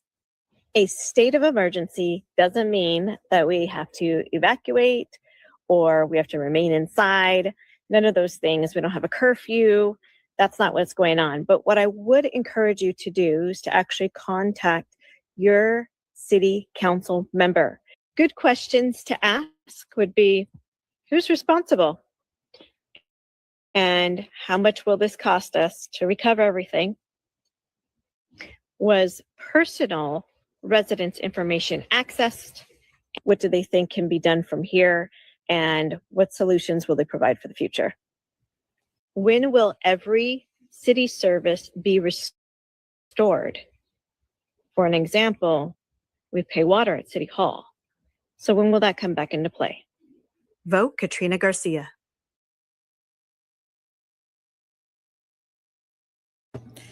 All right, y'all. Hey, we are in those times.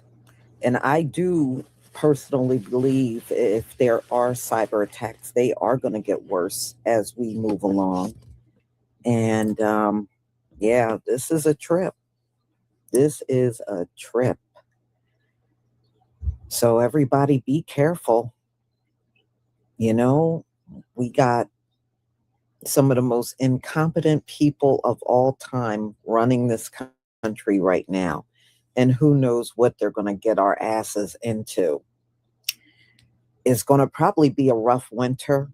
And I'm not going to lie to you, y'all. I really think energy is going to be very high. If this war is still going on and the Straits of Hormuz is closed, they're going to use that as an excuse to hike up everybody's energy bill in this country.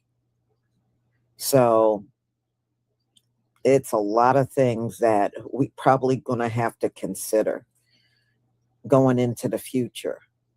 We don't have nothing but each other. We sure don't have nobody in this government and none of these other groups.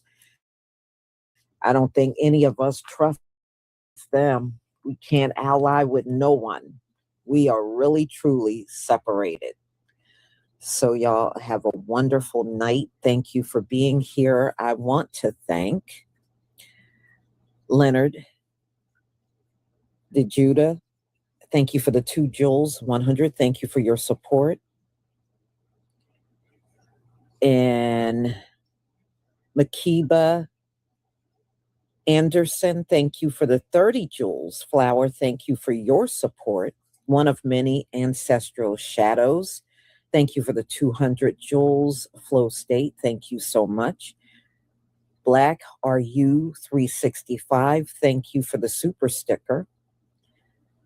Missions Vision, thank you for the 10 joules gold coin. Thank you again for another 10 joules gold coin. Thank you all for your support for my channel. I deeply appreciate it. Thank you so much.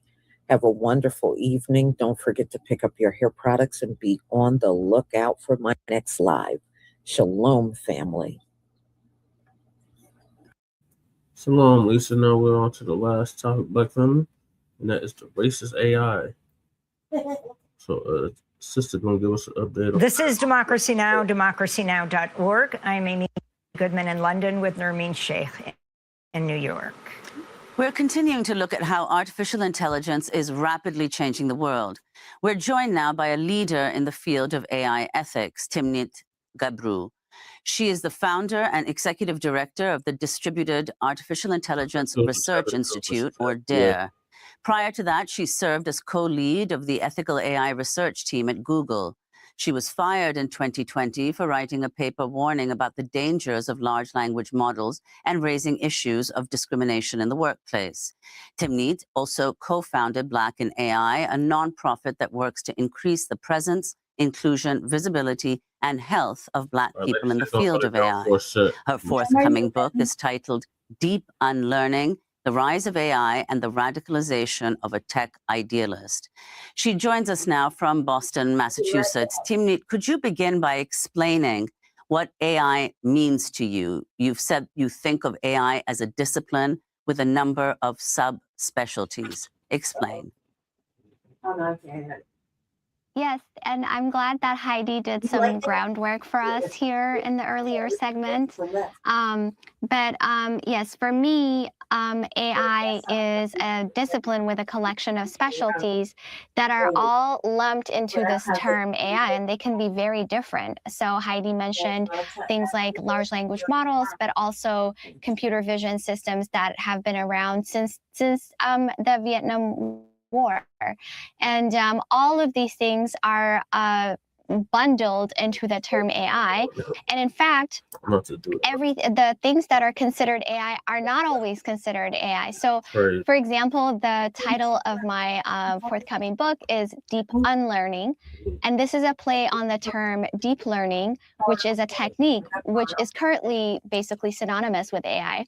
But back in the day, deep learning was not considered AI, so much so that the researchers in that specialty were having their academic papers rejected by the prestigious AI conferences. And so actually deep learning was sort of a rebranding from another term, artificial neural networks, to avoid that stigma.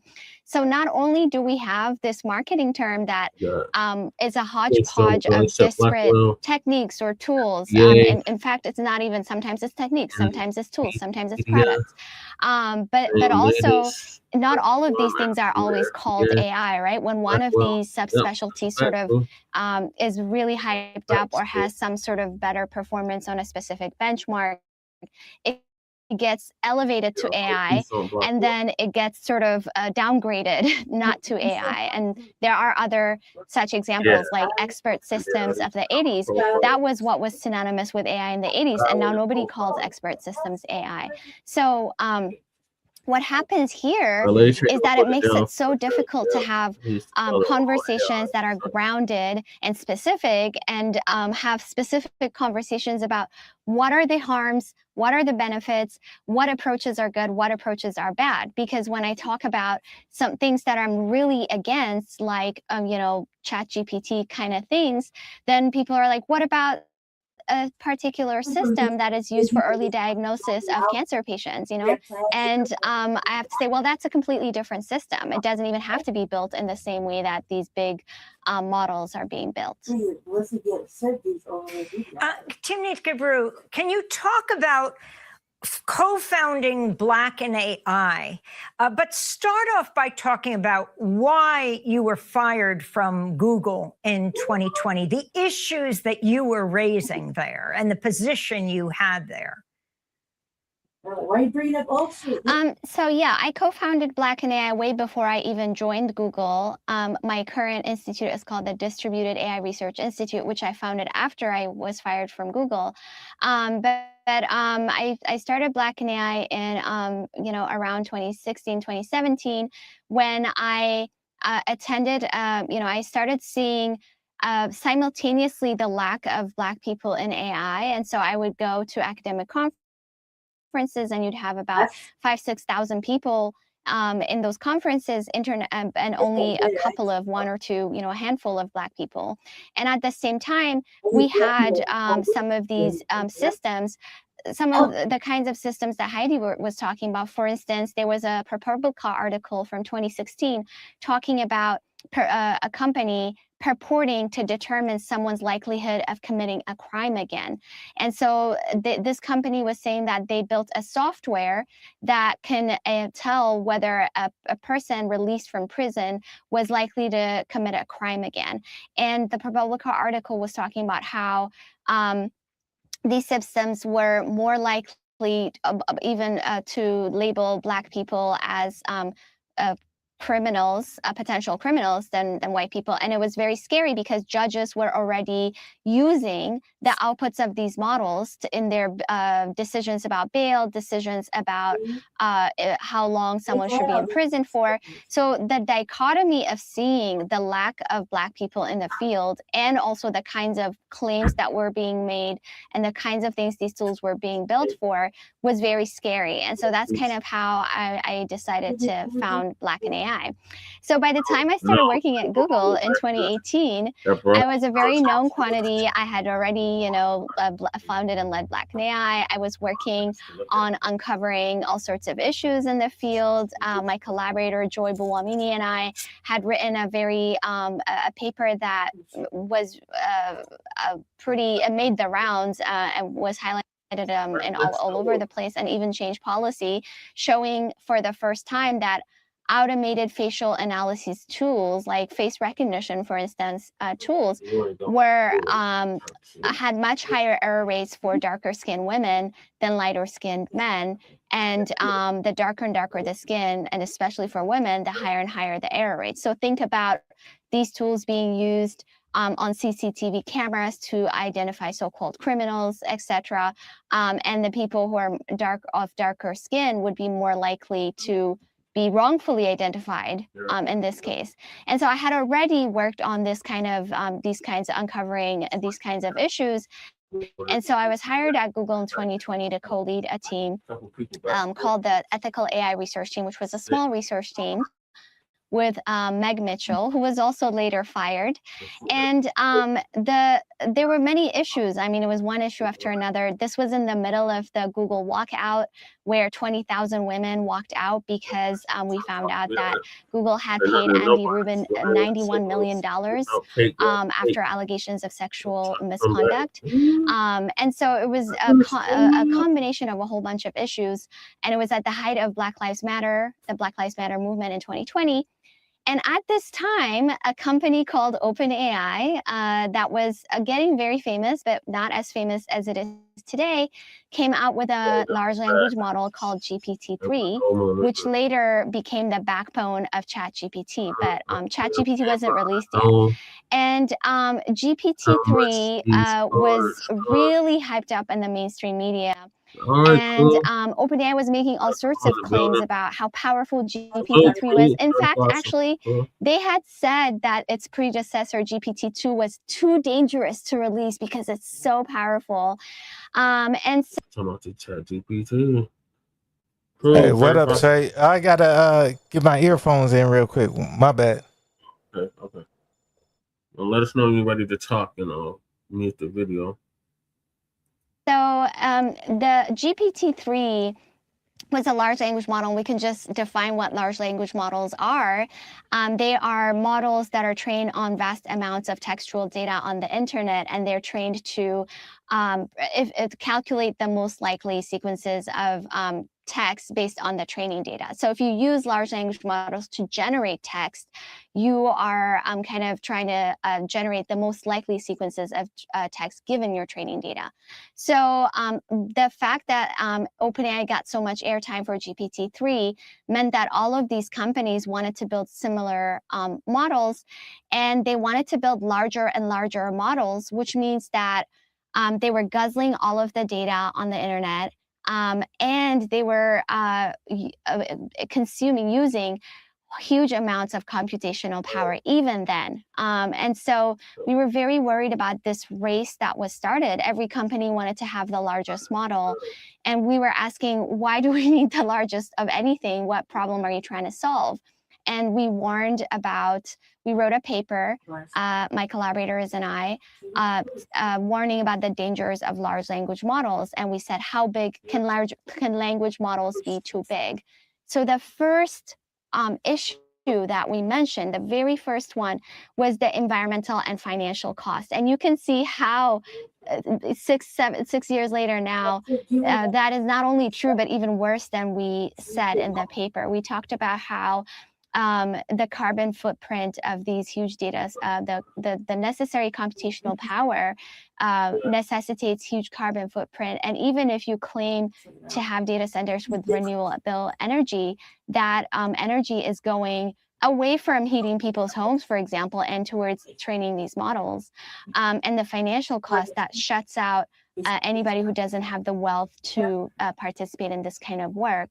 We also warned about perpetuating hegemonic views. The claim was that Did she say hegemony? Large, which means that they are using huge data sets. Then they have all of human knowledge in these data sets, but that's not true. The internet represents hegemonic views. It does not represent views of everybody in the world. A lot of people are not even on the internet. We even know articles like Wikipedia are heavily biased. It's overwhelmingly Western and male. And we also warned about, and this is very related to what Heidi was talking about earlier, we talked about how because large language models tend to output fluent and coherent text, this can be very deceiving. So one example we gave was from 2017. And so these large language models, they could be used, they were used as systems in a whole bunch of other things like machine translation systems. And in 2017, a Facebook translated Palestinians' good morning into attack them. And, attack them, there's no grammatical error or anything like that. So it doesn't even give you a cue that this translation might be incorrect. And this person was arrested and later released. And they didn't even check to see what the untranslated version was when they arrested him. And we call this automation bias, the tendency to overtrust the outputs of automated systems. And so we warned about also people interacting with these kinds of text output by these kinds of systems, attributing a mind behind whatever text they're seeing. And so, right now, these chatbots like Claude or ChatGPT are designed to make you believe that there's some sort of superhuman brain behind whatever is outputting these texts, and that's hugely dangerous. And even though we weren't speaking about chatbots back then, we were already talking about the tendency of people to attribute a mind behind these texts, and so which means that they can be deceived into believing that there's something something more than a model outputting text. And the final thing we warned about was, what is the cost of pursuing this singular direction in terms of research and resources? What is the cost of shutting out all other possible futures, all other ways of building machine learning systems, which is a subspecialty of artificial intelligence, or any other kind of paradigm, because it seemed like the whole field was only investing in this singular direction of building larger and larger models that are guzzling all of the data. I mean, stealing so many people's works, and based on exploited labor and killing the environment. And so, of course, you know, I got fired after that. I mean, there's details, but that was the icing on the cake. It was writing that paper. So, Timnit, you know, we only have a couple of minutes left, but just to point out that, you know, the scale of which these AI bots are being used very recently, ChatGPT crossed 1 billion active users. Hey, Jesse and Lady Tay, we're all bots. Now that it has done the same. But I want you very quickly to talk about the work that you do at DARE, in particular with people working in these data centers and the conditions under which they work around the world, mostly in the global south. Yeah. Yeah, we have a project called a Data Workers Inquiry Project, and this one That girl looks like a man, though, to these me. are the people that label the data that is used in these models, and which is why we think that they're super intelligent, right? These Jesse, people have tell to me she don't look like a man. supply the data and label it, and they are work in overwhelmingly exploitative conditions. They're paid maybe She look like she got hairy armpits. I mean, and so we have this project that you can look at where they perform She research look like into her their armpits conditions. look like her They afro. organize. We help them create an organization called the Data Labelers Association in Kenya. And so for me, it's really important to make sure that the voices of the people who She are got a damn negatively mustache, impacted are Jesse. elevated, and they're the ones telling their stories. And it also shows us that we don't have to do things. This doesn't have to be the way. Well, the path we're on right now was never a preordained She look path like if she slopping you down, she There were gon' many she other gon' possible scratch you. paths that we could have taken. Right, she looked like Timnit, I wanted to ask, you grew up in Addis Ababa in Ethiopia. Your dad was an electric engineer, your mom an economist. Oh, she Ethiopian. What led you There we go. coming as a refugee to the United States to get so deeply involved with the She's a leading refugee. mind on AI right now? We just have a minute. Did anybody else see it? I see it. Yeah, I mean, actually, my book kind of talks about that journey because I want people to understand that tech does not have to be the way it is right now. But I always loved math and physics, and I They also said thought it you're was a from refuge Ethiopia. from the Why messy are you talking world about of, tech? war, and which is what made me leave Ethiopian politics. But I later learned that that's not true. Actually, the war and politics that I left is what drives the world of math and science and I think technology what you as said, well. she's a And if real we don't AI understand person. that, we'll continue to harm our own Yes. people and as engineers and scientists build terrible and harmful products instead of ones that actually support our communities. Timnit Gebru, I want to thank you so much for being with us, founder and executive director of the Distributed Artificial Intelligence Research, that's DARE Institute. We look forward to interviewing you on your forthcoming book titled Deep Unlearning, The Rise of AI and the Radicalization of a Tech Idealist. She also co-founded Blacc and AI. She previously served as co-lead of the ethical AI research team at Google, fired in 2020 for writing a paper warning about the dangers of large language models and raising issues of discrimination in the workplace. That does it for our show. Special thanks to our crew here in London, Julian Jones, Pablo Del Brazio, Grace Garrett, Dennis Moynihan, Hannah Elias, and the whole team in New York.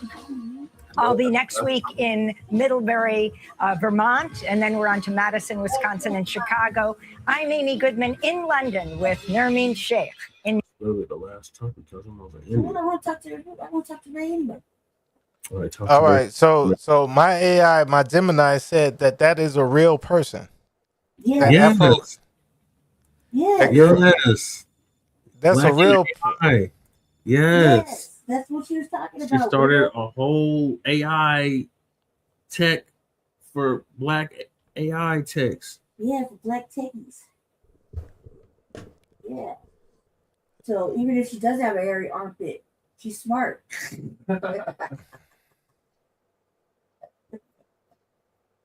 I said you didn't see, did she look like Prince with the afro? But her voice didn't even match her face. Oh, how she was talking. She felt like a little boy, but she had a little girl voice. You clearly Right. saw like a little girl voice. But she felt like a boy. Like that's probably as big as she's gonna get.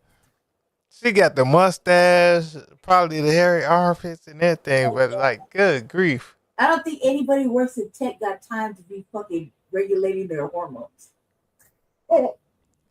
Okay, well, hey, Shay, right? You know the comedian that GBS likes, right? That Atlanta dude. And then he did a video reaction to that like fine ass like East African chick, but she had armpit hair. Oh yeah. And he was like, "Man, shit, what you finna do? Get down, nigga. If the pussy hairy, nigga, get down." Like, what the fuck is you talking about? Yeah. I don't know about you, goddamn goofy nigga. You know what I'm saying? Some people still respect the bush, cuz. Exactly. That's what I'm saying, Lady Che. I was just telling Jesse just so he could bring it up, like so he knows. You know what I'm saying? No, I get it. I was saying some motherfuckers sometimes respect the good, solid bush with little beady bees on the side. Like, let me dig through that. Let me cut through the trees. Right. Let me figure it out. You know it's in there. It's in there though. Right. Right. As they said, they're gonna take you through there. Hey, how did niggas do it for 1,000 years? Right. They did it with the bush. What do you mean? Yep. They did it with the bush, cuz. Yep. Everybody had a bush. Yep. And stinky armpits and everything. That's what the Africans gonna say. We was musty too. Yeah, that's what they would say, but you know it's a lie. They're like where they were with Say no, us Americans used to brush our shit off with a stick or something. We wasn't musty. Oh shit. Okay, I'll see you downstairs. hairy, everything. You know what I mean? They said hair of wool, copper skin. What was that other word they used to use for? Right, and wings under their armpits, but either way, we good. You just got full armpit hair. And maybe it's supposed to keep you safe in the winter. I don't know. I'm like I don't do that. I don't grow hair like that, so I don't know. But then they also said that we bathe so much. Yeah. What the fuck is wrong with that? No. Here's my point. Even if we had the armpit hairs, we were bathing so much. Right. Like it didn't even count. And the water just holds. It just bounces off the density of the fucking air. I think that's what they're jealous of. I feel like an African though. They should stay wet like a moth.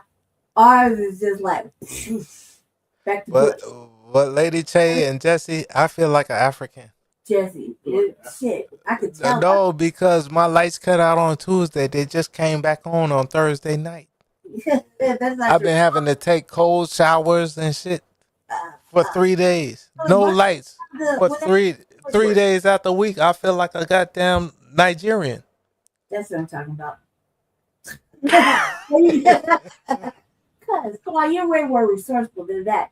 Surely you got a bum fired one and warming up. No, like so we got Olympia Fields, right? So we got a fireplace and shit. We're good if we have to be good, right? Oh, how's bougie ass? Look, yeah, you acting like you was in real struggle right there. I wouldn't 3 days with no lights and I gotta take cold showers. I feel like a damn Igbo. I'm down part of the city, right? And I ain't got nothing to like, no heater, no air conditioner, right? But if the lights went out right now, I would start a fire in my motherfucking room. I'd be warming up waters I got in there. You know what I mean? I have to make a little wash bucket. Y'all not gonna be in there like that. What I'm saying is you're turning into a Nigerian, which is what I'm saying. I've had to be a Nigerian for the last 3 days. That's what I'm saying. Like, good grief. I'm trying everything not to get dirty. Mm-hmm. But that cold shower is like a. But it's hot. Well, it wasn't hot. It's hot out there. Cold shower is like refreshing. No, it's not. Stop it. That shit is. It is like 100 degrees out last week. So motherfucking cold ass shower be like, yeah. All right, hey Jesse, go start a cold shower for her and let her jump in that bad boy and Look, see. I have to do it because I like been overheated lately. Like I don't know, I'm like super. Lady Che gonna jump out that shower so fast. No, I would if it turned on the water and the water was immediately cold and touched my dry ass skin and scared me. Goddamn right, I'm like. You gonna turn dark skin over that, Lady Che? Hmm? I'll just mess with Shit, I'm not. And look, this wouldn't be my first rodeo though, without having utilities. I was outside, remember, homeless. I'm in the elements, urban camping with no lights, no nothing, just the motherfucking. you. Hey, that's what they said. That's what they said we are now. They said we're urban Indians. They're just jealous. Not just. They're just trying anything to fucking upset our grandness. You know what I mean? Like we so tight. They have to find stupidity to fucking try to knock us off our square. And even No, but you hear what I'm saying, Lady Che? Instead of like the Native American, instead of Native Americans, they call us urban Indians. That's the new term right now. Who made that lie up? Though I'm saying because we're the real. Well, somebody that found out about FBA and like expanded it further, but said we're the urban Indians. Yeah, like we're the real indigenous here, but we're the urban Indians. Urban Indian, urban Aboriginals. What you say? Urban what? Urban Indians. What the fuck is an urban Indian? Cuz but a marauder. No, because we're not the damn the $5 bullshit Indians, the natives. I would take a marauder title or pirate or run up in your shit girl. I'm the type of girl. I don't know about urban Indian. They didn't talk like no. If anything, I don't think it'd be the title. It just be how I move. You know, like I don't think I give myself a Indian title. You know what I mean? Like just with it. I'm with it. I think we're Indians because we've always been here. Yeah. But I like the urban Indian thing. I don't like that whoever came up with it did it as an. They said it because I feel like it came out in a derogatory way.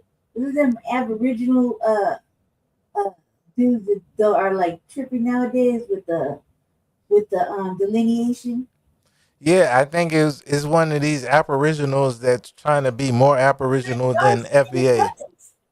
The other ones that I've ever seen, they're like dark skinned brothers, which is like a beautiful thing. I don't understand what the fuck the problem is.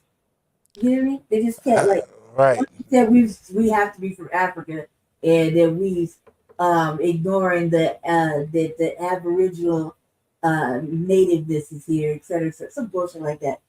And I was like, cuz remember before you said that we had Indian in our blood. I know we had that good hair. Hey, Lady Che and Jesse, I'm so fucked up right now. It was a tornado on Tuesday, right?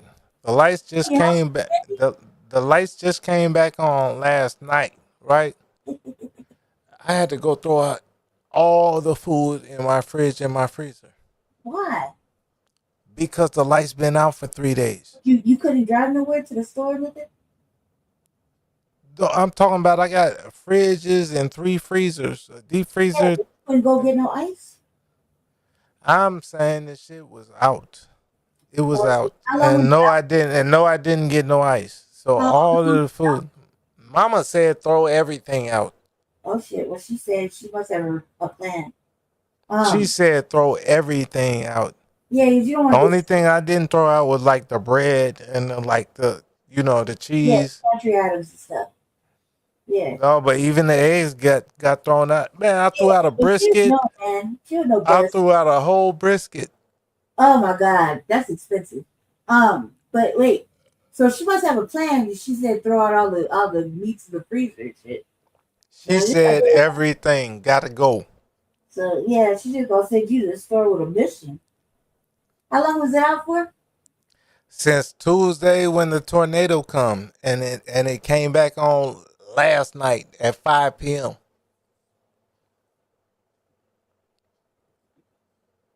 Yeah. So what did you take care of her? She was straight though, right? Did you like candles in the house and stuff? Oh no, we sorted that out because my mom's husband is a fisherman.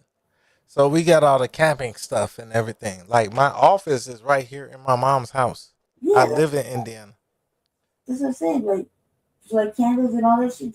We're good. We're good. All the camping stuff showed up. You give me like my mama is from Evanston. Yeah, and I get it. I get it. But you know, shit happens. The motherfuckers start panicking. They don't know what to do. They got their mother and father they got to take care of. You know what I mean? So I was like, They talking about buying generators. And I'm like, why we got solar panels on the roof and the solar panels don't work? Right though. Like I was thinking about stealing me one from Home Depot. And then I was just thinking about like converting my power chair to solar, right? Because I just don't know when the electricity look, when the grid goes down, the grid goes down. But if the sun's still out, then she can still, run and charge. But that's my point. My whole entire roof at my mom's house is solar panels, right? Right. But we can't use the solar panels when the grid is out because they think we're gonna shock the damn electrical workers. So it costs. Right? Hold on. Listen, it costs extra. It costs extra 10 or 15 bands to put the inverter and the batteries in the house to make sure the electrical workers don't get zapped. Yeah. But they didn't tell us that when we put the shit on the roof originally. Right. But you can take it down at night. I'm saying, why do I have solar and I can't be solar when the power goes up? I get it. Why you got solar if you can't use the electricity in the house? Right. Like, why the fuck is you cutting it off?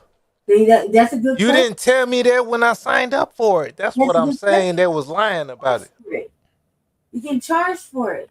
That's what I was beefing about like a couple weeks ago at City Council.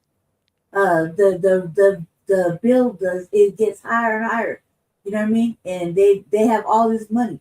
They don't need our money. In fact, they could kick us back our money like 20 years and they would still be good. See what I'm saying? That's my point. Yeah, exactly.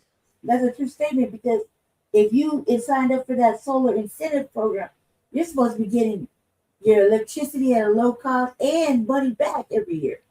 Right. So I see, like my mama tell me, and some of my friends tell me, right, they get money back, right? Because sometimes in the summer or the winter, their solar is sending more back to ComEd than what they're draining from ComEd. Mm-hmm. But also, folks don't understand in the Carolinas, they exported more slaves than they imported. Right. But they don't understand that, and that's why the Indians. And where's the boats? They don't understand that. Clotilda don't count because we don't know if that's the only one. That's the only one. Come on now. We know other buffer races like the Vikings had slaves. Hold on. What about your girl out there with you and Jesse at Missy Woods? It's been hot as fucking hot. Huh? What about Missy Woods doing DNA? So when they say DNA, I say Missy Woods. Hold on, Ray. My twin brother's here, and let Jesse go get back and talk.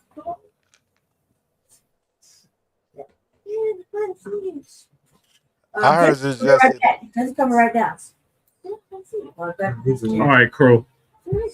Yeah, I heard you like, man, like Missy Woods. Like, what the fuck is we talking about? Hold on, Crow. The frontline soldiers in the building. Yeah, they could be on camera. The anchor man's in the building. Finally,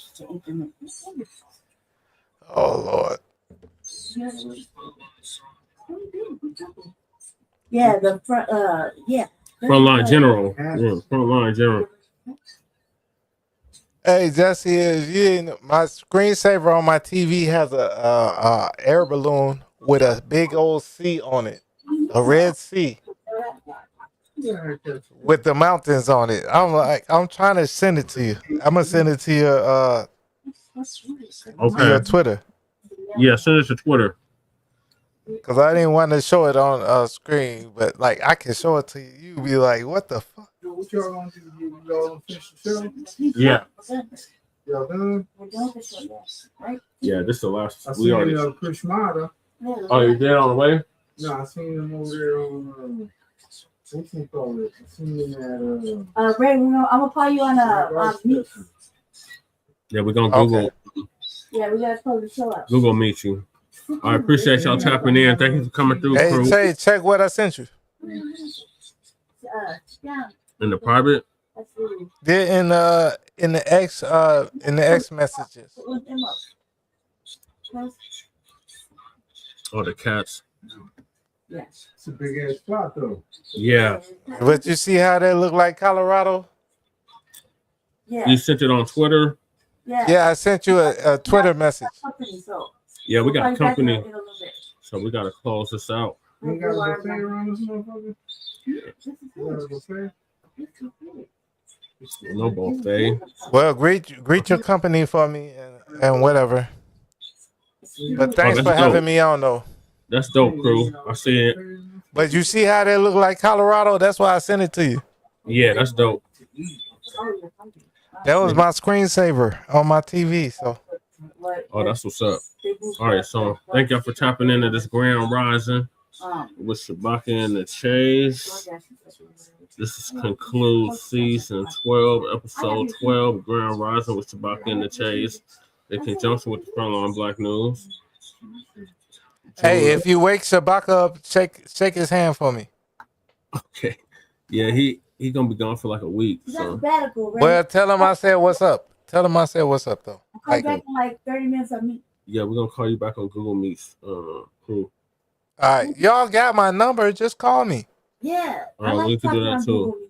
Like really, just call me because that's the easier way. I don't want to. All right, I'll call you, crew. All right, you got my number. Give her my number. Like what the hell? Just call me.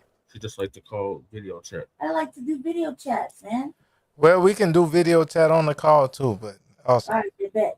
Okay. Call you a little bit. So appreciate everybody that tapped in. Shout out to Breeze for coming through. Shout out to Fresh always for coming through. Shout out to Michael for coming through.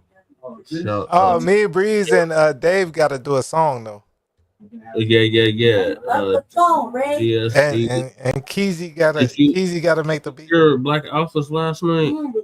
No, I haven't been to Black Alpha in like 2-3 weeks. I've been listening to Afro and whatnot. Oh, okay. I need to catch up. He had Dave Anderson on last night. See, I'm a member of Dave Anderson. Yeah, he was on Black Alpha Networks yesterday. Ray, we gotta go. I appreciate y'all tapping in. GSB, Lady Che, everybody, we'll be back later. M. Hampton. Like that's why I'm sorry I don't be over here all the time because I'm trying to check out all of y'all. Big E, appreciate Big E for coming through. We got company. That's why it's hard to concentrate. Yeah, that's it. That's all, folks. So join us tomorrow for Frontline Black News, season 6. I might cut my hair today. You might cut your hair today. Or episode 6, 39. Episode 39. Season 6, episode 39. Or the Frontline Black News. In the meantime, make sure you like and subscribe to all of our platforms. Frontline Black News on YouTube and Facebook. The Revolutionary Agenda on YouTube and Facebook. And Shabaka's Black Expression Hands on Facebook, Twitter, and Instagram. So peace, love, light, reparations, and separations, and delineations of Black empowerment. Chan Krumah and Lady Che. And our anchor man signing off from the Mile High Income and illegal migrant flooded city. We'll see y'all later tomorrow for Frontline Black News. Peace. Shout out to you, Chad. Switch over here.